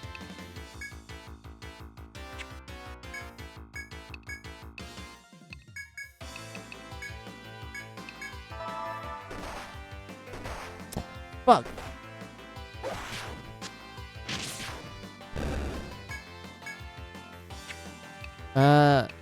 Fine. I'd rather just run away then.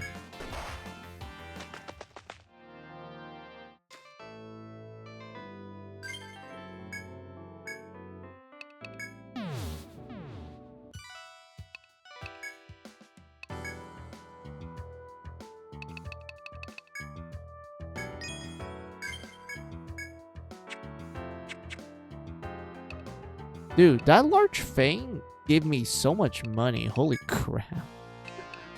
I'm glad that I managed to get it.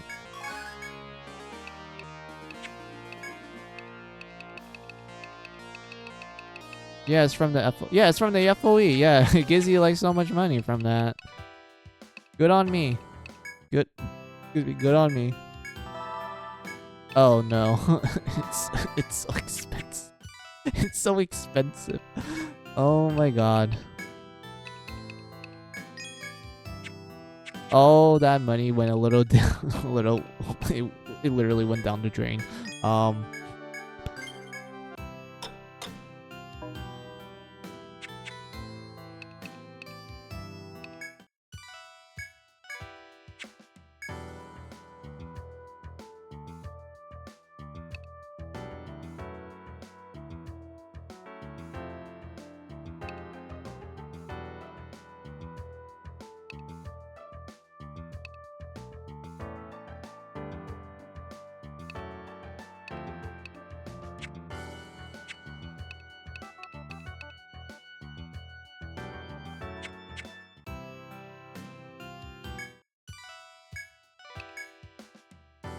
Yeah, double it.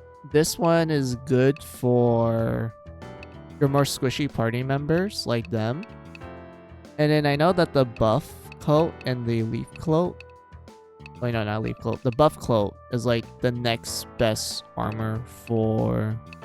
Wait, no, it's not for them. Wait, what's considered good for them then? I don't remember. I know like there's like better helmets and like gloves for your frontliners, but I don't. Wait, what was the armor? Wait, what?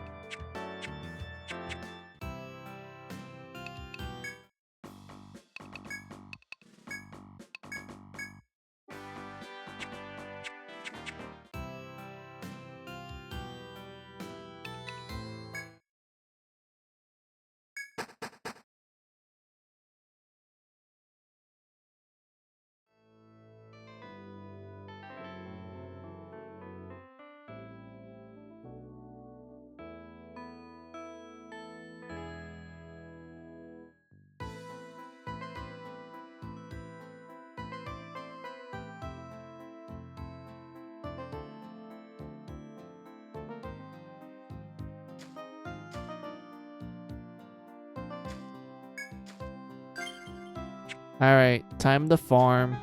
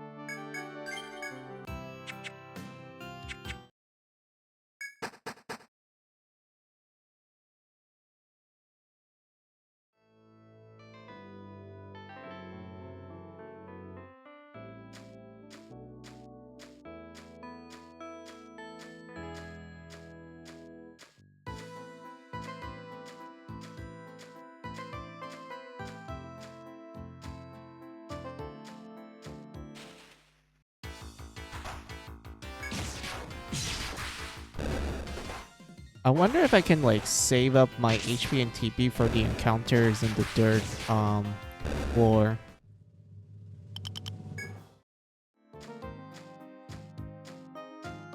Because technically, I can just like spend my time fighting all the FOEs here. I can't fight the ones in down here because I'm not in the recommended level range for them. Also, I need to like probably bring a Dark Hunter with me so I have a much easier time fighting those ones down there.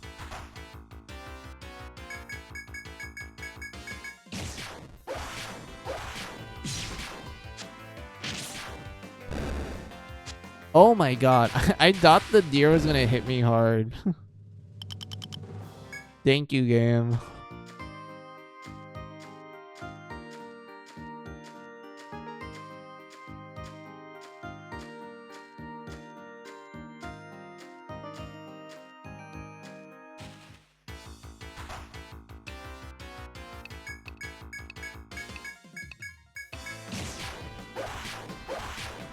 Please, please, please. Yes, thank you. I thought it was gonna be faster than me and like cast poison.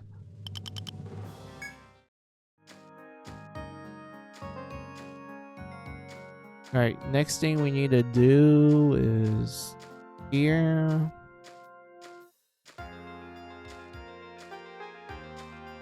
Avoid the sheep. Oh, not that. The sheep is fine. The FOE sheep is not fine.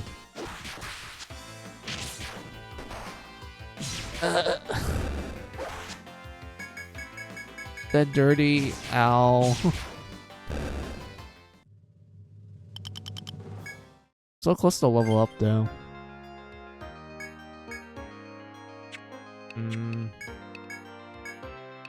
Let's just use this.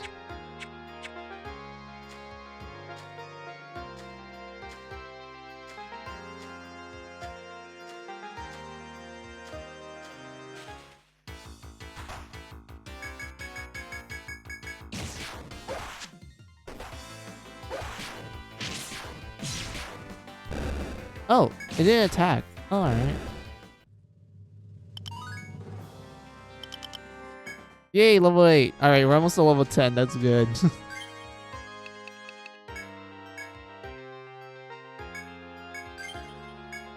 Oh, 2 hit, and then we get to like level 11. And then we can like put 3 points into 2 hit. And then from like 12 and onwards until we max it out, we can like get all slash. And like stick with swords from that point on. Yeah, we can just put our points in like all slash and then sword mastery. Then TP up for like 3 levels. And then put everything in attack up and put like 1 point in these ones here. Maybe put some points in defense up as well if I want to make my my land shark last longer.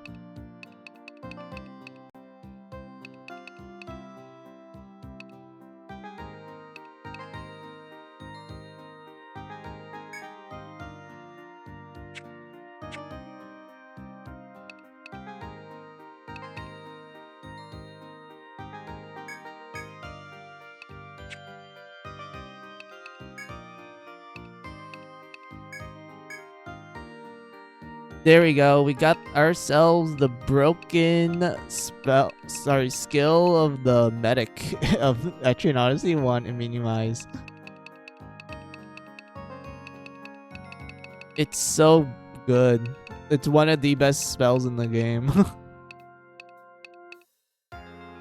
After that, we can do TP up and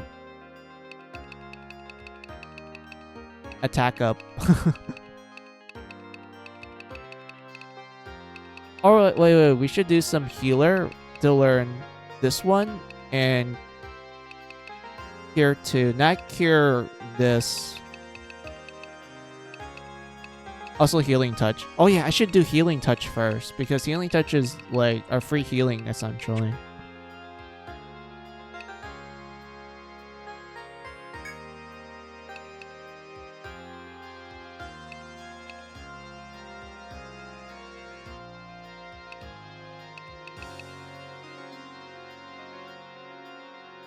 Yeah, before we do vote up, let's put 1 to TP up.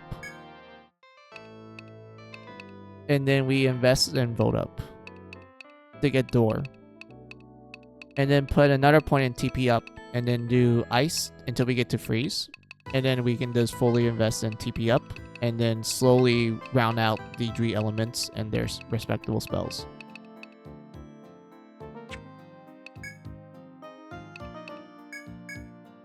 We're waiting until we get a Apollo. And then we can invest in multi-hit.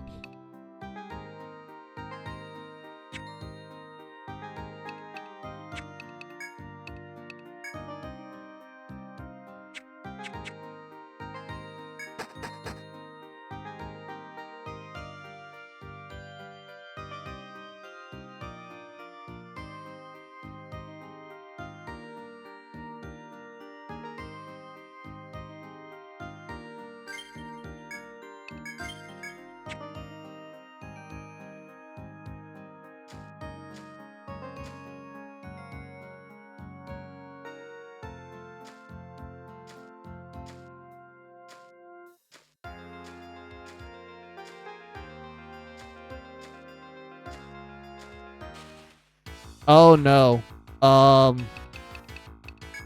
Run, run, run, run.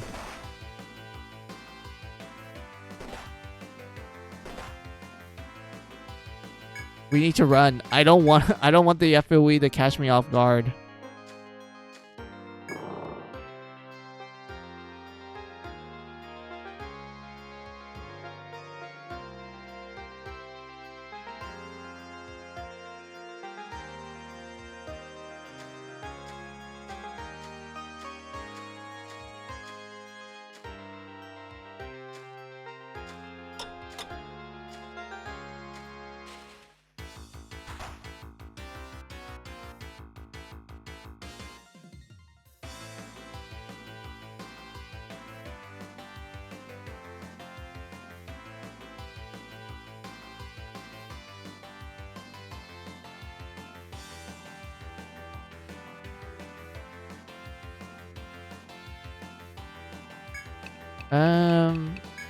Let's do this.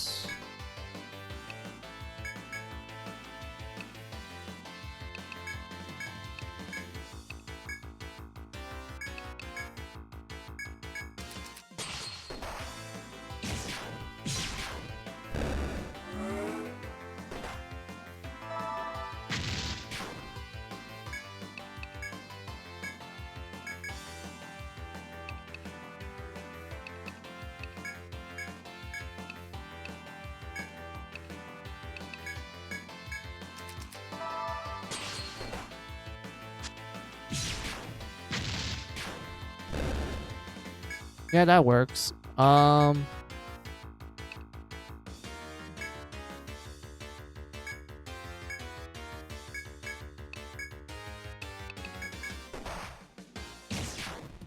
my god, that almost killed me.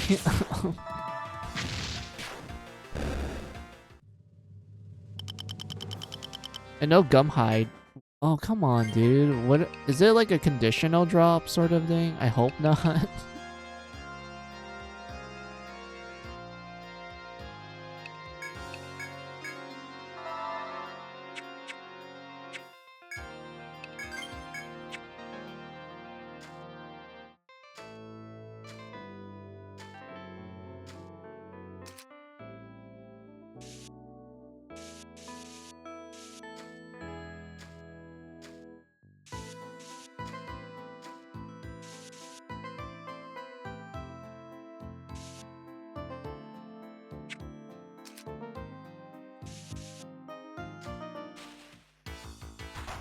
Oh no. Run, run, run, run.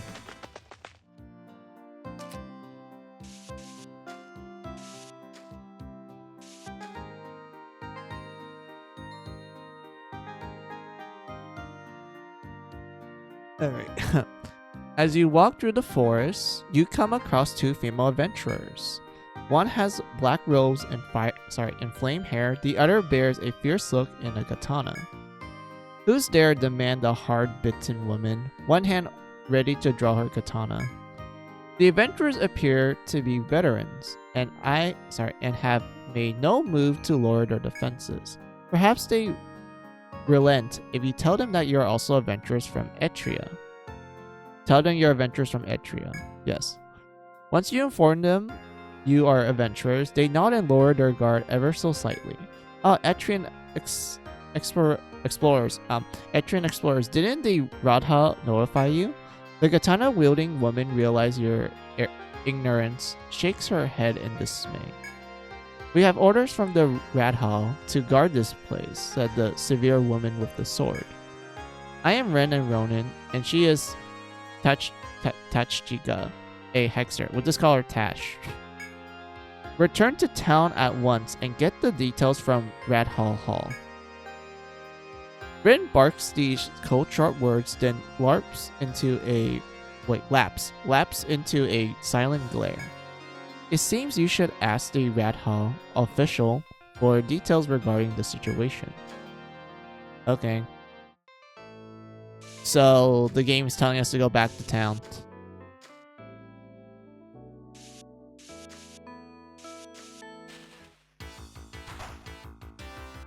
Okay, I don't mind going back to town. Just let me do this encounter.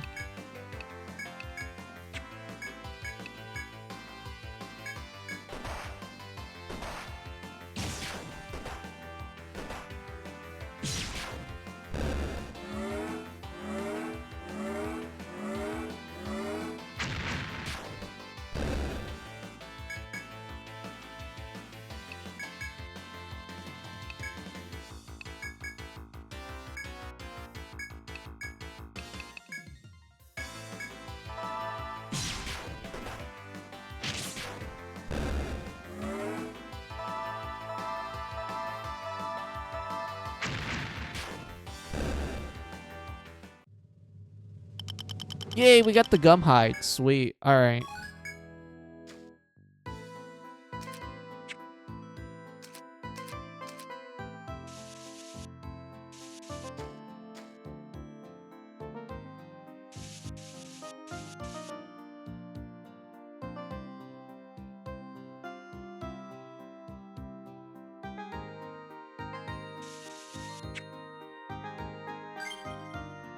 Let's go back to town. Use our last dread.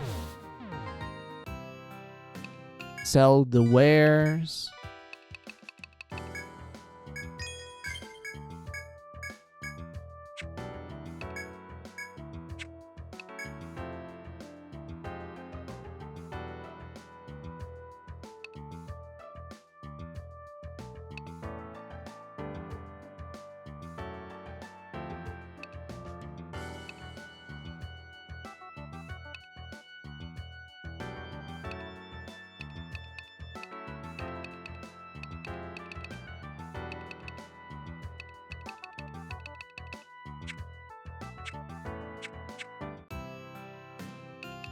Let's rest, like take a nap.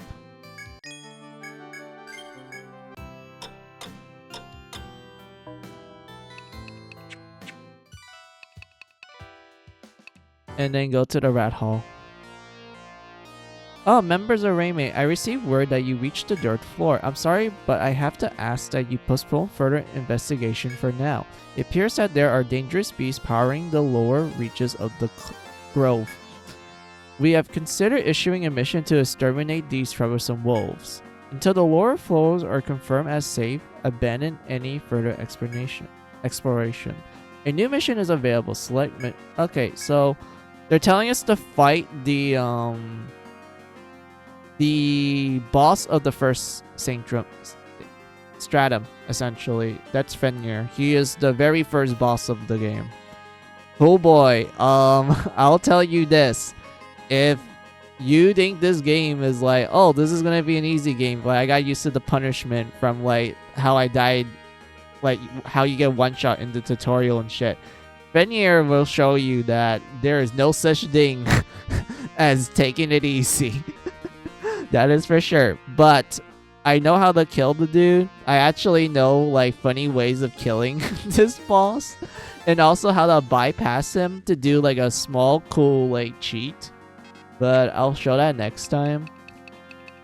But yeah, we need to accept the mission so we can continue on. Also, oh, let me read what this guy said. Very good. Now then, let me give you the details. Beyond the dirt floor, there has been many sightings of forest wolves. This in itself poses little danger, but they seem to be organized by a leader. That leader is Fenrir. They're out for a wolf. He awaits explorers on the 5th floor. Our own warriors are capable of defeating them, of course. I believe you met them. But we can't over-rely on Rin and Tash, or newcomers will have no chance to grow. Their current orders are to provide support to the young explorers. We ask that you use their help to defeat Fenrir.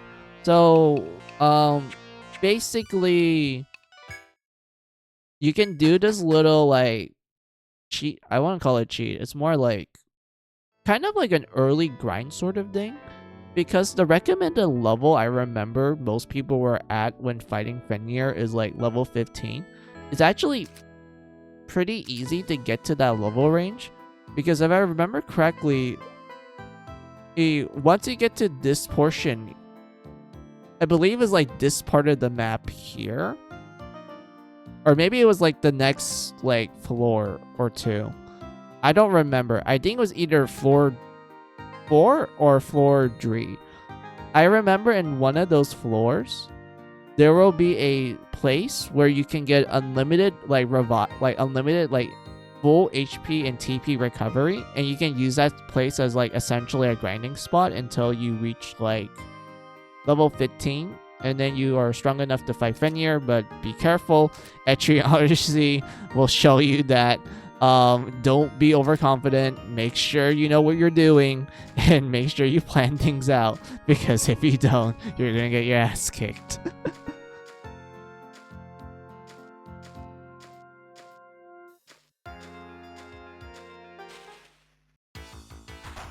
And why not? So in other words, a lot of trial and error. A lot of trial and error. Just be careful is what I'm trying to say.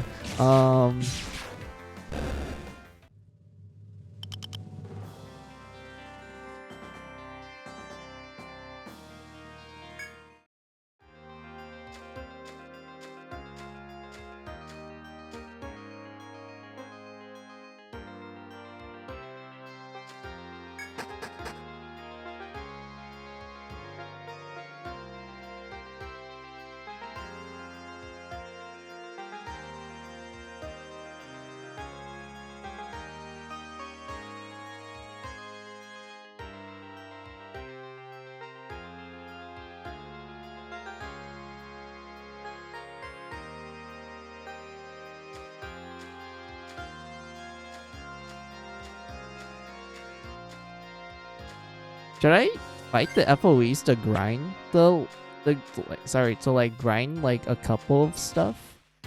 Or should I just grind at the forgery spot that I told you guys? Because the enemies there, I think I am strong enough to like handle them normally. So because of that, we could get like a bunch of gummy hides, which we can use to like make the more stronger equipment for us to get stronger. Also, I don't remember if any of the encounters like beyond the 4th and 5th floor will have the materials we need to make the boar spear, which is like I think the current strongest sword that we can make at the moment.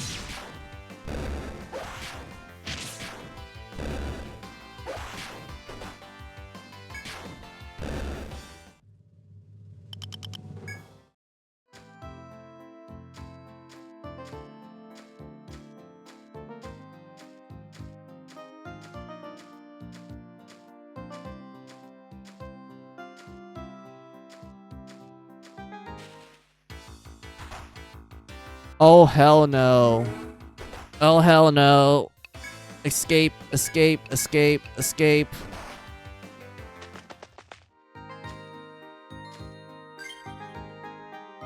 Oh my god.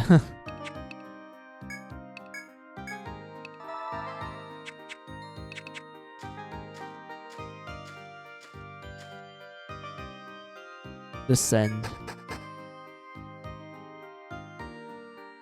Alright, make our way like this.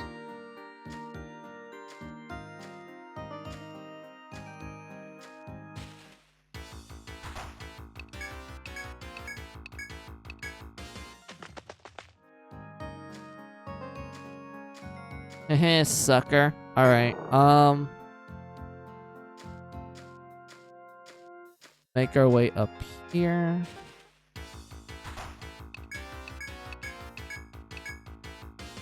I'd rather not fight. We need to bait this guy.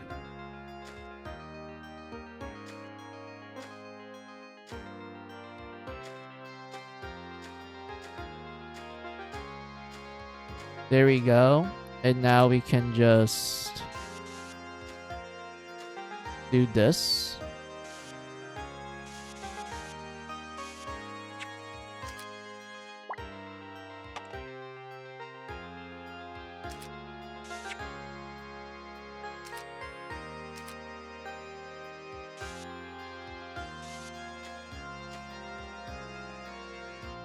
In front of you stand the two female adventurers unchanged from their previous position. I see you have been to Rand Hall and accepted that mission. Then we're no longer needed here. I bid you good luck. The women stand aside as the severe Ronin offers a final word of advice. The wolves are resilient enemies. We'll help you as best as we can, but be careful.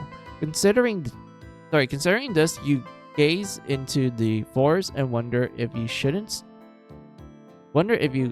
have stocked up in town.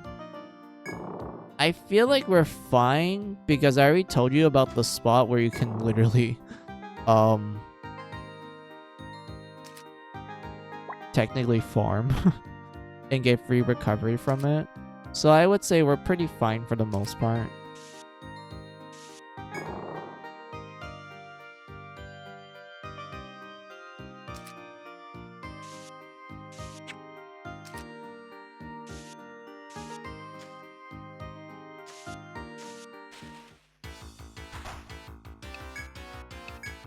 Let's first unlock that spot though.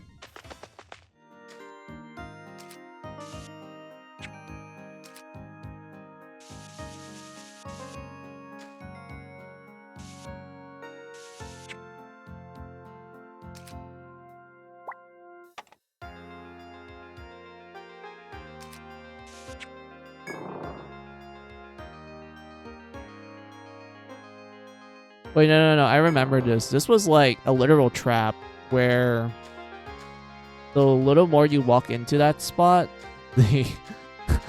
a bunch of FOEs will appear. Oh my... Good thing I remembered.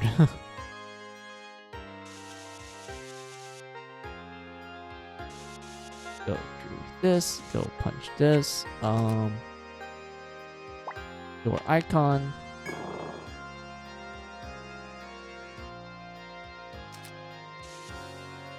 I think it's like... Now, is it down here? I don't remember it was through this door or it was the other door.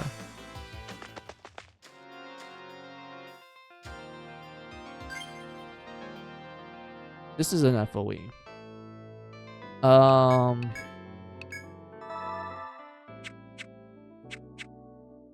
Hold on.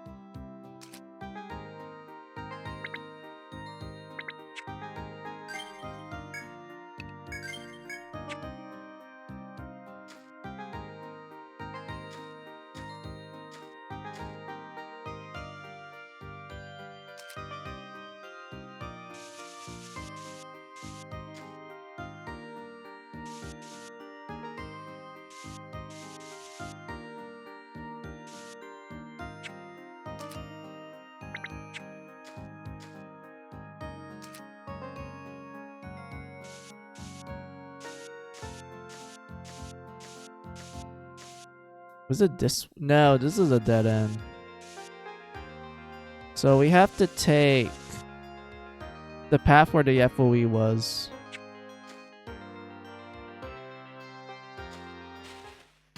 I think we're forced to kill it. Like, there's no other way.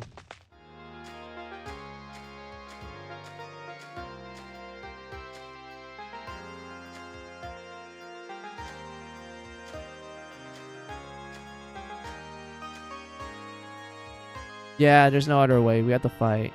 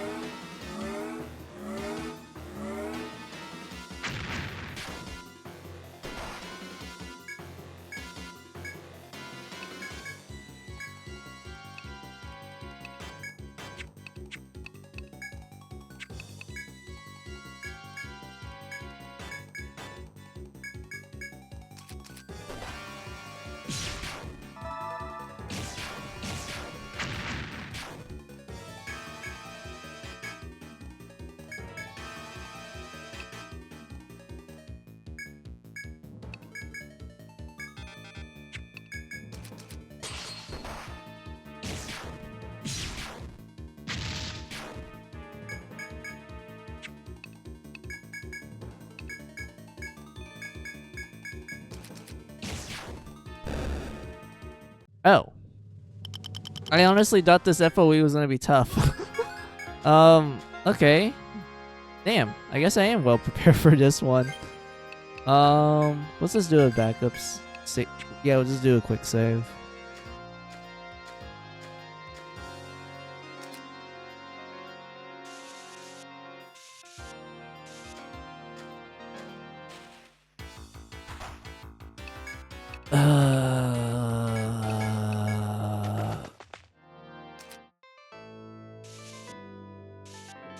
There we go.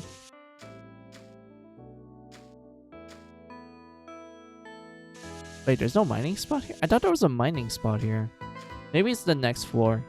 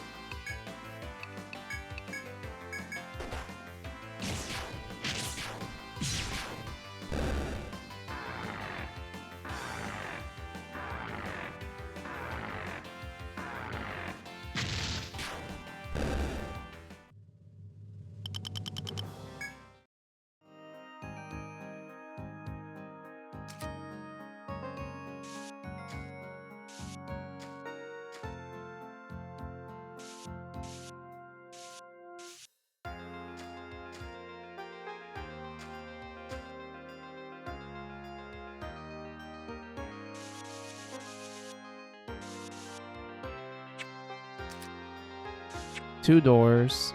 One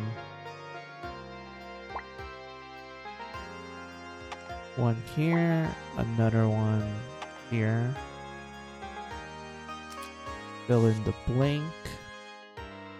What time is it right now? Oh, it's like in an hour. Alright, I'll probably wrap things up in like a couple of like... Maybe once we get to the spot that I'm talking about, we'll make like a U-turn back to town, and then I will say that's a good place to end.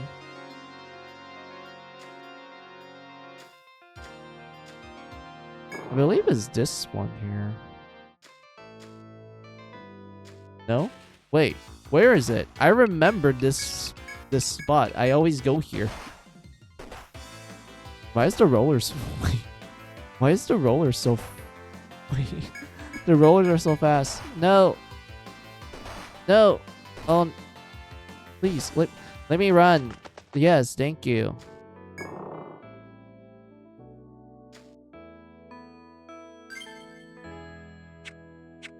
What happened? Wait, what? It was here. I remember it.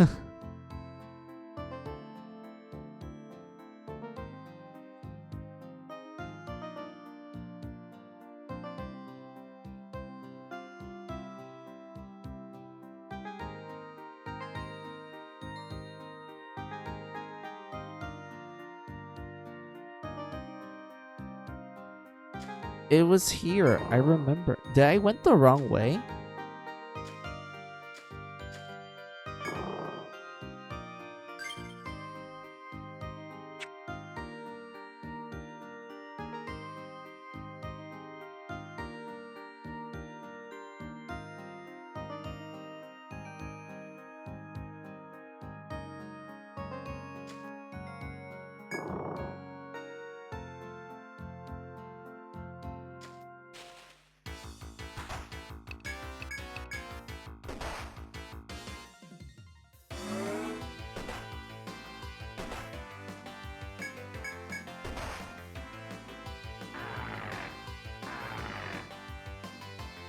What do you mean I can't escape? Come on, let me let me escape.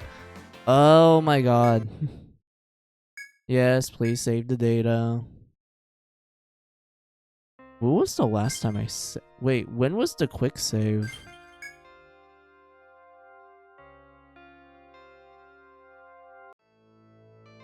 Oh, it was here. Okay. Okay, that's fine. I can this is a-okay. We can make this work.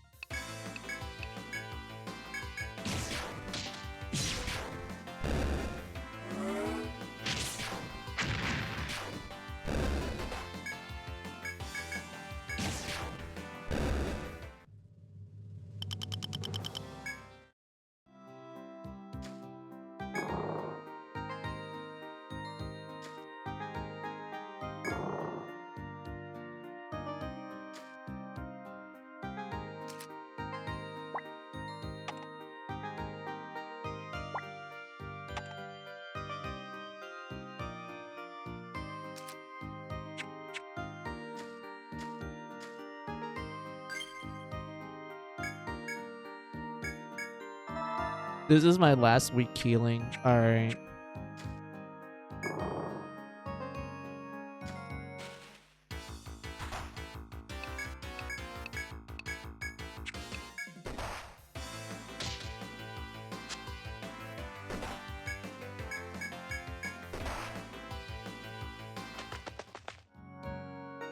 Wait, take. Wait, what?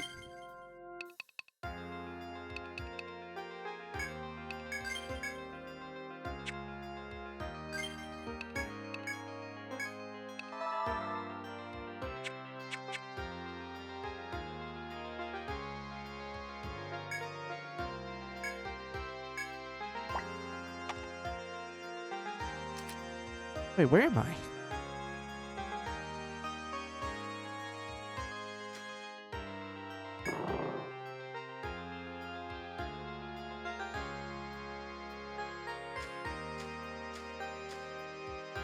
What's in here? After passing through the door, you reach a clearing. Without warning, an ear-piercing scream sounds out, followed by a growl of a fierce beast. Mere yards away, a giant wolf is preparing to spring upon an unlucky soldier.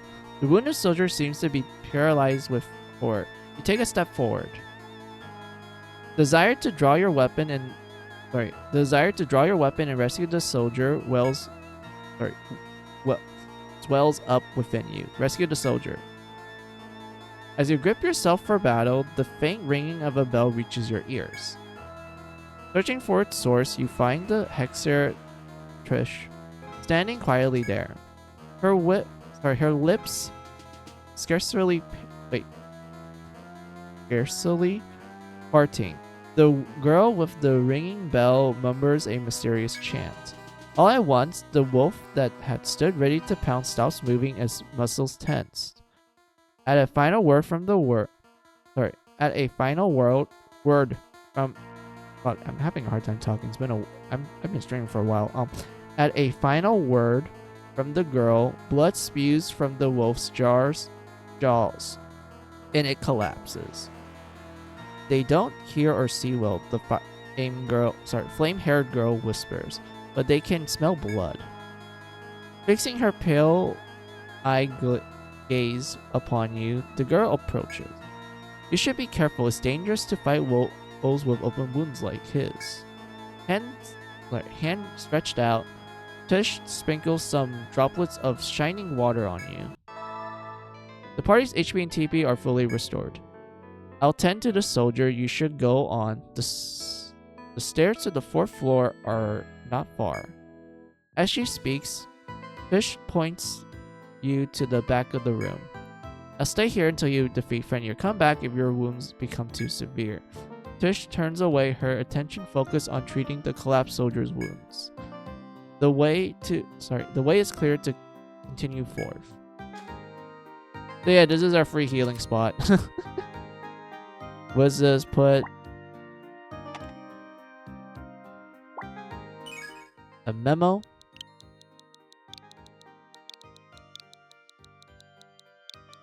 Healing.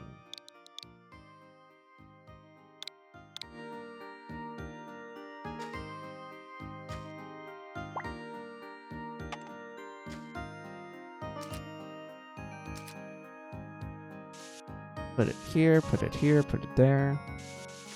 Move it up. Turn this, turn that. Like that. Alright, was this do like a quick save? And then maybe fight an encounter here? Yeah, we can totally do this encounter. I have my confidence back because we actually have the HP and TP to like kill stuff quickly.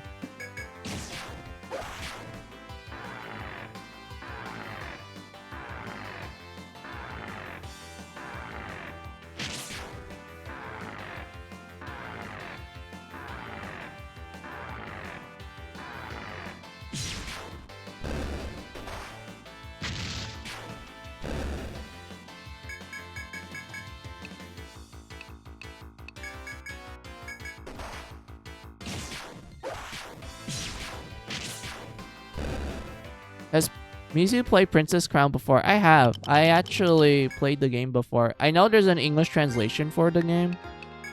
That's how I was able to play it. Like, it came out pretty recently.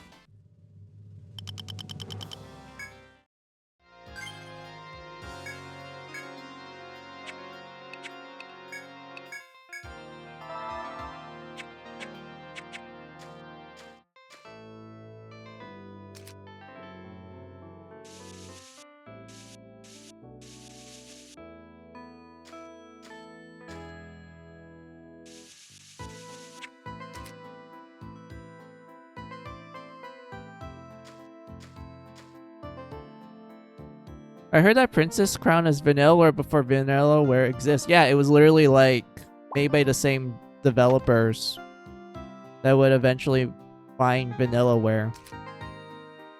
It's like one of their first, I guess, I wouldn't call it their first project. It's like one of their first games, like early entry game.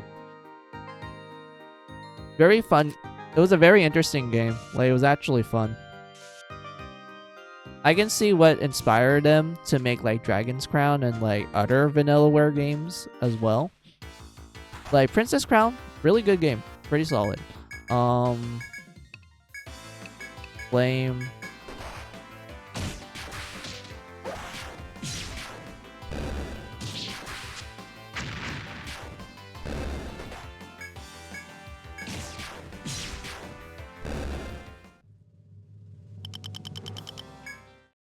I need the gum hide. I need the gum hide so we can like craft the stronger weapons. When exploring, you encounter a large box. Do you want to open it? Yes.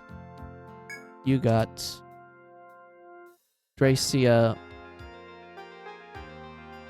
A.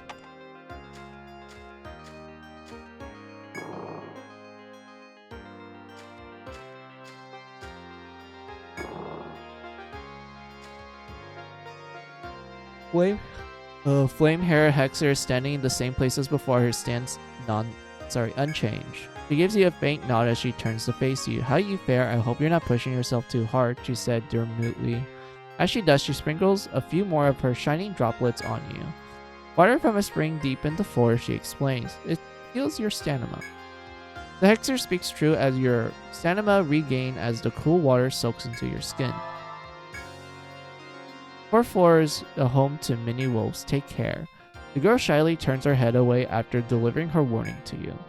Your strength regained, you're ready to continue your adventure into the forest. Oh, thank you. I love the free healing, dude. We can literally start grinding here. But yeah, let's try to get to like level 9. And then... Oh, oops. Oh, that's the wrong thing. Let's get to level 9 and then let's make our way back to like home base to like sell stuff and like what's the word I'm looking for? To sell stuff and save, and then I'll call things off.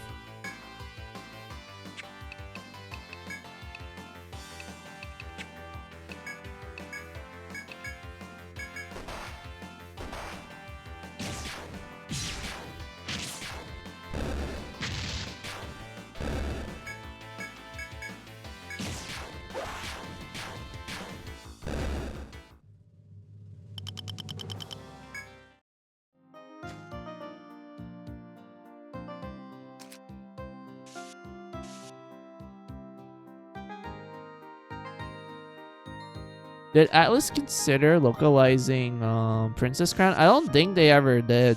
I don't even think they even know it.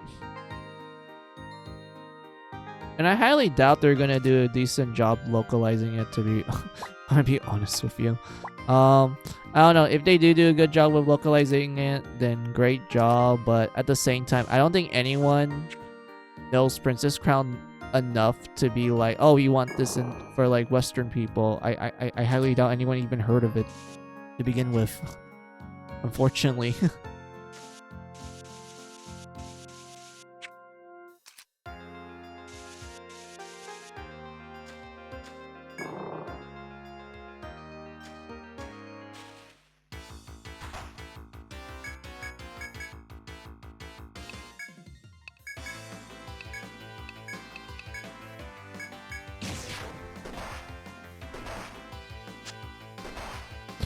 Come on!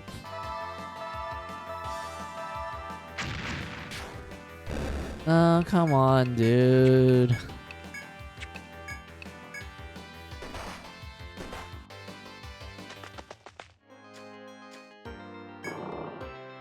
Does it revive people?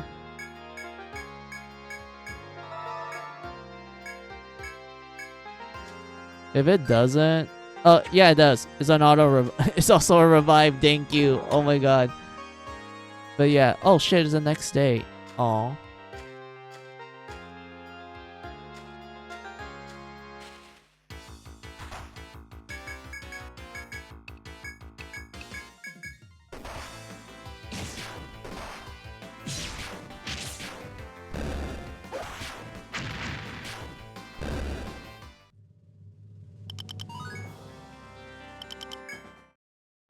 Sweet. All right.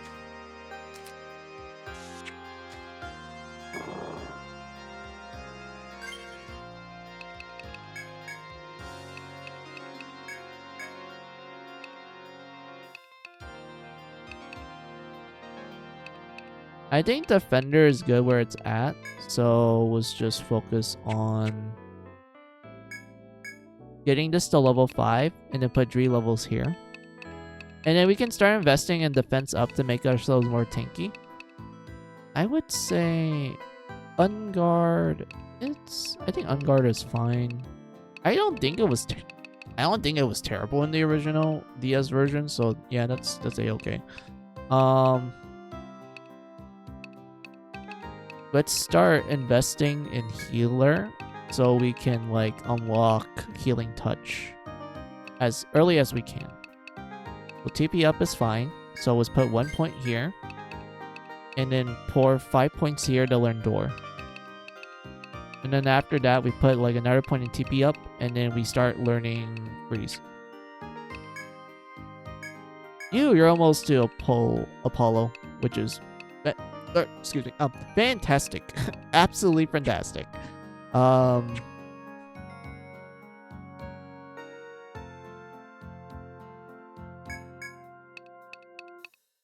Yeah, I already spent all my points. Just need to double check things. Yeah, put 2 points here, and then we learn all slash.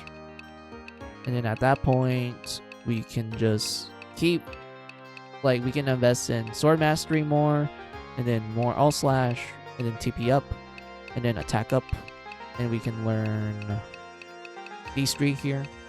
Maybe I might learn Warcry, or maybe Hellcry.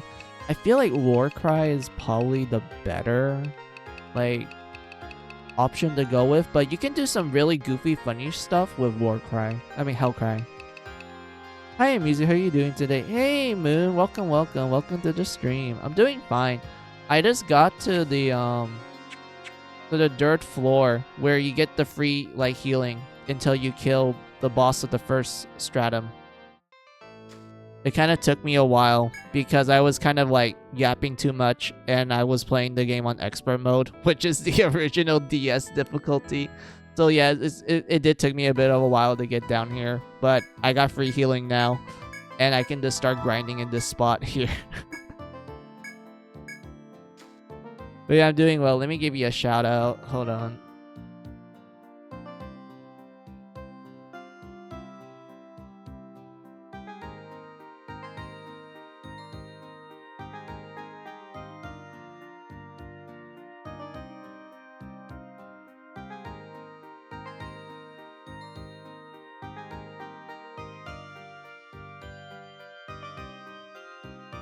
There we go. There you go. Here's your shout out. Nice. This game is amazing. I love it. Yeah, I love Etrian Odyssey. Like, Moon, if you ask me between the DS trilogy, like 1, 2, and 3, since, you know, I'm playing like the HD remaster and whatnot, I love 1 the most. Like, 1 is my favorite. Like, I straight up love the first game. And I feel the reason why, Moon, is because despite it being a little bit on the janky side, which I will admit it is a little bit on the janky side, I like 1 because of how minimalistic it is. Like, the best comparison I will give 1, it's like a coloring book. Like, yeah, the game has like, the game acts like the dungeon master, you know, like if you play like a game of D&D, like it acts as the dungeon master. But a lot of the stuff you can do is just like your own input. Like the dungeon master just gives you like a coloring book. He's like, okay, here's the coloring book, here's some guidelines to it, but you can color it however you like. You can just roleplay or make up whatever the fuck you want and whatnot. And I think because of that, it allowed me to actually feel like I'm exploring things, like I'm a natural adventurer in this world of Etria and whatnot. And because of that, I just end up liking this game a lot more because of this. And also, I spent a lot of time on it on the DS. Like, I spent so much time on the first game on the DS. And whatnot. But yeah, I'm glad that you like Etrian Odyssey as well. Like, I just love 1 the most. Like, it's my favorite. It's the one I have the most fond memories of. And whatnot. But yeah, I would say I still have that feeling of adventure with the later games, but I'll put it like this. 2, I do like. I just feel like it's just an expansion pack, and while it didn't do anything groundbreaking in my opinion, I still had a fun time with it with the new changes and classes they added in the second game. Dree, I know, is like the most well-loved by the fandom sort of thing. I mean, I know like it's kind of confusing, but I need to put some context. Like in Japan, like when Dree first came out, they loved Dree. Dree was like, to them, the peak of the peak. They just fucking loved that game. And eventually when Dree came to like the original DS for like English people, people ended up loving it too. They're like, yo, Dree is like the peak of the series and whatnot. And I can understand why, since Dree did introduce a lot of the cool mechanics like subclassing and how the game actually leaned towards a more story-driven type of story. Well, kind of. I'm putting quotation marks on that. And it was handled pretty well for the most part. And it had like 3 endings, and you have to replay the game like 3 times just to see it, and also unlock the rest of the classes. But it lets you carry over everything, so that's like one of the cool things about Dree. And whatnot. Also, like, I do feel like the soundtrack to Dree was like when the composer really like feel like a master of his craft, because like when it came to the soundtrack for Etrian Odyssey, the guy loves his Sega Genesis soundboard. Like, that's the instrument he used to make the soundtrack for the first 3 games, Moon. He uses the soundboard that was used for a lot of Sega Genesis and Mega Drive games, because the guy just likes it. He just loves it to the point where when he was making the soundtrack, people are like, hey, why won't you use real instruments? Because that's what everyone's doing nowadays, since, you know, we have reached to the point where we can actually use real guitars to make, you know, game soundtracks. But this guy is like, nah, fam. I'm gonna still use my Sega Genesis soundboard. I'm gonna use this as much as I can. And because of that, he ends up like pushing it to the absolute max when it came to like each of the Dree games. And I feel like Dree is where he really pushed the hardware to its limits in terms of like the type of like sounds he can make from it. Like, Dree's soundtrack is just fucking amazing. Like, I love all the soundtracks in every Etrian Odyssey game. It's just that, man, I think Dree was where the guy was really on a roll when it came to like him being a perfectionist in his craft. Like, dear God. And whatnot. But yeah, I love 1, 2. You like 1, 2? Hell yeah. Hell yeah. Another 1 fan. Let's go. Like, it's kind of rare to hear someone to like Etrian Odyssey 1 Moon, because most of the time it's either they love Dree or 4, because Dree, like I said, is the most popular one. It's the one that most fans consider to be the peak, while 4 is like the beginner entry game. Because, Moon, when the 3DS came out like a long time ago in like, I think it was like 2010 or 2011. Oh my god, I feel old after like saying that. But anyway, when the 3DS came out, they're like, hey, let's make the 4th entry of Etrian Odyssey be like a launch title for the system, essentially. But they wanted to make it more approachable for newcomers, so because of that, 4 was kind of designed for beginners in mind.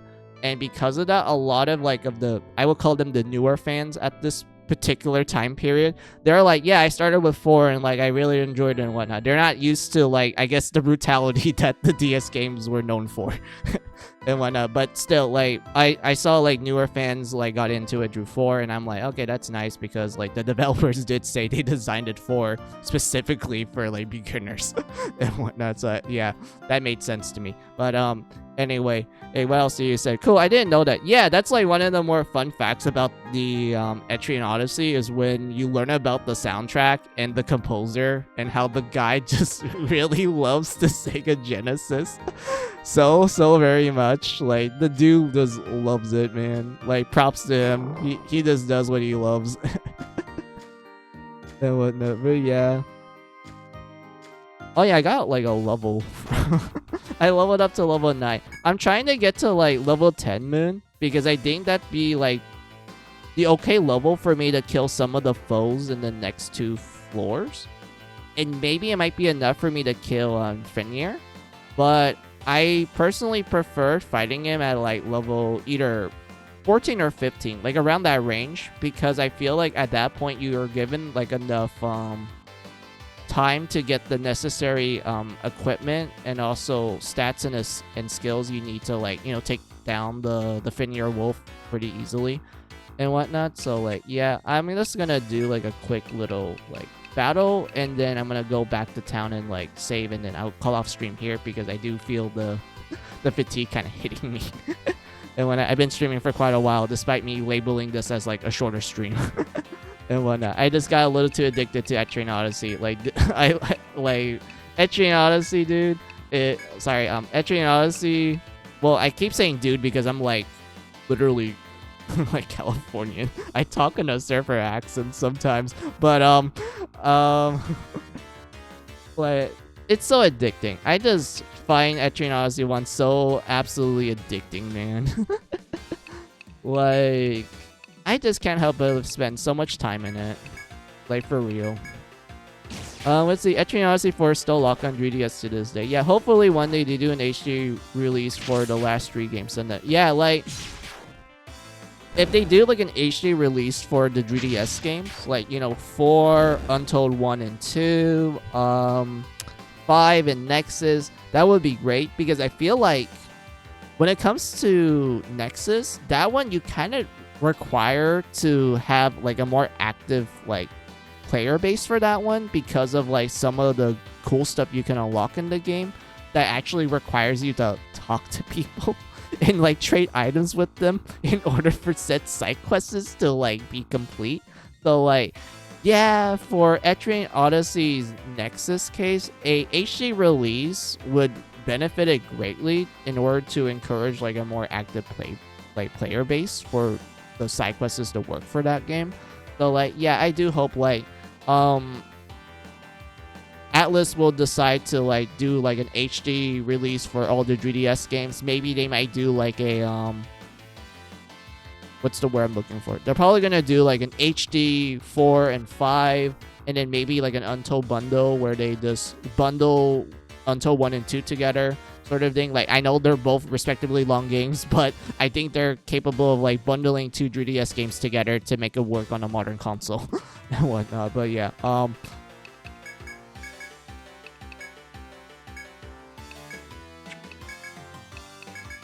so yeah, after this encounter, I'll just heal up real quick and then go back to home base to like save and like sell the items we got here too.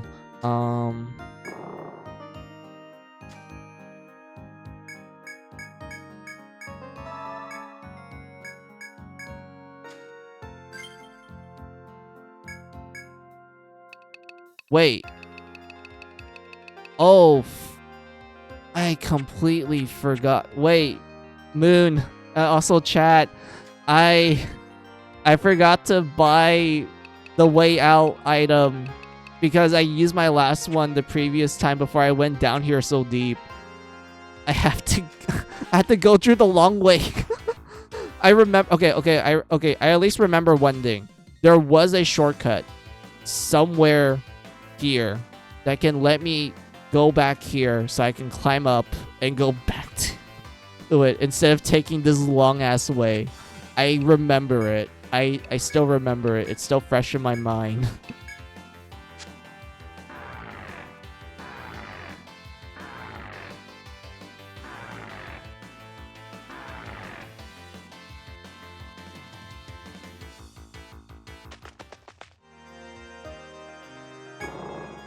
Let's see, did Mizu pre-ordered Freedom Wars Remaster yet? I did not.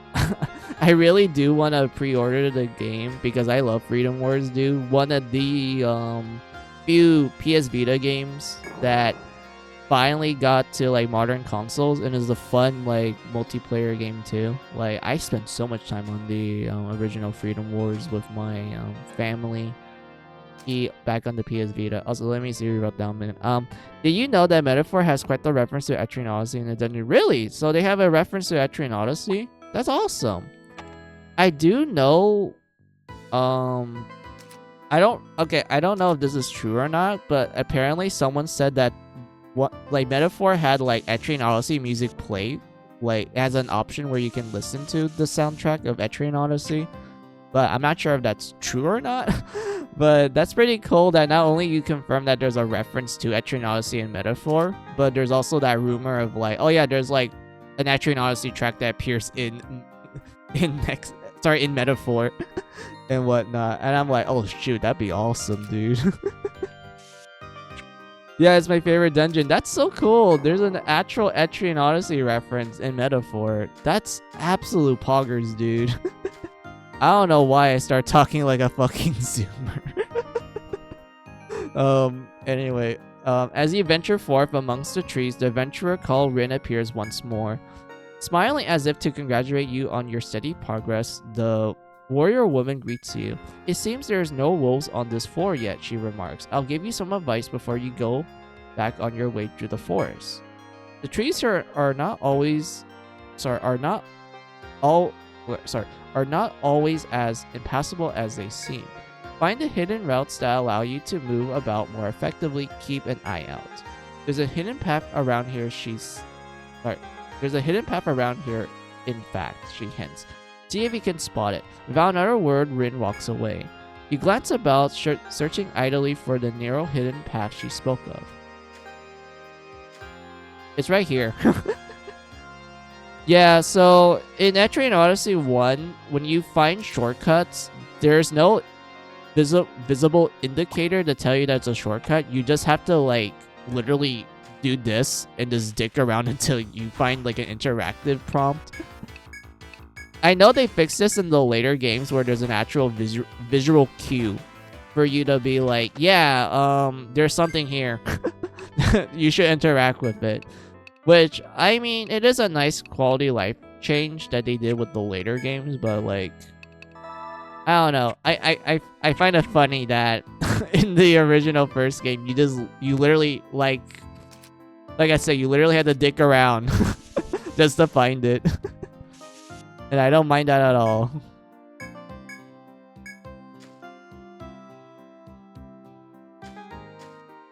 But yeah, that's awesome, Moon, that the Etrian Odyssey dungeon is your favorite in Metaphor. That's amazing. Oh yeah, how do I... Oh yeah, I'm supposed to do this. And then you run away. Please. Please. Please. Yeah, you do this. And then you make your way down.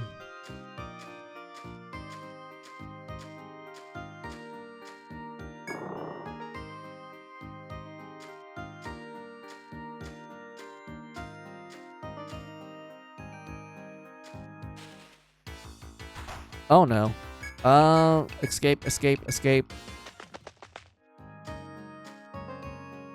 Oh yeah, I forgot to add like this little commentary about your how you tell me there's a reference to Etrian Odyssey and Metaphor. I do like how it's like a little callback to like Nexus, because in Nexus there was a DLC portrait where they had like essentially a beta test like character design from when Metaphor was called like Project like Fantasy, essentially like Re-Fantasy and whatnot, and it was literally and like Nexus is like, yeah, there's like some working like project that Atlas is doing called like, it's called Working Fantasy before it became like called Metaphor, and they just had that as like DLC portrait you can use. So I like how Metaphor had a reference to Etrian Odyssey as kind of like a callback to that little like gesture that they did.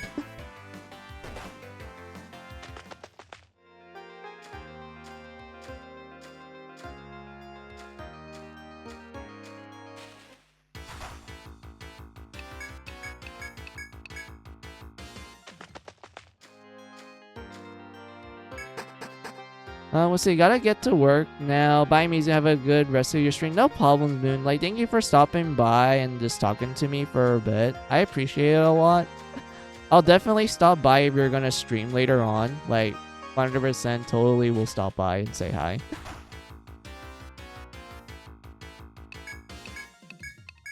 But yeah, let's just run away. Make our way back to home base.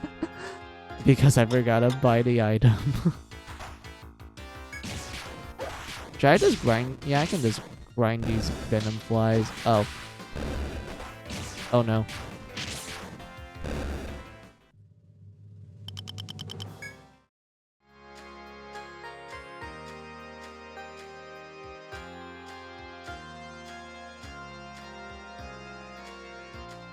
Just make our way down here. Escape, escape, escape, escape. Come on, let me run. Thank you, game. I'm like just kicking myself right now because of me not grabbing the item. Not buying the item to get out of the dungeon immediately. I hate myself, dude.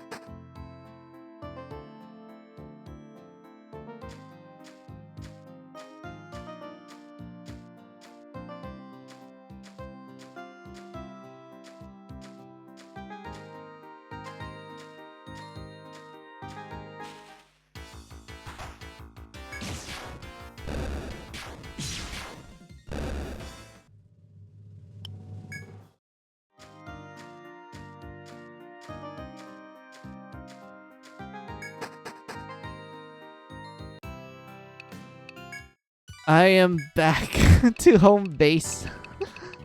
Oh my god.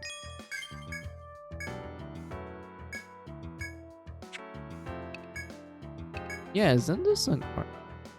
Yeah, I can wear this. Yeah. I remember. This is stuff you can wear, and then this is only for protector.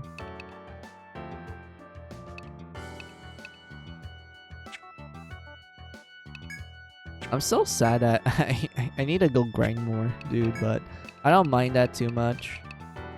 I don't remember where you get Dwarns, though. I think Dwarns are, like, from the second... if I remember correctly, they're from the enemies from the second stratum and whatnot. So, yeah, probably have to say that for later.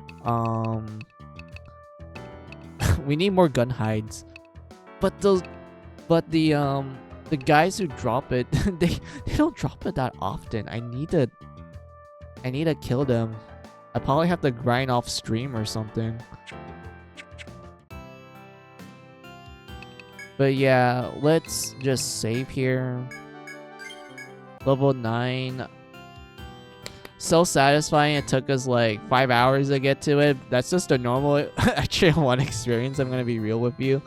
But it's just going to get more and more as you get to the later levels. But I personally feel that once you get into the groove of things and you kind of figure out like, oh, this is how you kill random encounters more fastly and whatnot, the time you're going to spend in random encounters will be cut short, and you're just going to have a much easier time just powering through the dungeon much faster and whatnot. But at the moment we're at, we still need to do a bit of grinding to get the necessary skills to win. But yeah, I'll say this is the good place to end stream. So let's get to the ending stream. Here we go. All right, man, it's been like 6 hours and 35 minutes since I've been streaming. It's been a long stream, even though I said it was going to be a short one. But yeah, man, that was fun, guys. Like, I get to play Etrian Odyssey with you all. I'm actually making good progress. Like, I would say if I get to a certain level range, I'll definitely be strong enough to fight Fenrir, and we can get to the second stratum pretty quickly. Maybe it might take like another couple of hours, unless I do some off-screen grinding and whatnot. But I kind of want to work on my own personal save because, like, I don't know, man. I don't feel like I should do some off-screen grinding for this. Actually, no, I should focus on this save. So, like, when I do streaming and whatnot, I won't be grinding too much, and it will just be us, like, powering through the dungeons pretty quickly. But who knows? Maybe I might do some, like, on-stream grinding every now and then, just to kind of, like, you know, have the opportunity to talk to you guys while I'm just, like, you know, playing the game and whatnot, and everything. So, like, yeah, I don't need to do recaps. You guys already know what I did. I just kind of gushed over like Etrian Odyssey for like a long ass time, like for real, dude. I just gushed over Etrian Odyssey from start to finish, man. But yeah, I do appreciate you guys talking to me as usual. You guys have some very fun conversations for me. I think I have some free time tomorrow. So I could definitely like do a stream tomorrow with you guys. And I'm not sure about the rest of the week, but I do know for a fact that I will not be like as free next week because of like things I need to do for the next week. But who knows? Maybe I might have some free time that I'm able to like, talk to you guys more and like do streaming and such. Like it'd be fun. But for the moment, I would say yes, I will definitely do a stream tomorrow. I'll try my best to start it at 11 a.m. PST time like I did before. But if I'm running late, that just means I'm running late. It might happen a little later in the day then and such. So yeah. So 100% guaranteed tomorrow's stream and whatnot. It will be at 11 a.m. PST time and such. And let me see what you guys wrote down, and then I will do my thanks and my goodbyes as usual. Let's see. I'll link you the Onata trailer in Discord for a bit. I don't mind that. Thank you. But yeah, since you guys are done writing to me, it's time for me to say my thanks and my goodbyes to you all. So thank you all for watching me. I appreciate it a lot. Those who've been lurking, I appreciate the support. You guys are cool. Those who've been chatting with me, I enjoy the conversations we have. Today's conversations, not bad. Like, we just literally talk about random stuff as usual, and I get to see some familiar faces again as well, and just kind of catch up with them, and also talk a little bit of Etrian Odyssey, and also a little bit of Stranger Sword City, and how I'm like kind of doing like a bunch of meme stuff in that game and whatnot. I'll definitely stream Stranger Sword City with you guys one day, but not now. I kind of want to stream that game after I continue Savior of the Sapphire Wings because of like board reasons and whatnot. So until I will have the energy and endurance to do like another series after Etrian Odyssey, who knows? Maybe I'll do like an Etrian Odyssey marathon sort of thing. But there's also other games I really want to finish up and do. But that's for future me problems. I'll just be playing Etrian Odyssey at the moment with all of you guys and just, relive my DS years and just you're just gonna have good old Mizu kind of girl like fangirling over like fucking nostalgia and whatnot. So yeah. So yeah, I'm done with my thanks. So as usual, thank you guys. Now to say goodbye. All right. So have a good day. Have a good night. Have a good afternoon, whatever time it is on your side of the world. This is Final Mizu saying goodbye. Goodbye. Goodbye all.